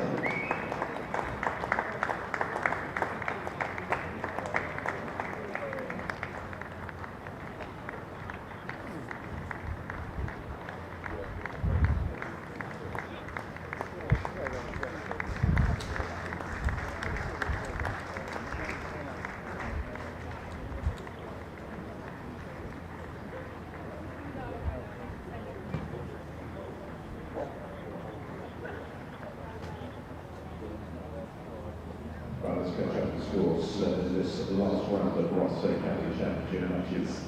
The games that matter in Division 1, Nottinghamshire or Warwickshire, where Warwickshire are batting first. That's Woodward's rush is there. In the 41st over, Warwickshire 102 for 3, batting first against Nottinghamshire. And the other game to bat is top of the table, Hampshire Surrey. Well, there are no batting points for Surrey, 147 all out.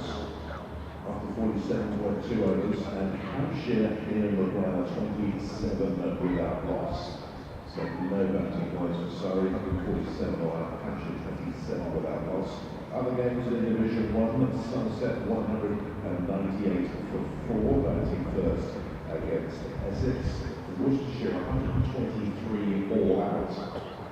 After 34.4 overs, and Sussex in reply for 15 overs at 84 for 4. So 39 runs behind Worcestershire there are Sussex at 84 for 4. Also in Division 1, Yorkshire, Durham batting first 168 for 5, halfway through the 59th over. Into Division 2, Morgan by Lancashire, Morgan 225 for 8. Approaching the tee there in the 62nd over. Middlesex 261 for 4, batting first against Gloucestershire, and North Leicestershire on as well. Leicestershire batting first 252 for 5, halfway through the 66th over.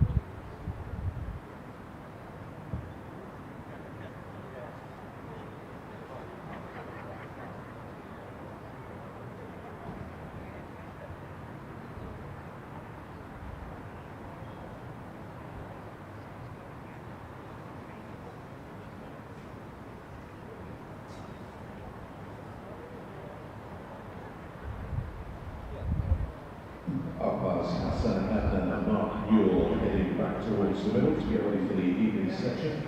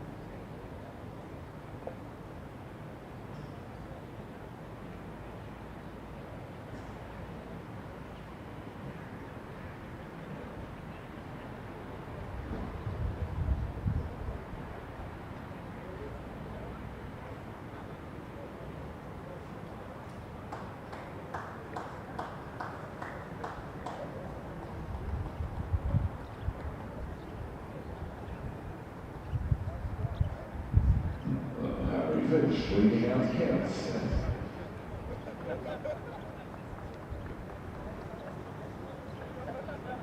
Jersey New Derbyshire's first innings, so Lewis Rees and Wayne Matson.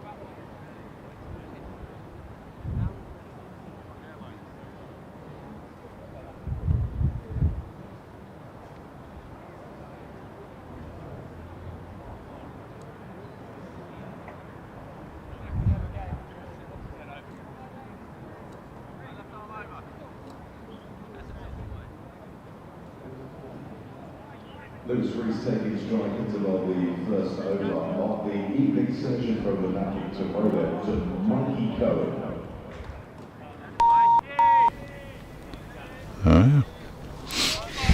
Well, good afternoon.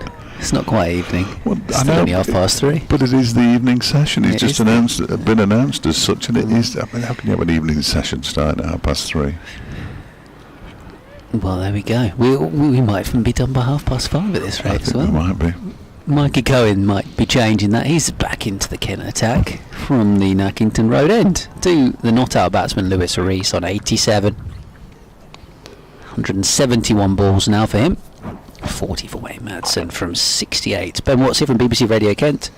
Dave Fletcher from BBC Radio Derby. Where are you staying, Dave, these few days? Anywhere nice? City Centre, Yeah. Purple Hotel. don't give your room number. No. Yeah, but you're staying in the middle of town, Yes. Yeah. not venturing out to Whitstable or somewhere. We tend not to. Here comes Cohen, in and bowling. Turned away up towards mid-on. Did the cathedral yesterday. Oh, did you? Well, we saw it through a little gap in a road on the way To somewhere. be fair, but that's kind of the social media photograph. The straight down there. straight down the Off St Peter's Road, isn't it? yeah the alleyway. Yeah. The row of shops. Had a look at the wall. Be nice when it's finished. I bet it was nice when it was all there. I grew up near York, so. Similar vibe. Full delivery, which is squirmed underneath the bat for Rees through to keeper Harry Finch. And moved. For a moment, I thought he'd just got a fine nick on it, but Is that reverse swing or just gone down the slope a little bit? yeah, potentially. Yes, it does give me flashback. I mean, I hated my childhood, and it does give me flashbacks to York, I'm afraid. It's a beautiful place, but... Cohen bowls on the stumps, defended away by Rees. Bit of people watching yesterday for an hour or so. Yeah. That's good fun. All human life is here. More power to them. Although one person had a very bright yellow coat and a pink hat on. I don't think they thought that through. It's quite the colour combo. Sort of Mr. Blobby. Just the one slip for Kent. There is a gully. So Rees steers into the onside. Dawkins himself is starting to get more of a second slip.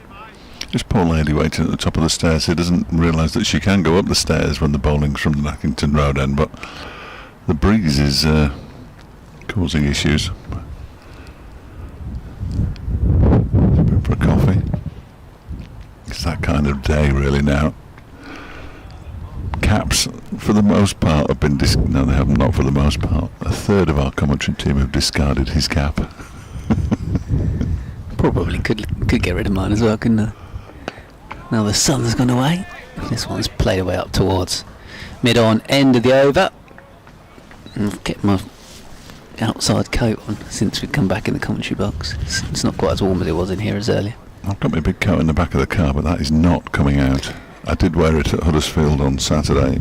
It's probably only just dry now. It's very wet in West Yorkshire. Very wet.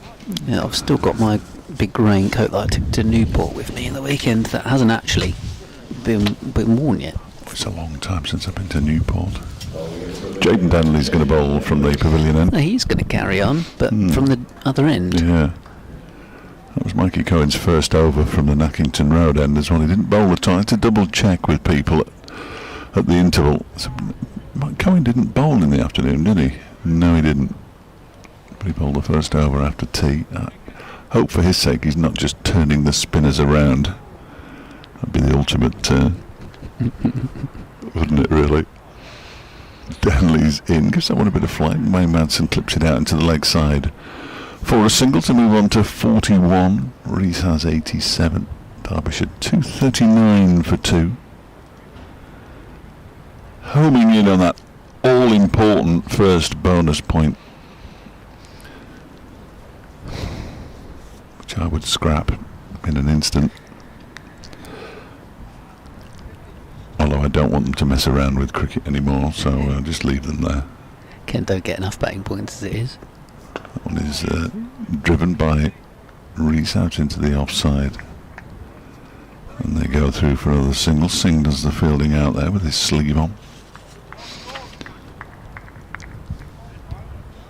I'm getting there. I'll just get there and Derbyshire will declare. Grant Stewart's at mid-on.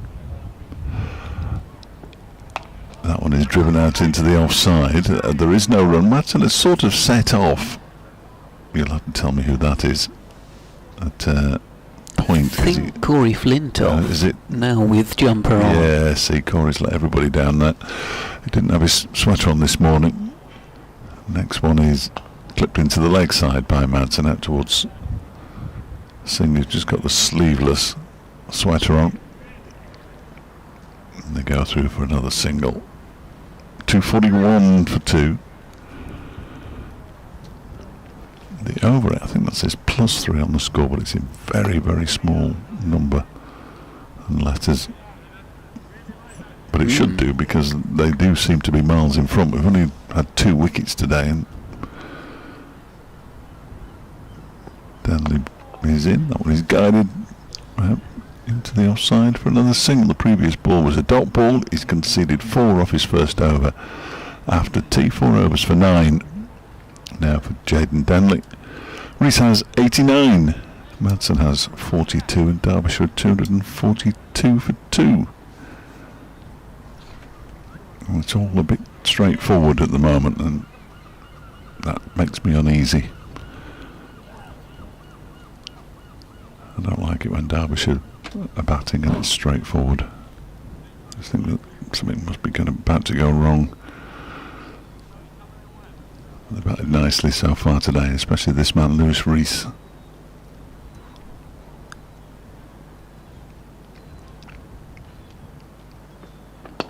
Full delivery then from Mikey Cohen. Clipped away up towards mid-on.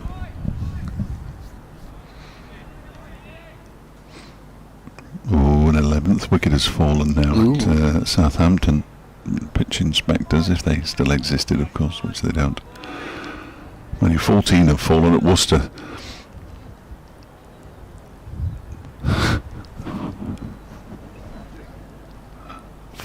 Wickets in a day. Those are the days. Cohen bowls down the leg side to Lewis Rees. He misses it. Finch fumbles it.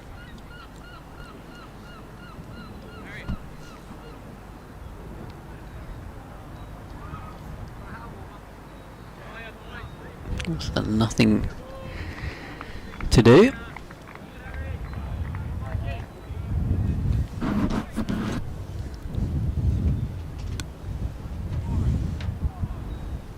Yeah, interestingly poised, some of those games elsewhere. Not quite the same jeopardy about this one. As Rees defends. He's looked pretty serene all day. Not quite.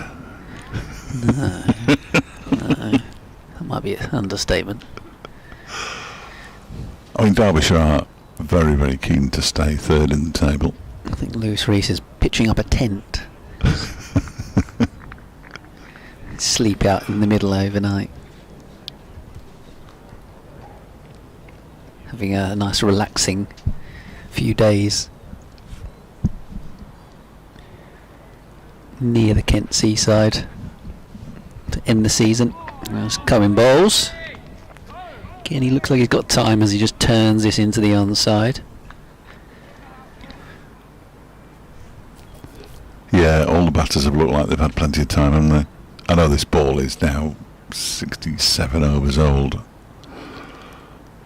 and you never know. Second new ball might do something different. This is still the original ball.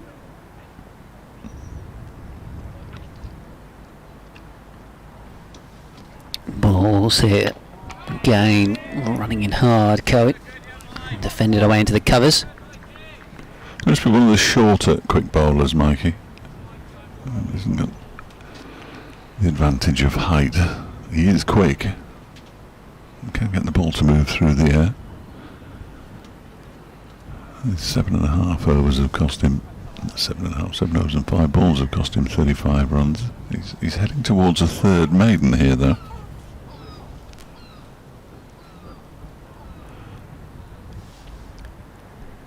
Last ball of the over then. And left alone by Rees. So it is indeed a maiden. 8 overs, 3 maidens, 1 for 35 so far. Considering one of his overs went for 12. He was bowling to Donald earlier on. He's reined it back in nicely. I hadn't even noticed Parkinson was off the field. Here he comes back on again. You can always tell when he comes back on, though, can't you? He has a distinctive gait. He shuffles. It's like he's trying to sneak back onto the field without anyone noticed that he was off the field in the first place. Over his feet wanders off. Zach Chappell's usually the one who doesn't come back on immediately after breaks for Derbyshire for whatever reason. Probably just getting a bit of a rub down. Denley begins a new over to Wayne Madsen, who pushes the first ball out into the offside. There is no run.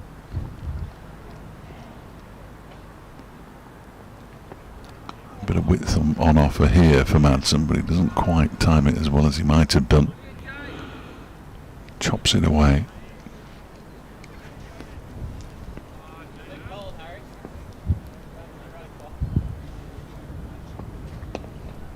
And this next one is played out towards the leg side boundary where Singh does the fielding, and they go through for Wayne Madsen's 43rd run. 243 for 2. All very low key at the moment. Both batters approach Milestones. Madsen 7 away from yet another half century. Lewis Rees 11 away from his first century of the season as he whips that one into the leg side. Potentially aerially.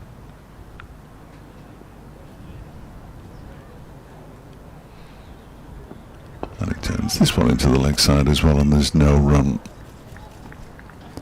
End of the over, just 8 runs off the last 5 overs. Has seen the run rate dip below 3.6.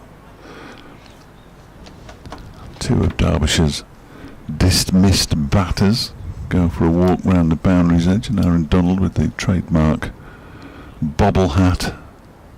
Harry Kane with his puffer jacket, both carrying cups of coffee, and yet Harry Kane is wearing sliders. With socks or? With socks. Yeah. Yeah, I don't mind that. That's acceptable. Yeah, it is now, isn't it? It never used to be. No, yeah. But yeah, very much is now. Now he's got his shorts on and his bobble He's a hat. brave man. They're hardy in South Wales, apparently. Oh. Madsen slaps the first ball of Mikey Cohen's over out towards the cover boundary. It sounded quite nice off the bat, but pretty much straight to the fielder. Yeah, can't sing in the deep.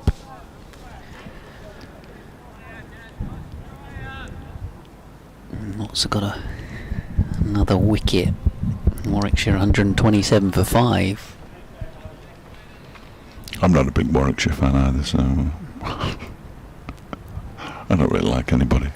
Yeah, Dave's holding up a big sign saying, "I hope they all lose." Cohen bowls. Oh, hit on the, well, I was going to say pad, but slightly higher up there, Lewis Rees. Maybe inner thigh pad. Slightly uncomfortable one for him. Yeah, went for a little walk. Madsen stands and grins. One of those.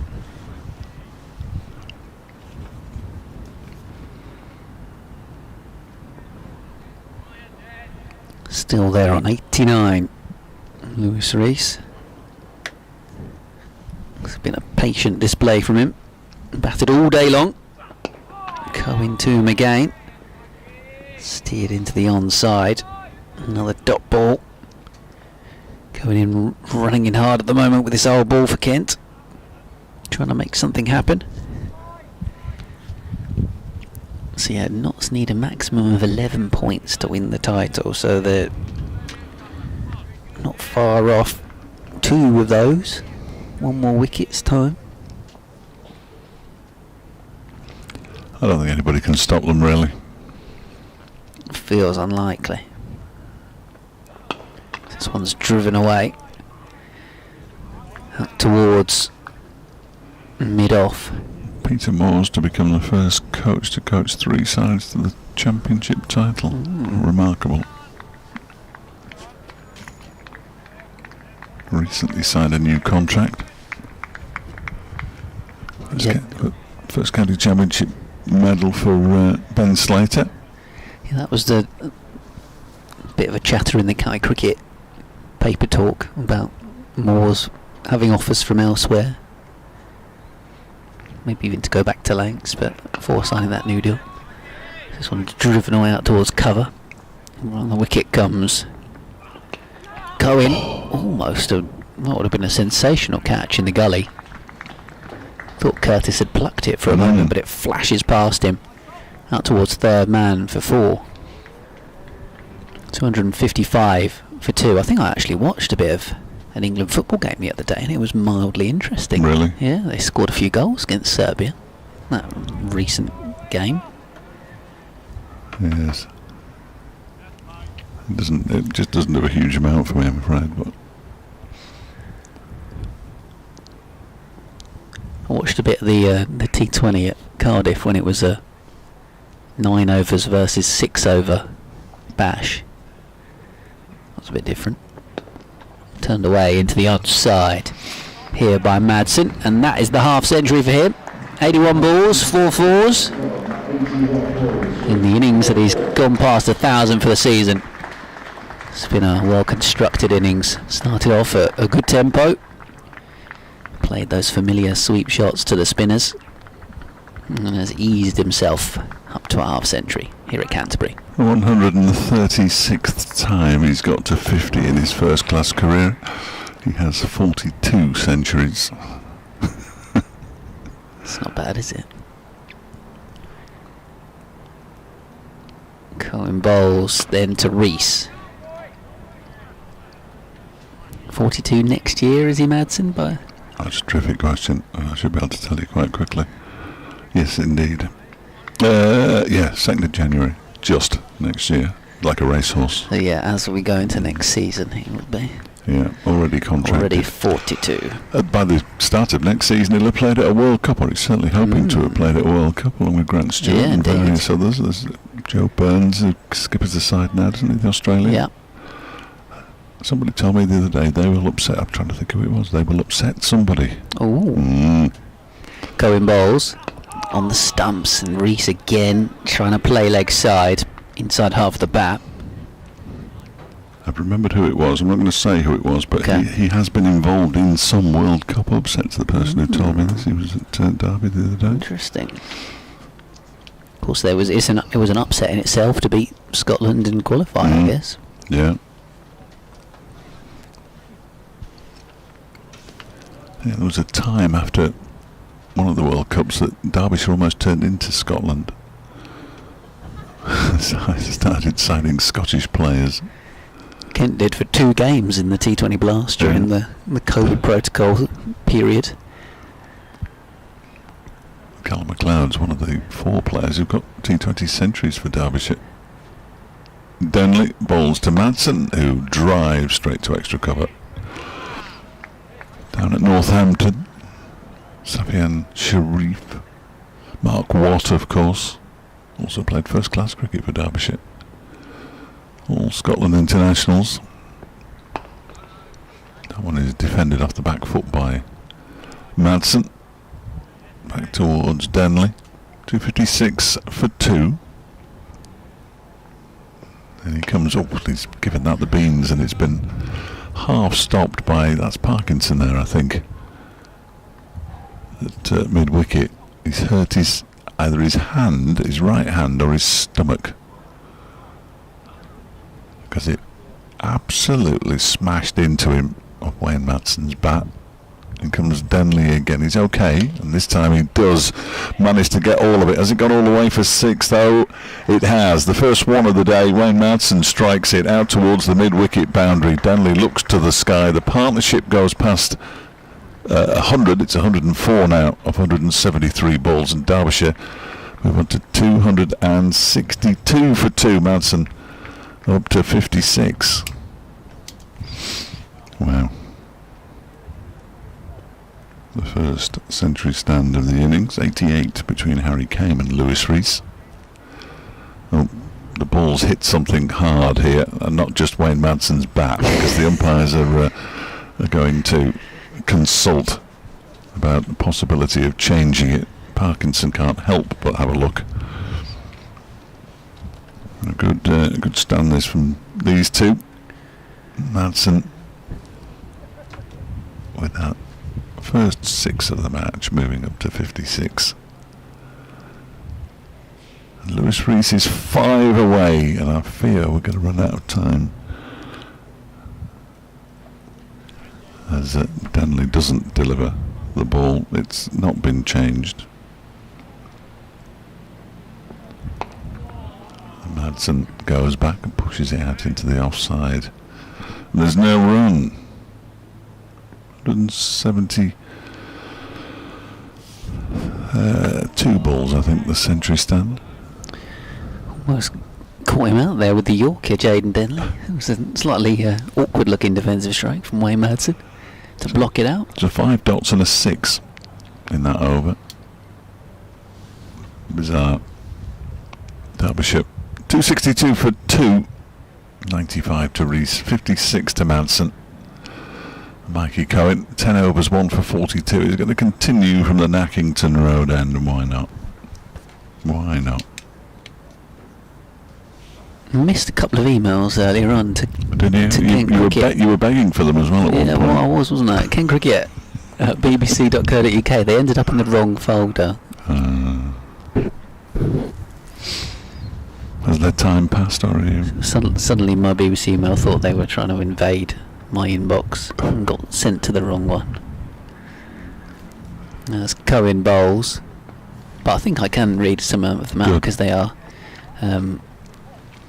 certainly apt. Jonathan saying, I missed this at the beginning, but are the black armbands for Dickie Bird? What a great, friendly, classy man he was. And yeah, we did indeed have a minute's silence rather before the start of play for the late umpire. He also said that he had the heating on last night, but he is listening in from Norway, so Well, that's fair enough. the log fire at 3 degrees is probably fair enough. As Cohen is cut away here by Rees out towards the boundary. Philip Bailey said an email that in the case of 5 teenagers being in the same team, it's only ever happened in the Championship by Sussex in 2021 on 3 occasions. In one of them they had 6 teens. It does strike me a little bit that Kent are going through a little bit of what Sussex did at one point, where they chucked a load of young lads in and gave them Yes. a bunch of experience and then have had better times off the back. That would be the hope, I think, for some of the Kent fans after a tough season. There's coming around the wicket, Oh, fires this one in. It was very wide down the leg side, and Finch has taken it. Also pointed out that the 6-point fine that Kent had in the last game with Leicestershire for slow over rate is the most any team's ever been fined for that Wow. reason in the Championship. Hence why Kent have been so hot on the over rates, seemingly in this game. of course. Yeah, yes, I hadn't thought of that. They're +3. Look at the time. Dave's going to go update BBC Radio Derby. Who else did I have emails from that I missed? Yes, Marcus in Gillingham did also let us know about the Solent en route to Isle of Wight. And then Andrew was asking, this one's cut away out towards deep point for a single, how Kent might be looking to spend their, in speech marks, 100 money, any of it going to be used to get more state school kids playing cricket. I do believe Kent are participating in a bit of a scheme, or looking for schools to participate in the scheme that they've been involved with at Canterbury Academy. I'm sure Liam from the media team sent me something about that a while back when we were talking about it 2 weeks ago. There's Cohen bowls again, and it's pushed way up towards mid-off. So yeah, thank you to those of you that emailed in, and they ended up in my junk folder rather inconveniently. Apparently this is the downside of having a BBC email.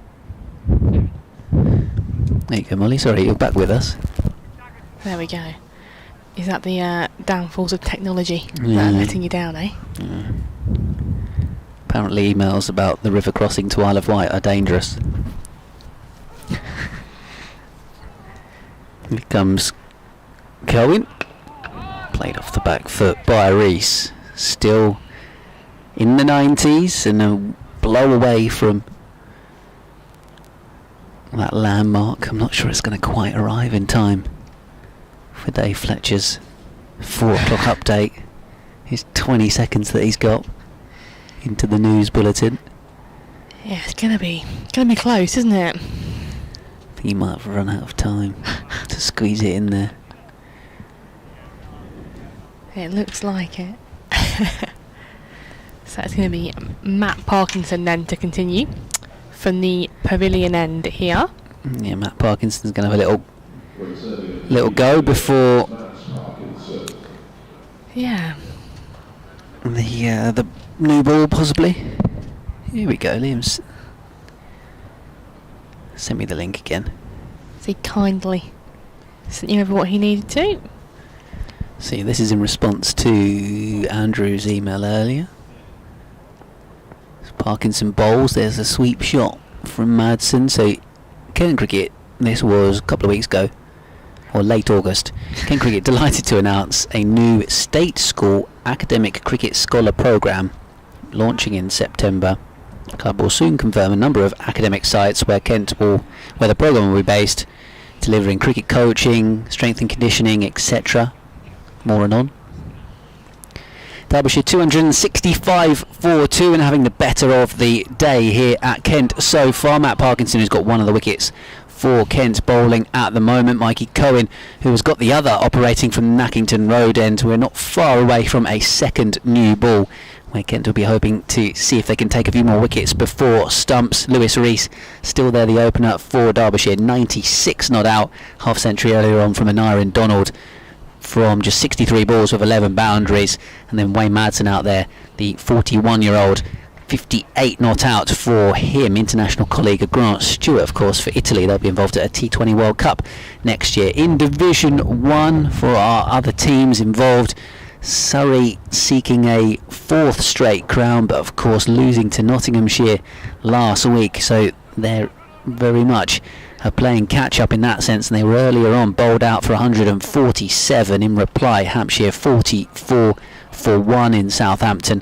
Sussex having a good day of it at Worcestershire already relegated to Division 2. 123 all out the home side. Sussex have a lead now. In reply, they're 157 for 4. Commentary of all of those matches available via the BBC Sport app and website.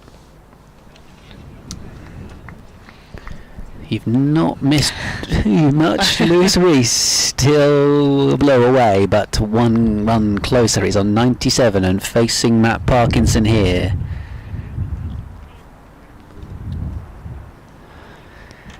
He was about to go around the wicket and bowl, but pulled up Parkinson, or stopped. Here he comes.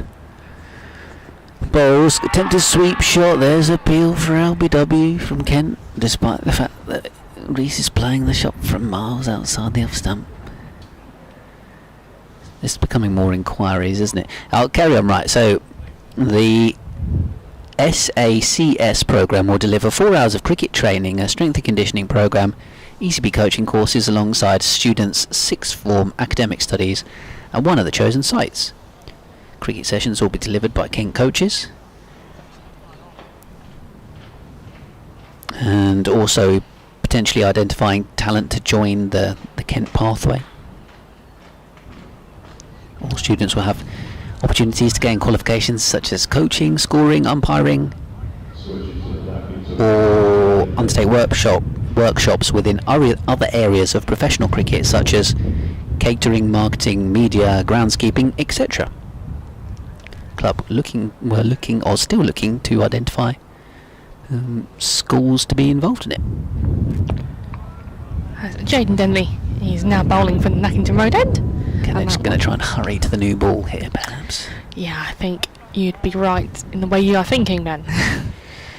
Denley again then, that's swept away, but he hasn't got any of it, and it's just gone to the offside for no run.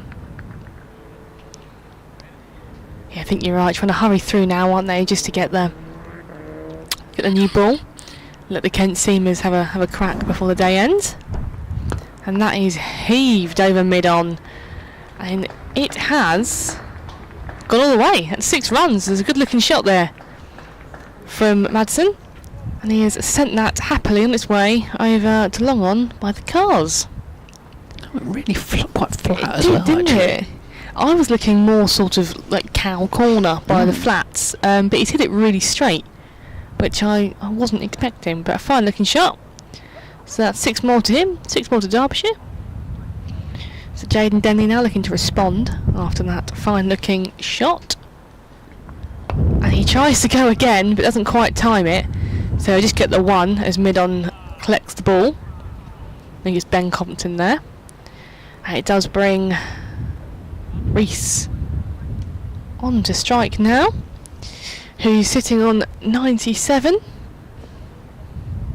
Very patient innings as he whips that away up to long on, so he'll move to 98.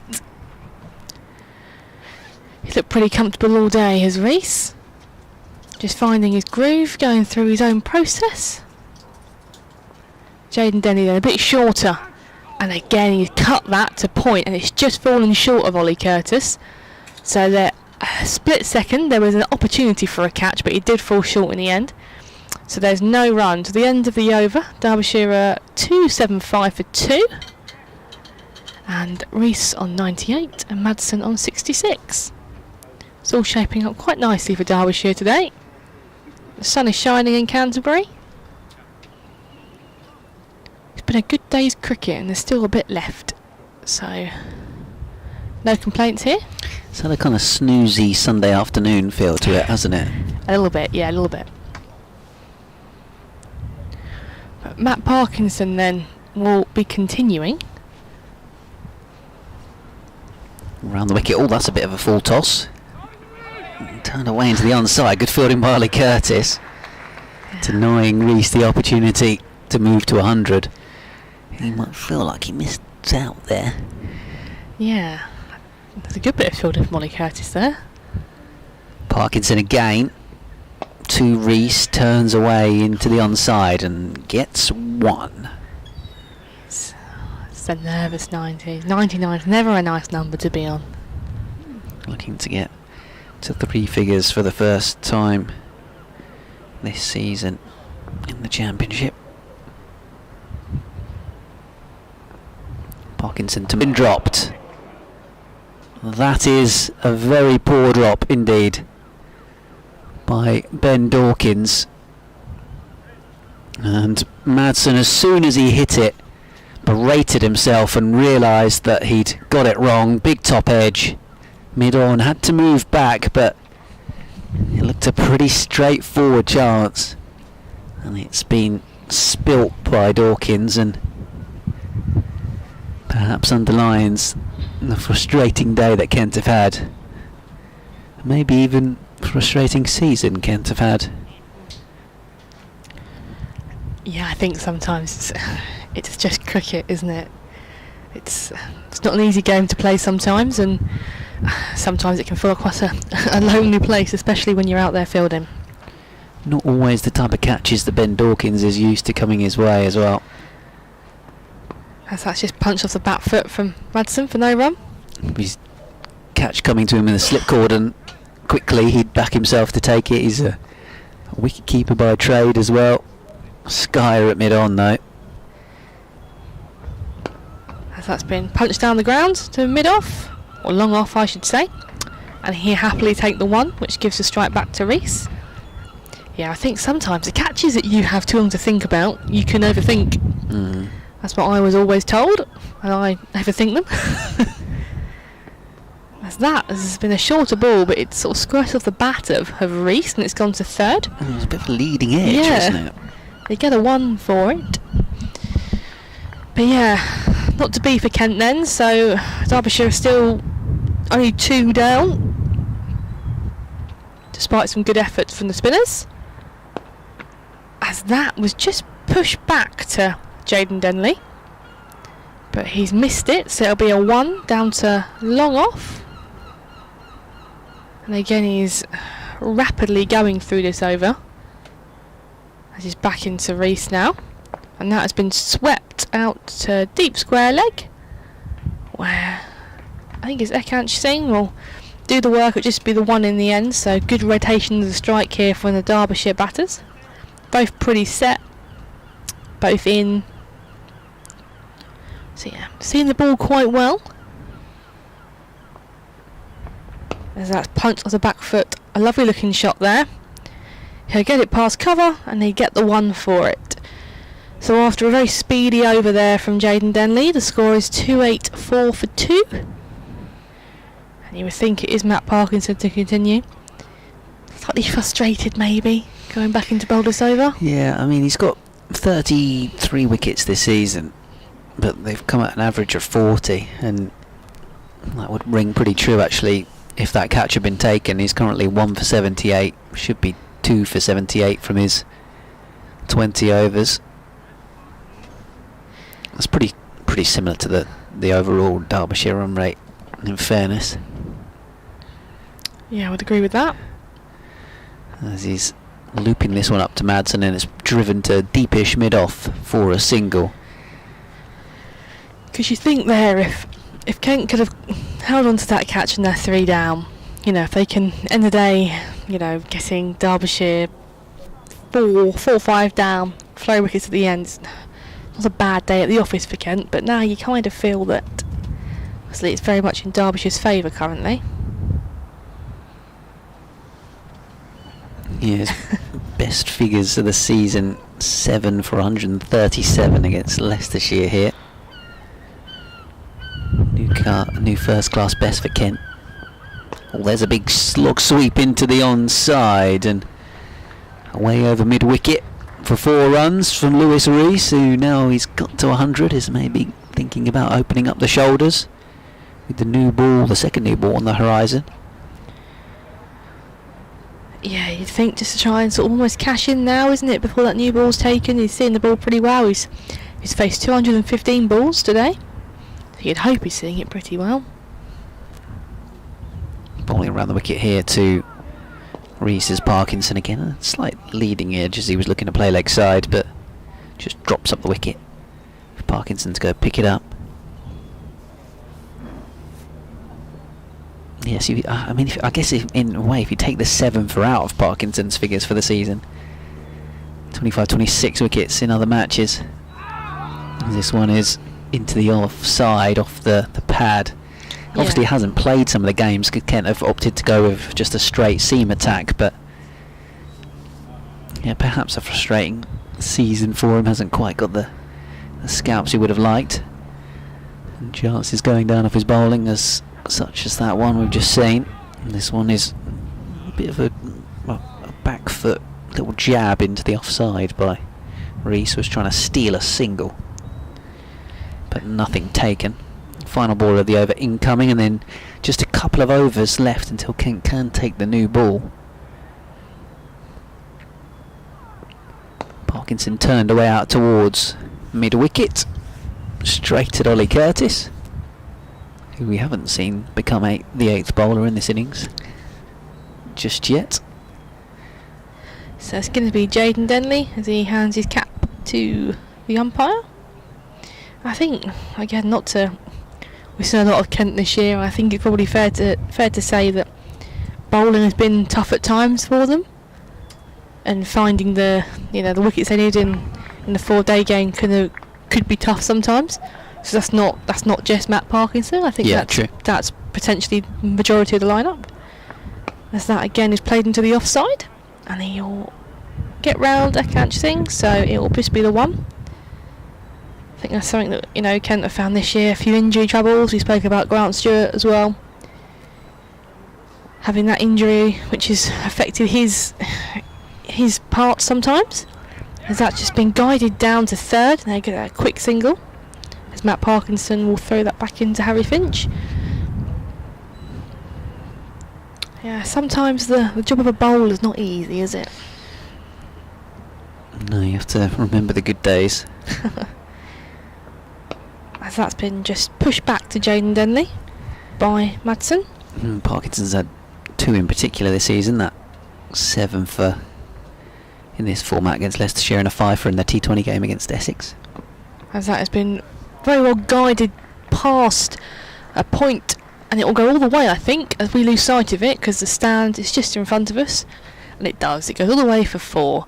Lovely little guided shot there by Madsen. Takes him up to 77 now, and takes Derbyshire to 295.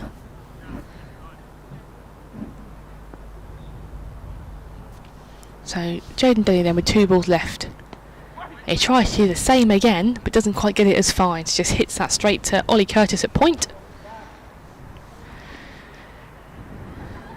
It's with 1 ball left in the over, and that is just an inside edge, just squirts that to mid wicket, so there's no run, and we have an interesting look in front of us, don't we? I'm not sure what Zach Chappell's been doing, but must be doing something to warm himself up a little bit. He's wearing only his short sleeve sweater, or no sleeve sweater, yeah, and shorts. It's definitely not that warm out there. as you can confirm after having a little walk earlier. Yeah, it was the wind got up. And it was a bit bitey out there. There's plenty of spectators that are wearing, bobble hats and big coats out there. There's that chap wandering around in essentially his pyjamas. He might have gone to the gym, you never know. Might have done. 'Cause he's walked from that way, isn't he? That would make sense.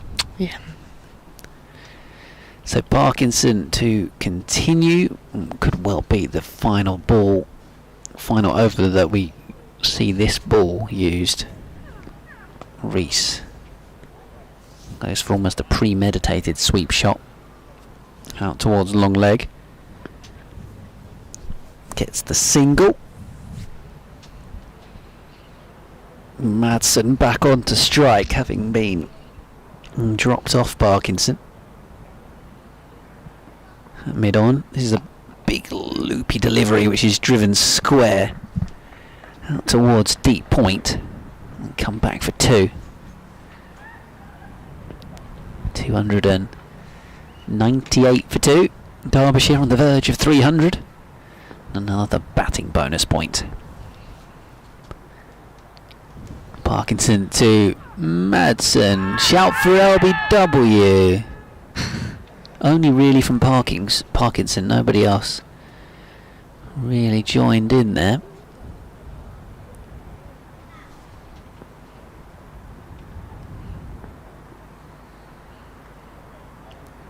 One slip in play. Pushed away again into the cover region. Didn't actually really turn that delivery from Parkinson, just kind of went straight on with the arm and was going down the leg side. Yeah, sometimes the flight and the change of length of Parkinson does him more favours than sometimes a turning ball. It's coming around the wicket here to Reese, who punches off the back foot, goes for a quick single up towards Ben Dawkins, who throws at the stumps, and that was a wild throw from Dawkins, who's having a sloppy 5 minutes or so, having dropped that catch and then thrown the ball away there for an overthrow. The 300 comes up for Derbyshire. Yeah, Ollie Curtis was trying to claim that one as he was backing up the stump, but not to be. Parkinson bowls. Curtis this time does do the fielding. Short mid-wicket. End of the over. 301 for 2.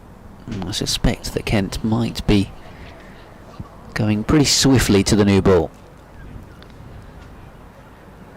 Yeah, I think you're right. I think there's a conversation with Harry Finch now with the umpires to work out what is going to be going on. And I think, I'm really saying this, there's George Garrett, who has the bib on, is running out. And we have, so it's Joey Everson now be taking the new ball here for Kent. Now the question we have is, Matt Parkinson's just strolled off the pitch. He might just be getting a maybe comfort break. He's bowled quite a few overs. So Mo Rizvi will be coming on to replace Parkinson as 12th. And it's going to be Joey Everson to take the new ball here for the Nackington Road end. A few things going on here at Canterbury. A few players coming off, a few players coming on. It's all going on.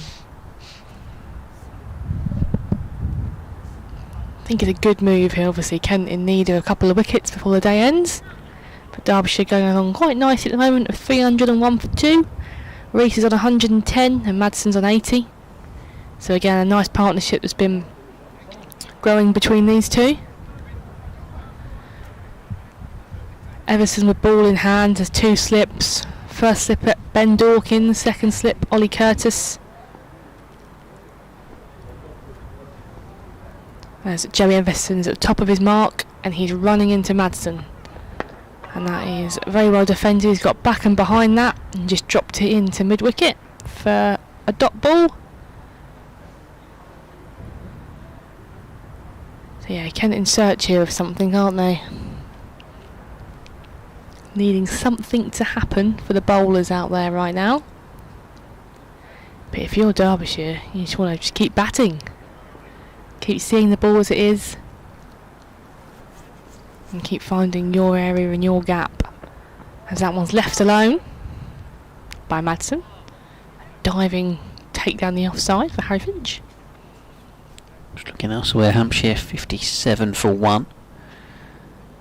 In reply to Surrey's 147 all out. 245 for 4, Somerset against Essex at Chelmsford. At Trentbridge, Warwickshire 139 for 5. Durham 222 for 6 at Yorkshire. That one interestingly poised. As that one is cut away pretty fine. I don't think that'll be cut off. So we're going to get 4 for it. A good looking shot from Madsen there. Uses the pace of Joey Everson and guides it between point. So he's going to get 4. Yeah, good footwork there actually. Transferred his weight nice and quickly onto the back foot to play almost a little late dab. I feel like they're the shots, and the shot through mid-ons when you're in. You can pull them off and you kind of know you're seeing the ball pretty well. Yeah, it's a good shout. You try and do that first ball, you know you're palming it to second slip, don't you? We've all been there. Yeah, that's a very good point. Grant Stewart is going through some warming up routines at long on, which is a good sign. And he's going to take the new ball from this pavilion end. Everson then, it's a good area as it just moves past where 4 stump would be. Left alone there by Madsen. Sussex 160 for 4 in reply to Worcestershire's 123 all out, by the way. Worcestershire, these two teams will be seeing in County Championship cricket next year, home and away. Never a bad thing getting to go to New Road.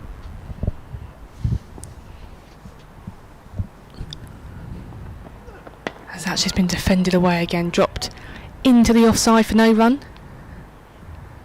David Beddingham putting up the resistance for Durham in that crucial game against Yorkshire. 87 not out for him.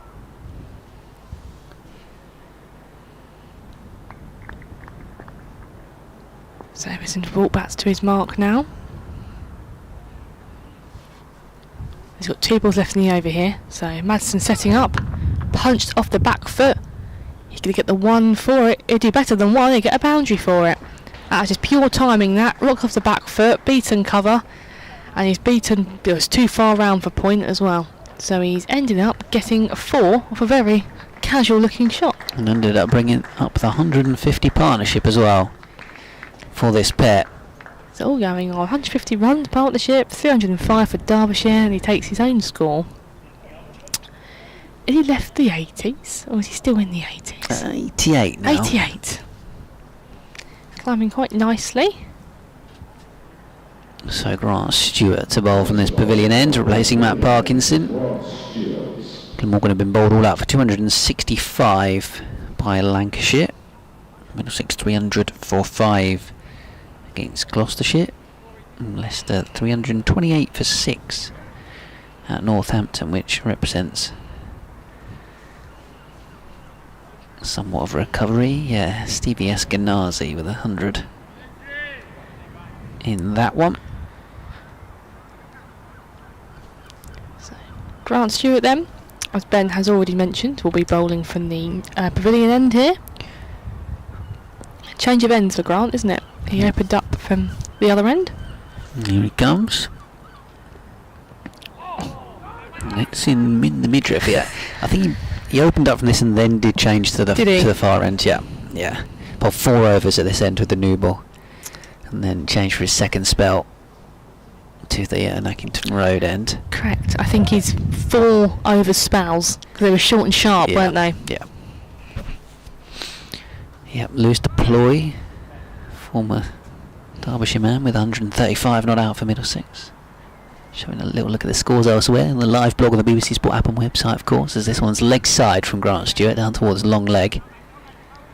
Just 1 for Lewis Rees to move on to 111. All the 1s for Lewis Rees, all the 8s for Wayne Madsen. Look at that. Bit of bingo in town tonight, Dave. Bingo tonight in Canterbury somewhere, maybe, or? It's the quiz night. Quiz night, of course. Quiz night. There's a few good pub quizzes in Canterbury. Is there? There is. Sure, I can tell Dave later on. Give him some recommendations. Exactly, there's a few good ones. Excellent. 3-10 for 2.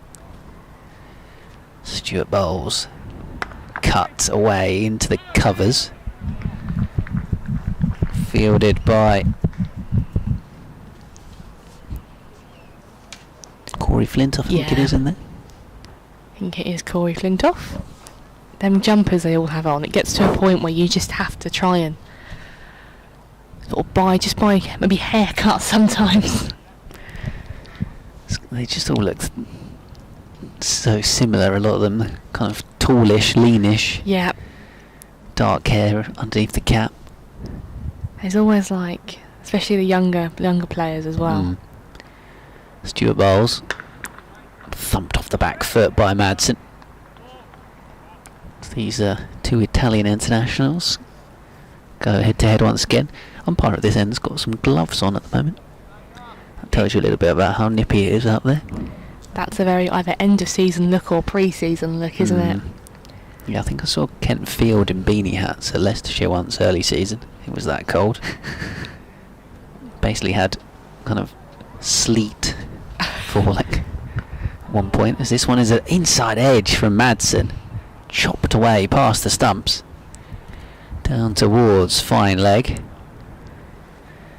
little bit of fortune for him to move on to 89, having been lucky enough to see a top-edged sweep shot go up and come down and drop to mid-on. We'll have a change in the commentary box. Dave Fletcher's going to replace me.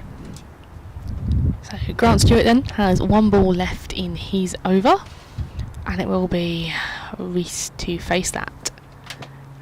As again, it's gone down the leg side, but it's not a wide ball, as Reese has moved across his stumps to the offside, and Grant Stewart's tried to dart one a little bit straighter to see if he can claim Reese's wicket, but not to be. And that is the end of the over. So Derbyshire 3-1-1 for 2, Reese is 111, and Madsen's on 89, and Dave Fletcher is back in the commentary box. Molly, good to be back.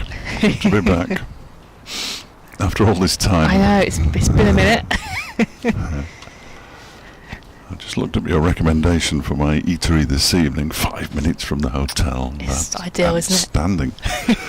Outstanding. Thank you very much indeed. That's what it's all about. Exactly. They still got the 2-for-1 offer on. Yeah, they do. It's local knowledge. Right, brilliant. 311 for 2. And Joey Everson continuing from the Nackington Road end. Sad, isn't it, really? But these are the things that get me excited. Bowls to Madsen, who clips it away down towards backward square leg. They're in the first run pretty quickly, but there's they do come back for the second as well. Lewis Reese has got to get a bit of a move on, but he gets there in time. Not sure what Everson is perturbed about at the far end. There was definitely home in time. He just looked around when he actually dropped the ball and missed the stumps. It might have been that. 313 for 2. Madsen into the 90s now. 91 not out. He's been here many times before. Oof, that one almost gets through him. Has to slam his bat down. Rather sharpish. Partnership all the way up to 155 now.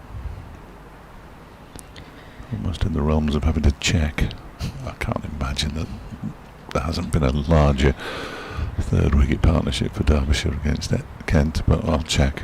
That one's down the leg side. It's clipped his pad, which may have fooled the slip fielders there.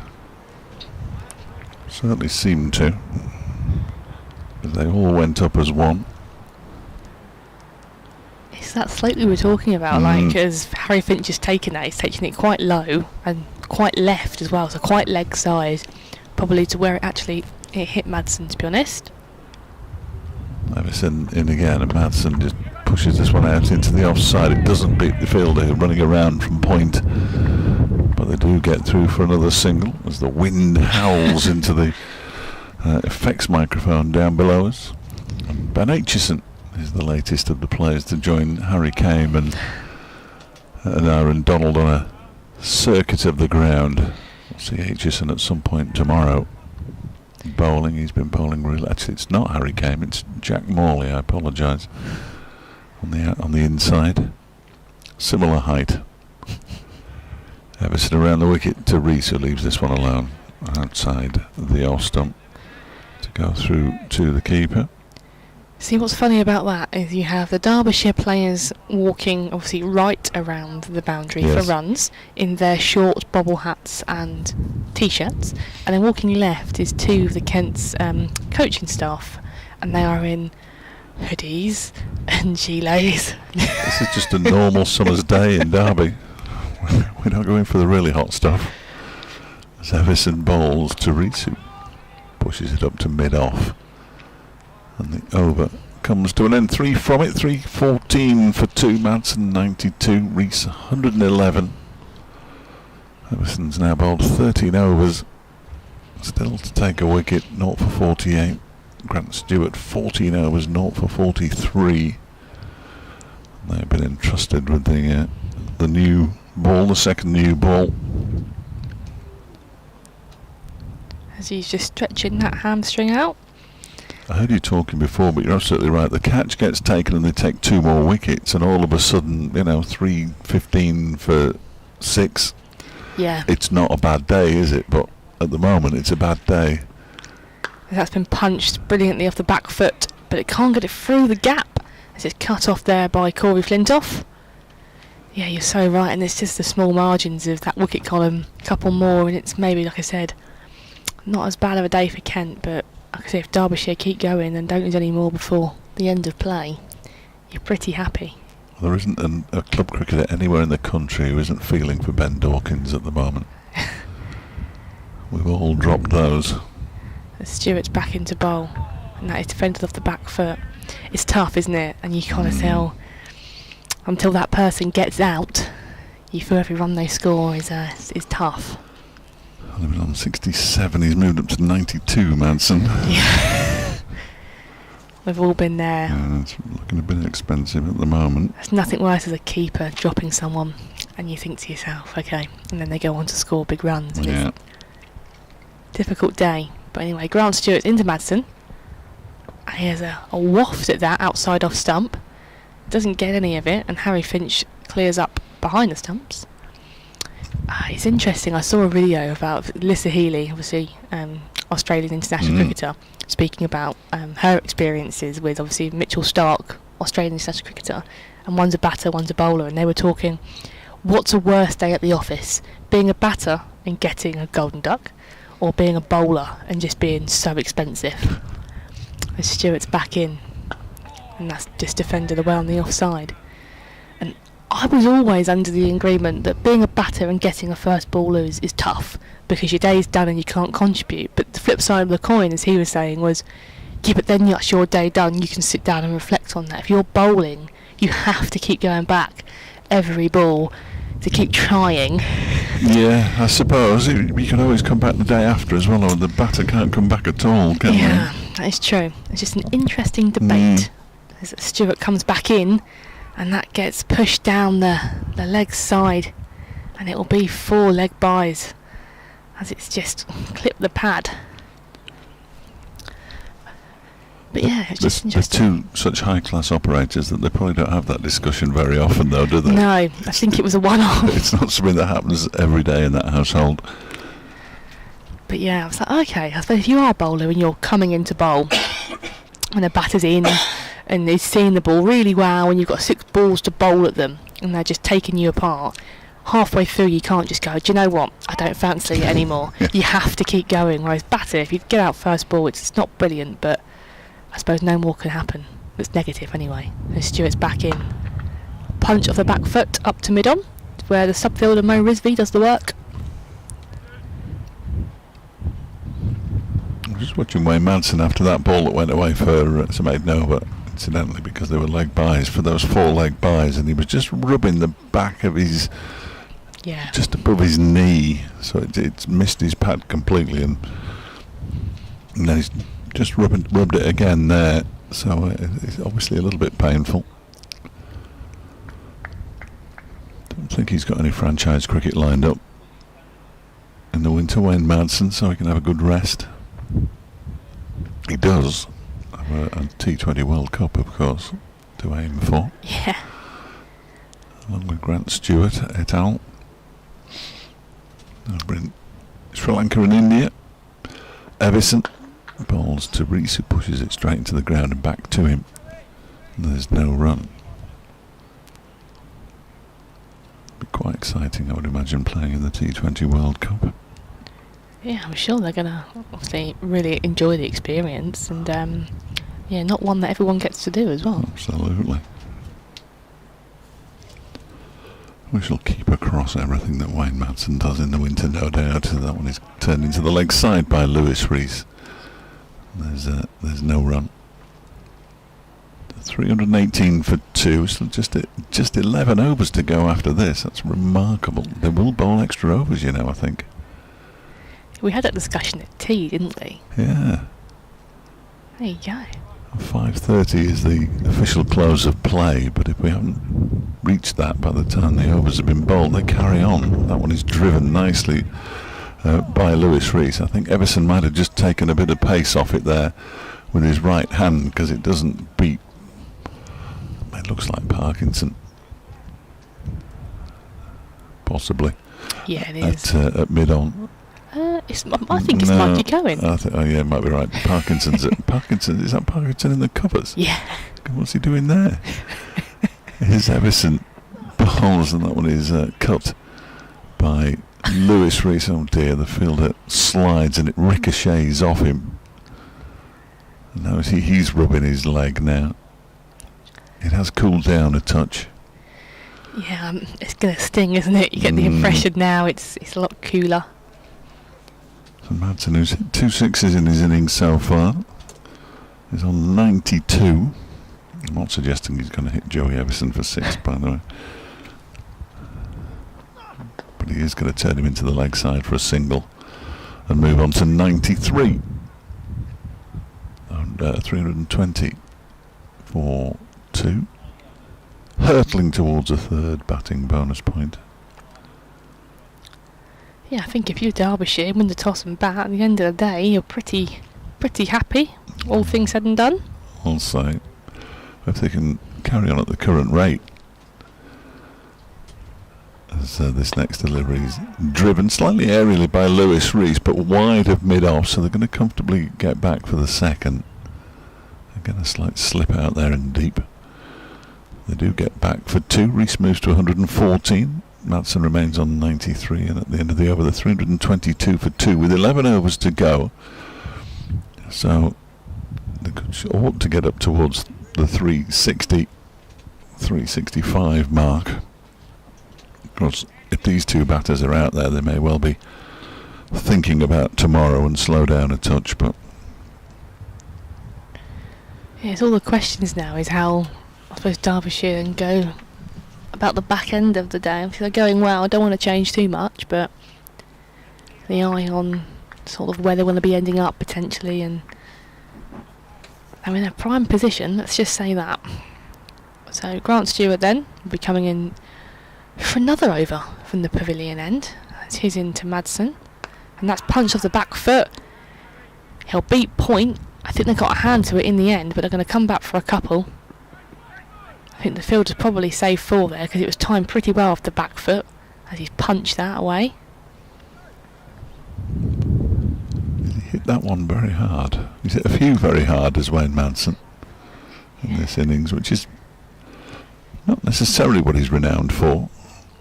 Yeah, a few of them sweep shots, as I would say, they've stayed hit. I'm sure he'll be looking to capitalise now as he moves to 95. As Grant Stewart starts his run into bowl.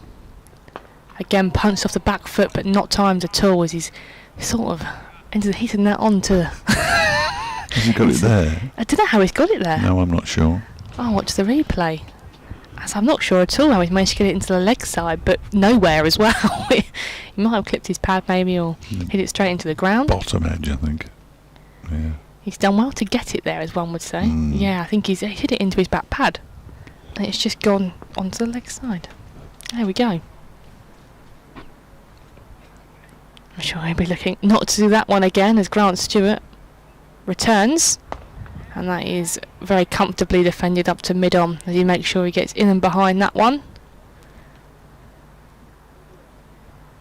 But yeah, we spoke earlier about the workload and some of these players and the expectations, and just look at Grant Stewart, just because we spoke about his injury earlier, playing all the formats this year for Kent, T20, One Day Cup, 4-day stuff. I know the injury was sort of the back end of the season, but I'd be intrigued with the stats of the overs that he's bowled this year. As he's back into bowl again, and that is hit hard into the offside, but Corey Flintoff does well at cover to restrict any run.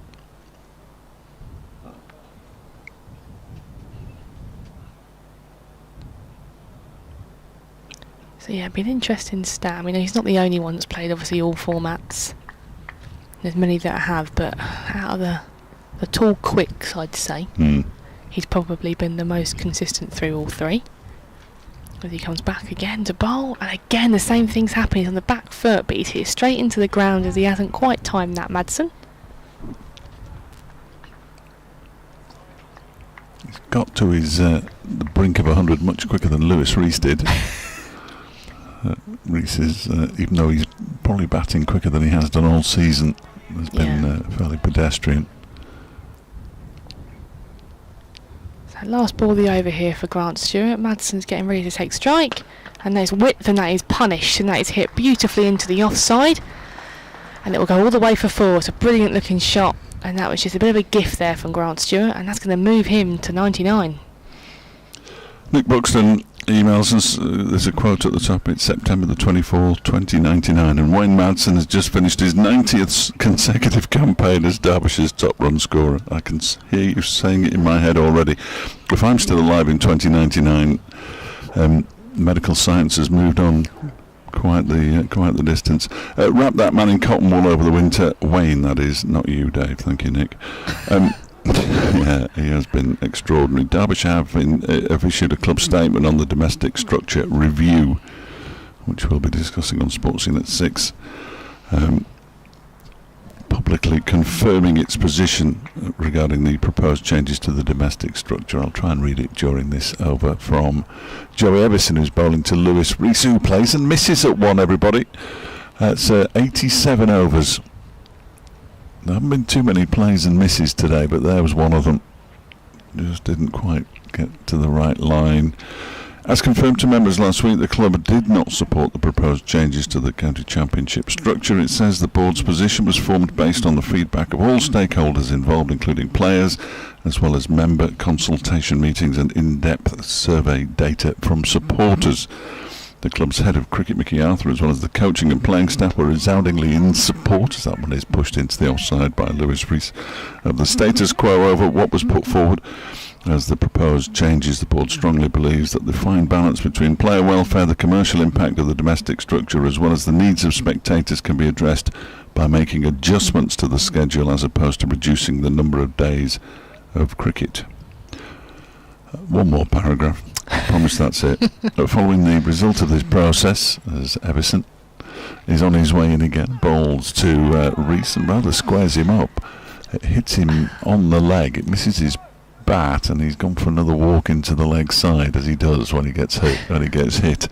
Lewis Rees. Following the result of this process, the board, cricket department, and the club's executive team will continue to work collaboratively to promote and champion the game of cricket and celebrate what continues to be a fantastic domestic product across all formats. That's a statement. You can go onto the Derbyshire website, and if you missed any of it or didn't understand it, that one's driven nicely by Rees into the offside. He pinches a single, moves on to 115, 329 for 2.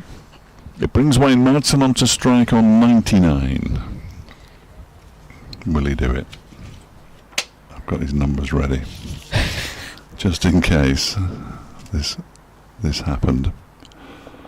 They're not particularly impressive numbers. We know what they are. They're very impressive numbers. They're not in-depth numbers, as we'll get from David Griffin, I'm sure, in the fullness of time, because he is Mr. Stats. In comes Everson to bowl to Madsen, who turns it into the leg side, and there's no run. Already on 1,000 or past 1,000 for the season when he scored his 40th run today. It was applauded around the ground as well. Yeah, but the crowd enjoyed Wayne Madsen getting to 1,000 runs, and they enjoyed an Aaron Donald getting to his half century. I'm not sure they've enjoyed an awful lot more. As this next one is turned into the leg side, and there's no run there either, so I'll pass the baton on. 329 for 2, 99 to Madsen, 115 to Lewis Rees. The partnership now worth 170. There's a K9 Wayne Madsen fan in the stands somewhere. There we go. Getting very excited about the prospect of him reaching 3 figures yet again. My boundary walks there. I've seen quite a few little K9 friends around. It's good, isn't it? It's been quite a busy day for people attending with their dogs. Both of my children have got dogs. I'm very jealous. I can't really have one. Yeah, it's tough when I couldn't leave him alone for 4 days, could I? Worked off the pad there from Rees. And it'll be just the one. And I feel like I should only hand it over to you now to hopefully bring up 3 figures for Madsen. I think it's the nice thing to do. Sure, yeah.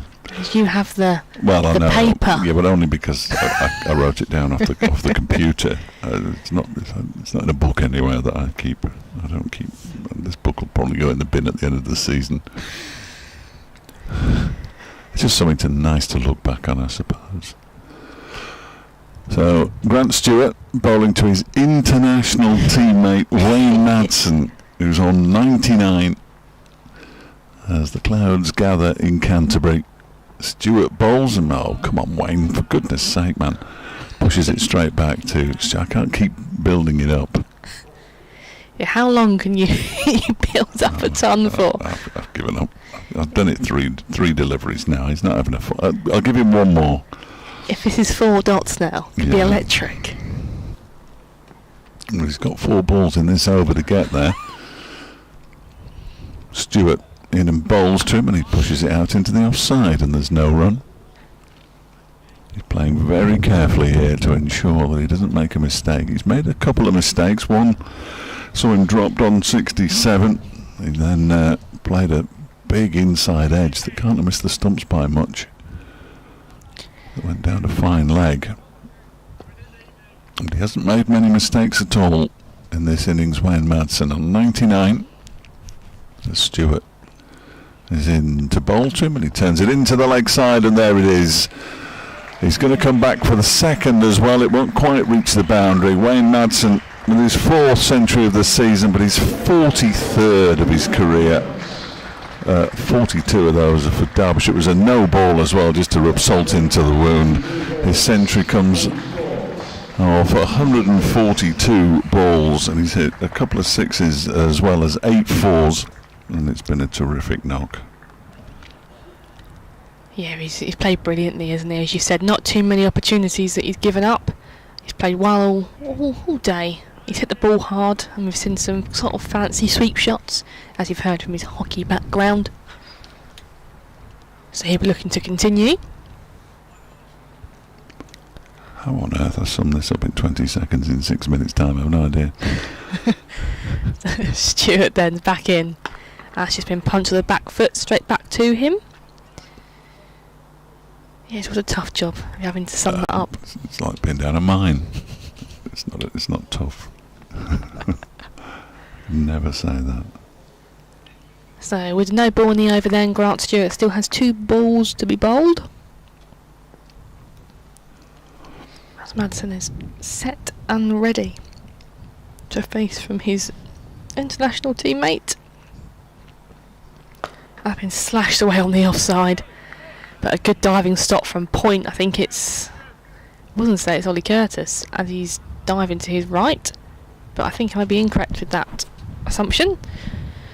As we said, with the cable knit sweaters, it's quite difficult to have to tell from this far away. But a good stop anyway. And there's no run from it. I can now confirm that Ryan Duckett is going to be on the programme. I rather let the cat out of the bag earlier on the Derbyshire Chief Executive from 6 o'clock. As that's been whipped off the legs there of Madsen, and it might go all the way. Good it grief. does. It splits both of the fielders and he gets 4 for it. So that is the end of the over.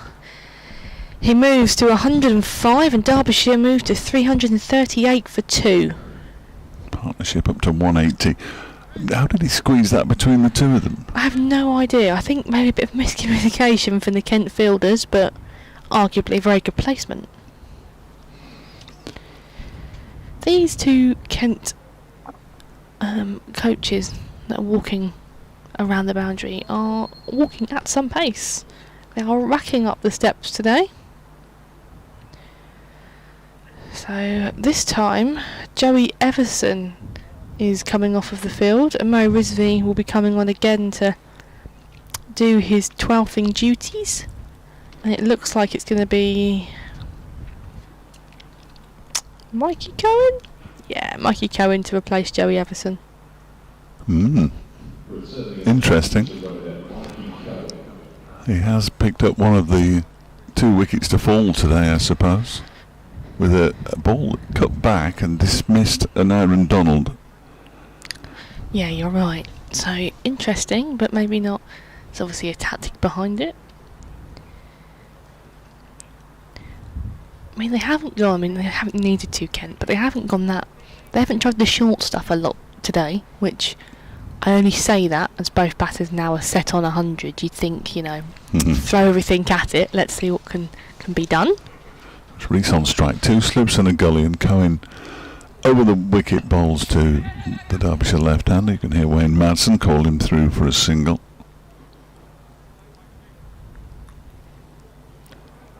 Derbyshire move on to 339 for 217 to Lewis Reese. Just a gentle push into the offside. A comfortable single taken. Comfortable is probably the word of the day.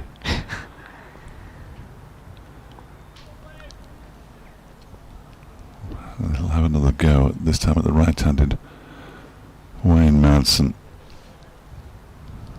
In comes Cohen, and Madsen pushes this one up to mid-off. And there is no run. Yeah, you can see the wing get up slightly as the clothing of the Kent fielder sort of moves in the wind. Yeah, look at the trees at the far end, actually. I've just noticed them really billowing around. Yeah. Some autumnal colours in there as well. Yeah. Did you know they're going to be even more colourful than usual, the trees? Did you hear that the other day? Are they? Yeah, well, apparently the hot summer means there's more sugar in the leaves. As Cohen bowls, and that one is clipped into the leg side. Every day's a school day. By Wayne Madsen to mid-wicket. But yeah, more sugar in the leaves means that the colours will be more vivid. There we go. So that's something to look forward to when the cricket season's finished. Vivid trees, vivid leaves falling all over the road, and blocking up the drains. I mean, you learn something every day, don't you? Well, I think I got that one off Radio 4. There we go. 339 for 2. And comes Cohen. Bowls to Madsen, who pushes this one up to mid-on. And there's no run. We are on, what's the date today? 24th of September. I know. Yeah. We're racing into autumn, as one would say. Yeah, I think you're right. Just flies by when you're having fun, doesn't it? If only the last 2 games hadn't been destroyed by the weather. Yeah. Would have been a fantastic end to the season, possibly for Derbyshire, as Cohen bowls to Madsen, who goes back and forces it out into the offside. Thank you, Joe. Joe's listening and does a lot of the T20 coverage with us. He said he never thought he'd hear me talking about the colours of leaves. Joe was with me at Birmingham. He said he was responsible for helping build the tallest one of the tallest, or the tallest building in Birmingham. I said, well, that one. They said, no, you can't see the tallest building. But how could it be the tallest then? Above sea level, what's going on? Last ball of this over, as Cohen is in, Madsen drives it up to mid-on, I beg your pardon. And there's no run. I'll be back shortly, because you need a rest. I think I'm doing some musical chairs. I think it looks like I'll be passing the baton over to yourself and Ben for the rest of the day. Oh, don't go anywhere. No, you stay. All the musical chairs are happening. There's updates going on to the right. And Ben's coming in, and I think Dave's going to do an update for his radio station, and Ben's coming in, and then it's all going to happen. The sun's even coming out, I which know. is nice. I should put your gilet on. You had a bit of a lie down. The stiff back was kicking back in. So then, it looks like it's going to be Corey Flintoff to bowl here from the pavilion end, as he replaces Grant Stewart. We spoke earlier about the short, sharp spowls that Grant's been bowling. Kind of in danger of bowling too many overs here today. I know. There's about half an hour left of play, isn't there? If I'm correct, with the new time adjustments are starting earlier. Might be winding down even more than. So the cut-off is 5:30 at today's play. I think a few spectators might have gone home already. and I'm being serious. Apparently, it was very cold, so parents and dogs have gone home. As Corey Flintoff is in and bowling, flicked away down towards long leg. Yeah. Shoot off, beat the traffic, go home for your tea, sort of thing. Well, obviously with the earlier start and the earlier finish, you might miss the traffic, Ben. I didn't this morning. No. But normally you do miss, for 11 o'clock start I do miss the traffic because I can go after 9 o'clock when everyone's already at work and stuff. This morning didn't happen. Going home, that'll be alright. Yeah, you should fly by. So Madsen then Corey Flintoff runs into a set Madsen. That is whipped away off the offside, cut off the back foot, and it is well fielded in the end. Sorry, by the fielder there in the covers. I think it's Grant Stewart. It looked like it was going all the way, but he's tentatively got up off the ground. Maybe got it off a lower end of the bat. Maybe kind of towed it a little bit. Grant got down and stopped it, but it took a while to get back up. Yeah. As Flintoff returns, whipped off the legs there of Reese quite comfortably out to long, deep square leg. That'll be a single.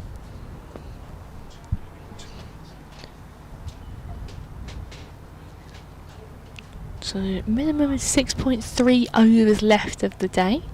Obviously we've said we finish at 5:30 today, but I think Ben, you're right. You might get more overs than expected, The way things are going, which is unheard of. unless Mikey Cohen's going to come in off the long run, slow things down a bit. Punched off the back foot again. He's timed it pretty well, but he's timed it straight to Jaden Denley. Cover.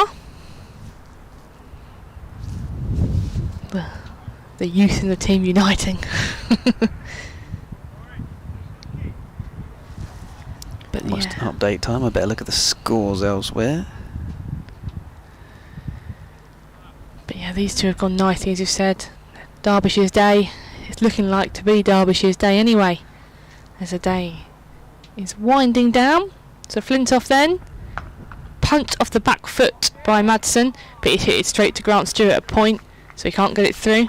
Yeah, can't but help but feel that Madsen drop has cost Kent the chance of trying to claw their way back into things. Yeah, it's probably one of them catches that were dropped, wasn't it? That Ben Dawkins would pretty much back himself to take all day long as well. Not to be though, not to be. Here comes that update then. Derbyshire's day so far, 342 for 2. Both batters at the crease, unbeaten on centuries. Wayne Madsen, 106 after being dropped off the bowling of Matt Parkinson at mid-on by Ben Dawkins when he was on 70. Rees there on 119. Watchful innings for him today, 241 balls he has faced. Just the wickets for Parkinson earlier on and Mikey Cohen for Kenton, in what is perhaps a day that slightly sums up their troubles in the county championship this season. They're going to finish bottom of Division 2 and have struggled to create enough chances to take wickets, and they're going to have a long way to try and claw their way back into the game. Moving into Division 1, and Surrey's chances of taking the title getting ever slimmer. 147 all out at Southampton. Hampshire looking to try and stay up, or 89 for 2 in reply. And then Sussex, James Cole's going really well for them. He's 96 not out, half century for John Simpson as well. Sussex 209 for 4, leading Worcestershire by 86 runs. Worcestershire already relegated and out earlier on today for 123. Commentary of the final half an hour or so of day one of all of those matches available via the BBC Sport app and website.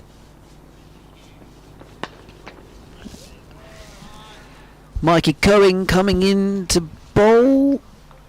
Ollie Davis is going to swap out for BBC Radio Derby's Dave Fletcher.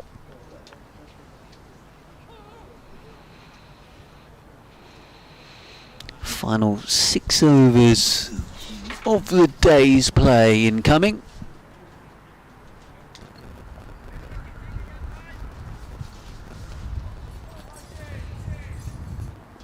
There we go, coming back to the top of his mark, attempting to slow down the proceedings with that long run up. Driven away up towards mid-off. There's desperate danger here, Dave, of bowling too many overs. Yes. Yeah, they don't want to do that, do they? 5 overs and 4 balls to go and 23 minutes. It's going to be tight. I can't help but think, looking at this pitch and what we've seen today, that Kent are desperate for there to be some play on Saturday to get a weekend crowd in to finish off the season. I'll be flooding through the gates to watch Derbyshire reach 5,226 for 2. Still going in their first innings. Let's go in bowls, a full delivery, driven, diving Parkinson, can't stop it at mid-off. Away for 4 runs, moves to 111. He's catching up, Lewis Rees here. He is. Absolutely. 111 off 157. Rees 119 off 200. Look at the difference in the strike rate. Yeah. Lewis Rees striking at 49 per 100 balls. Wayne Madsen at 70, which is a decent lick in first-class cricket.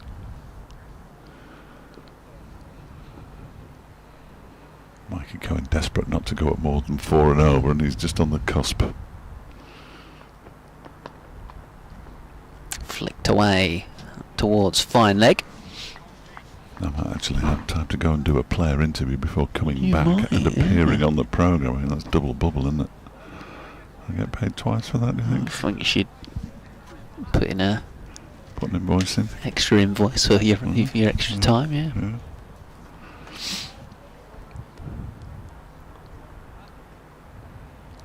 As I said earlier, it's just a shame that the last 2 games were ruined by the rain. I mean, they may not have been in a position to overtake Glamorgan, but they might have been. You never know. Going bowling to Rees. Attempted cut shot into the ground, bottom edge. Gathered up by the ever-growing slip cordon. Kent have got Jaden Denley in at gully now, alongside Dawkins at first slip and Curtis at second. I was just saying a moment ago that Dawkins drop at mid-on off Madsen's looking pretty costly from a Kent point of view. If they'd have taken that, maybe they'd have been able to take a couple more scalps and try and even things out a bit more for the day. As it is, it's very much Derbyshire's. As Cohen's running in hard. Turned away up towards Parkinson at mid-on. Minimum of 5 overs remaining in the day. 348 for 2. They have to take 4 minutes and over here not to bowl extras. I mean, if they were to bowl extras, I think they'd be very disappointed. The records stand for the 3rd wicket. Derbyshire against Kent has only stood since 1997. Chris Adams and Dean Jones put on 202. These two so far have put on 190, so they're closing in on that record as well, which would force me to turn over a page, which doesn't ordinarily happen at 2 down. Parkinson's just shown the ball to the umpire. It's Corey Flintoff. 2 continue from the pavilion end.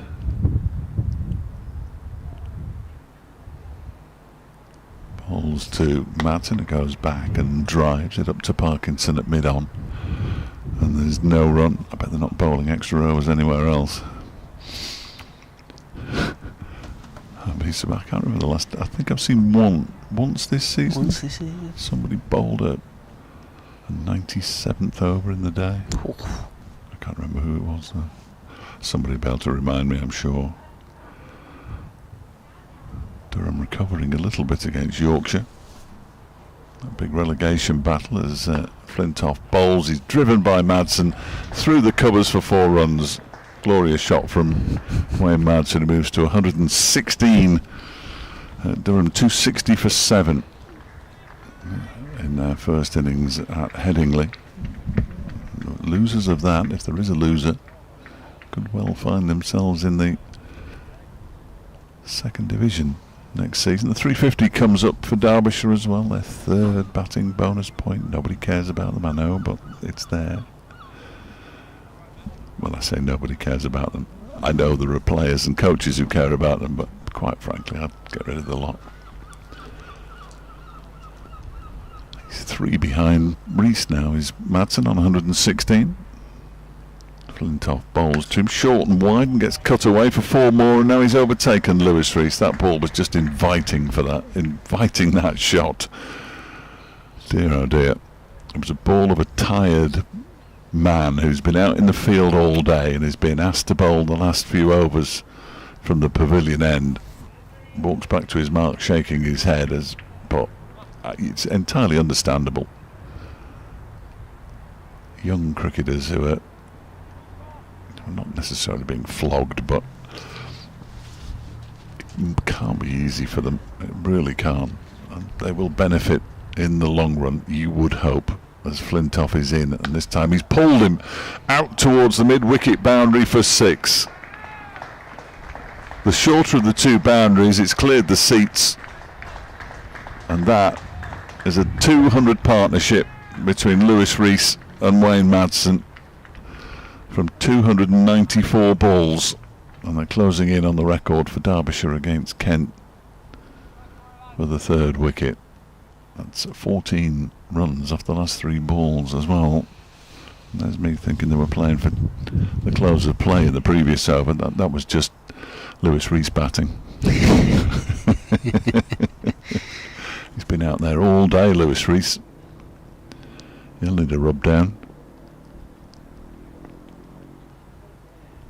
Here comes Flintoff in once more. 2 balls to go in his over. And Madsen plays and misses. That was a better length. No, that was all right. Much fuller than the previous 2. Little bit of width though that enticed Madsen into the stroke. 362 for 2. Madsen now 7 in front of Lewis Rees all of a sudden. They've been 7 behind at the start of the over. He waits as Flintoff bowls his final ball, and he pushes it up towards Matt Parkinson at mid-on. And the over comes to an end. We have 4 to go, a minimum of 4 to go. It's still only 5:15. It is, and it does get dark quite quickly at this time of the year. Once the cloud is up above, I wouldn't say it was particularly dark, but the umpires might feel sorry for the fielding side. Umpire Adnan he's got his gloves on, he's got everything on. Every item of clothing you could find in his bag he's wearing, I think, at the moment. Has. He's probably hoping that cap's woolen. I think he might be wearing a snood. What's happening here? Somebody's putting fielding pads on, are they? Is everybody just sitting? Oh no. Earlier on, Lewis Rees handed a little spike to umpire Adnan because I think Parkinson said it was his. Well, Parkinson has now decided, quite rightly, with 4 overs to go and 14 minutes in which to bowl them, that now's the right time to put it back. So he's got a teammate to put one of his spikes in. There we go. Well done, everybody. I think it was Jaden Denley on his hands and knees doing the job for Parkinson. There we go. He might be coming on to bowl, is he? No, he's not. He's not coming on to bowl at all. Yeah, Cohen's going to continue.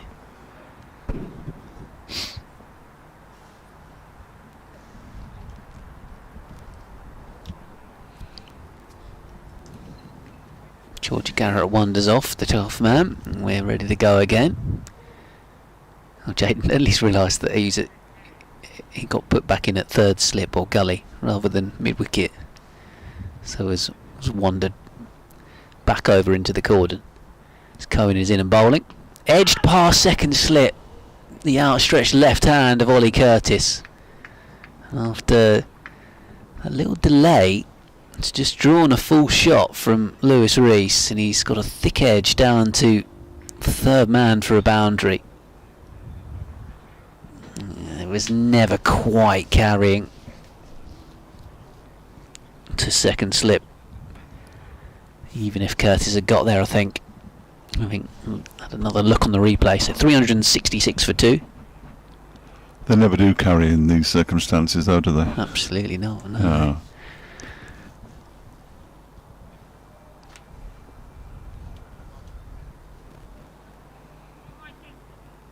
Curtis has just propped himself forward a little bit closer, feeling as brave as he can. Down the leg side now, Finch stretches and pushes it away. There's a shy at the stumps at the non-striker's end. I don't know whether there actually was anything on that from Rees as such. There was definitely a deflection, but to me like it was more off the pad. Although Finch spent a fair bit of time on the floor before dragging himself back off the dirt, if you will. Cohen still running in hard here for Kent. And Rees, 123. His strike rate's up to 50. I'm not sure how he's managed that. Really. I'm not sure either, to be honest. He's been fiddling with the numbers like they do with the over rate. Just get it up to 50. Yeah, thanks. 123 off 246 balls today, and he's batted all day long. Been a fine effort of concentration as much as anything, as he defends again into the offside. As much as it's looked like a good pitch but to bat on,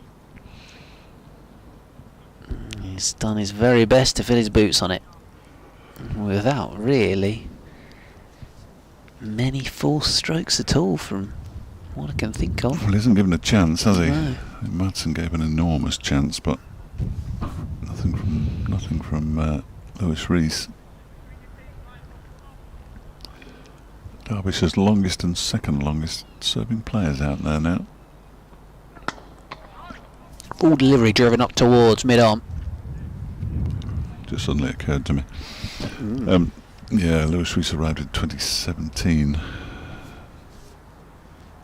In fact, 13 of his 14 first-class centuries. This is the 14th. 13 of them have been with Derbyshire. Well, it could be overtaken by Martin Anderson, who didn't have one until he arrived at the start of this season and now has 3. Although he doesn't bowl as much as he used to. Cohen's last ball of the over. Defended away into the covers. End of another over. So 3 to go. 10 minutes of play remaining on day 1. I think they're doing this quite nicely here. Just winding it down. Down to 3 1/3 minutes from 4. One more from Mikey Cohen should do it. 3 to go. The partnership is now up to 208, which makes it a record 3rd wicket stand for Derbyshire against Kent. That was set in 1997. Here, 202 between Chris Adams and Dean Jones.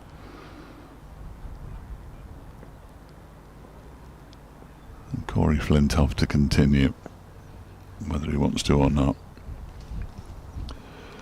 Bowling to Wayne Madsen, who punished him in the previous over and has smashed this out towards the mid-wicket boundary for 4. I mean, he's hit that exceptionally hard, Wayne Madsen. It doesn't look like he's going to slow down anytime soon.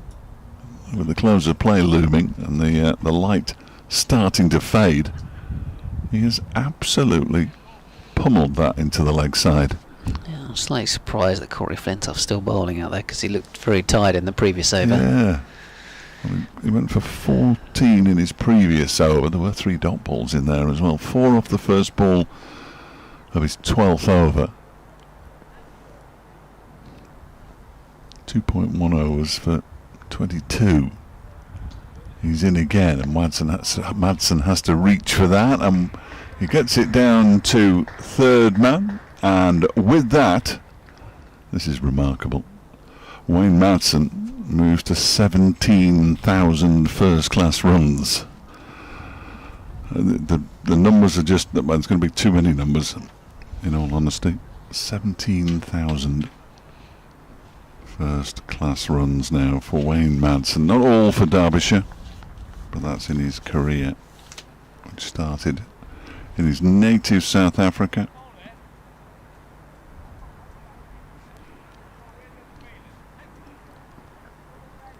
Of course, the ball going to the boundary sort of helps Ken. It helps wind the clock in, yeah. A little bit. There's Flintoff bowls, and that's off a genuine edge down to 3rd man. He's going to get 4 more. He wasn't in complete control of that one, and Flintoff can feel a little badly done to there, but it is another boundary. Derbyshire move on to 378 for 2. I'm saying he wasn't in control. My eyes aren't good enough to see it anymore in this light, but he didn't look in control. No, I don't think it. The way his head swung around suggested that he wasn't fully aiming for. I think you're right. I don't think it ever quite carried to gully. It's Flintoff's response. He bowls a full delivery that's driven up to mid-on. Parkinson slips over as he fields.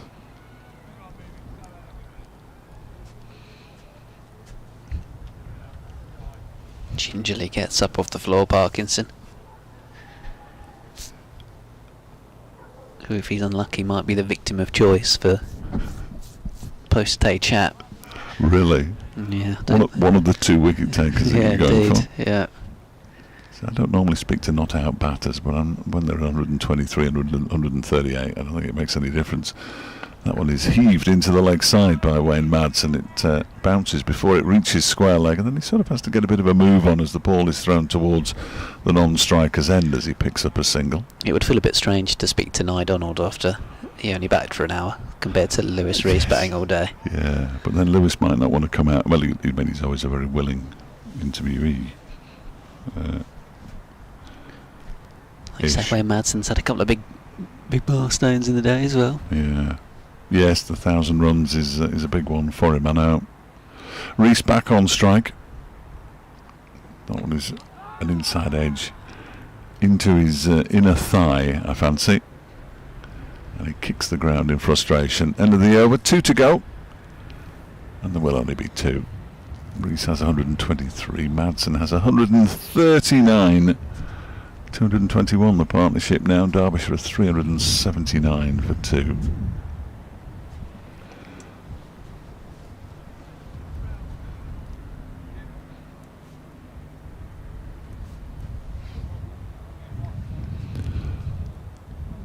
No idea. I'm going to squeeze all these in. All the stats from today don't make for great reading from a Kent point of view. As Cohen is going to have one last effort from the Nackington Road end.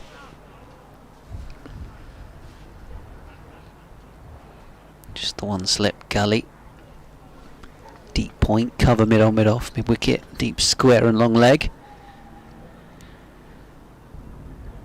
Cohen in, very wide on the crease. Madsen looking to drive, but doesn't time it out towards mid off. You could ask, I could speak to Brooke Guest and ask him what he's been doing for the last 4 hours with his pads on. Thinking these two look relatively comfortable. That's a terrible place to be.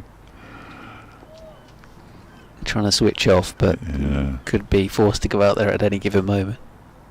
But his heart was in his mouth when the sweep shot from Madsen went up in the air. Only to be dropped at mid-on as he plays this out towards mid-wicket. Derbyshire ending the day having tipped the run rate over 4 and over. With a very healthy first innings score on the cards. Could day 4 yet be in jeopardy if Derbyshire only bat once? Well, they'd have to bowl. I think an inexperienced Kent lineup. I think they'd have to bowl very well on this pitch to get Kent out twice. To get Ben Compton out twice, yeah. But from a tired day or so in the field. Well, this one's clipped away again to mid-wicket, no run. That'll be the key, won't it? How well Kent recover for tomorrow, and then if and when Derbyshire decide to pull out just after tea, if they're still batting, or can Kent bowl them out? But even if they're bowled out now, quite quickly they'll still have a substantial first innings score, won't they? Absolutely. Going to be looking at 300 at least just to avoid the follow-on. Cohen around the wicket. Whipped away through square leg. And in that position is in the deep, so they'll get a single to move on to 3. Oh, it was a no ball as well. Cleverly done there by Mikey Cohen, because there is still 2 minutes to go. No, I don't think he did that on purpose. No. 382 then for 2. We're in danger of not finishing on time here now, Dave. Can't have slowed it down so much. It's taken them half an hour to bowl 6.5 overs.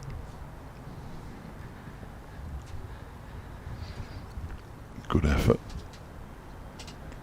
I think we knew from the last game that they can go on the go slow. Straight delivery, which is pushed up the wicket by Reese, who is determined to still be there tomorrow morning. 251 deliveries he's faced for his 123. Madsen 140 unbeaten at the non-strikers end.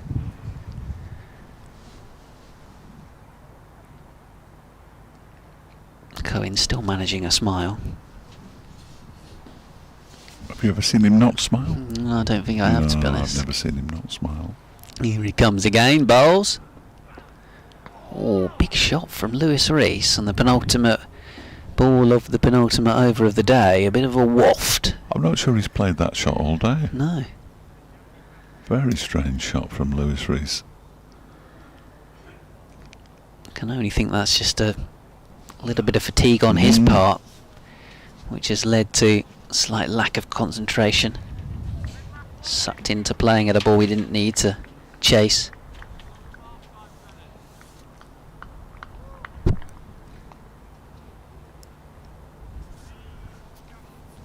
For the last time today, then Michael Cohen, having bowled in Aaron Donald earlier on. Reese defends into the covers. We reach 5:30 with an over to go in the day. So 6 balls to go. They're going to make Freddy Flintoff bowl it on. They're going to give it to somebody else. Parkinson's going to bowl it. That makes sense. On so many fronts. They got all the way to 5:30 without bowling anything extra, so bring on the leggy.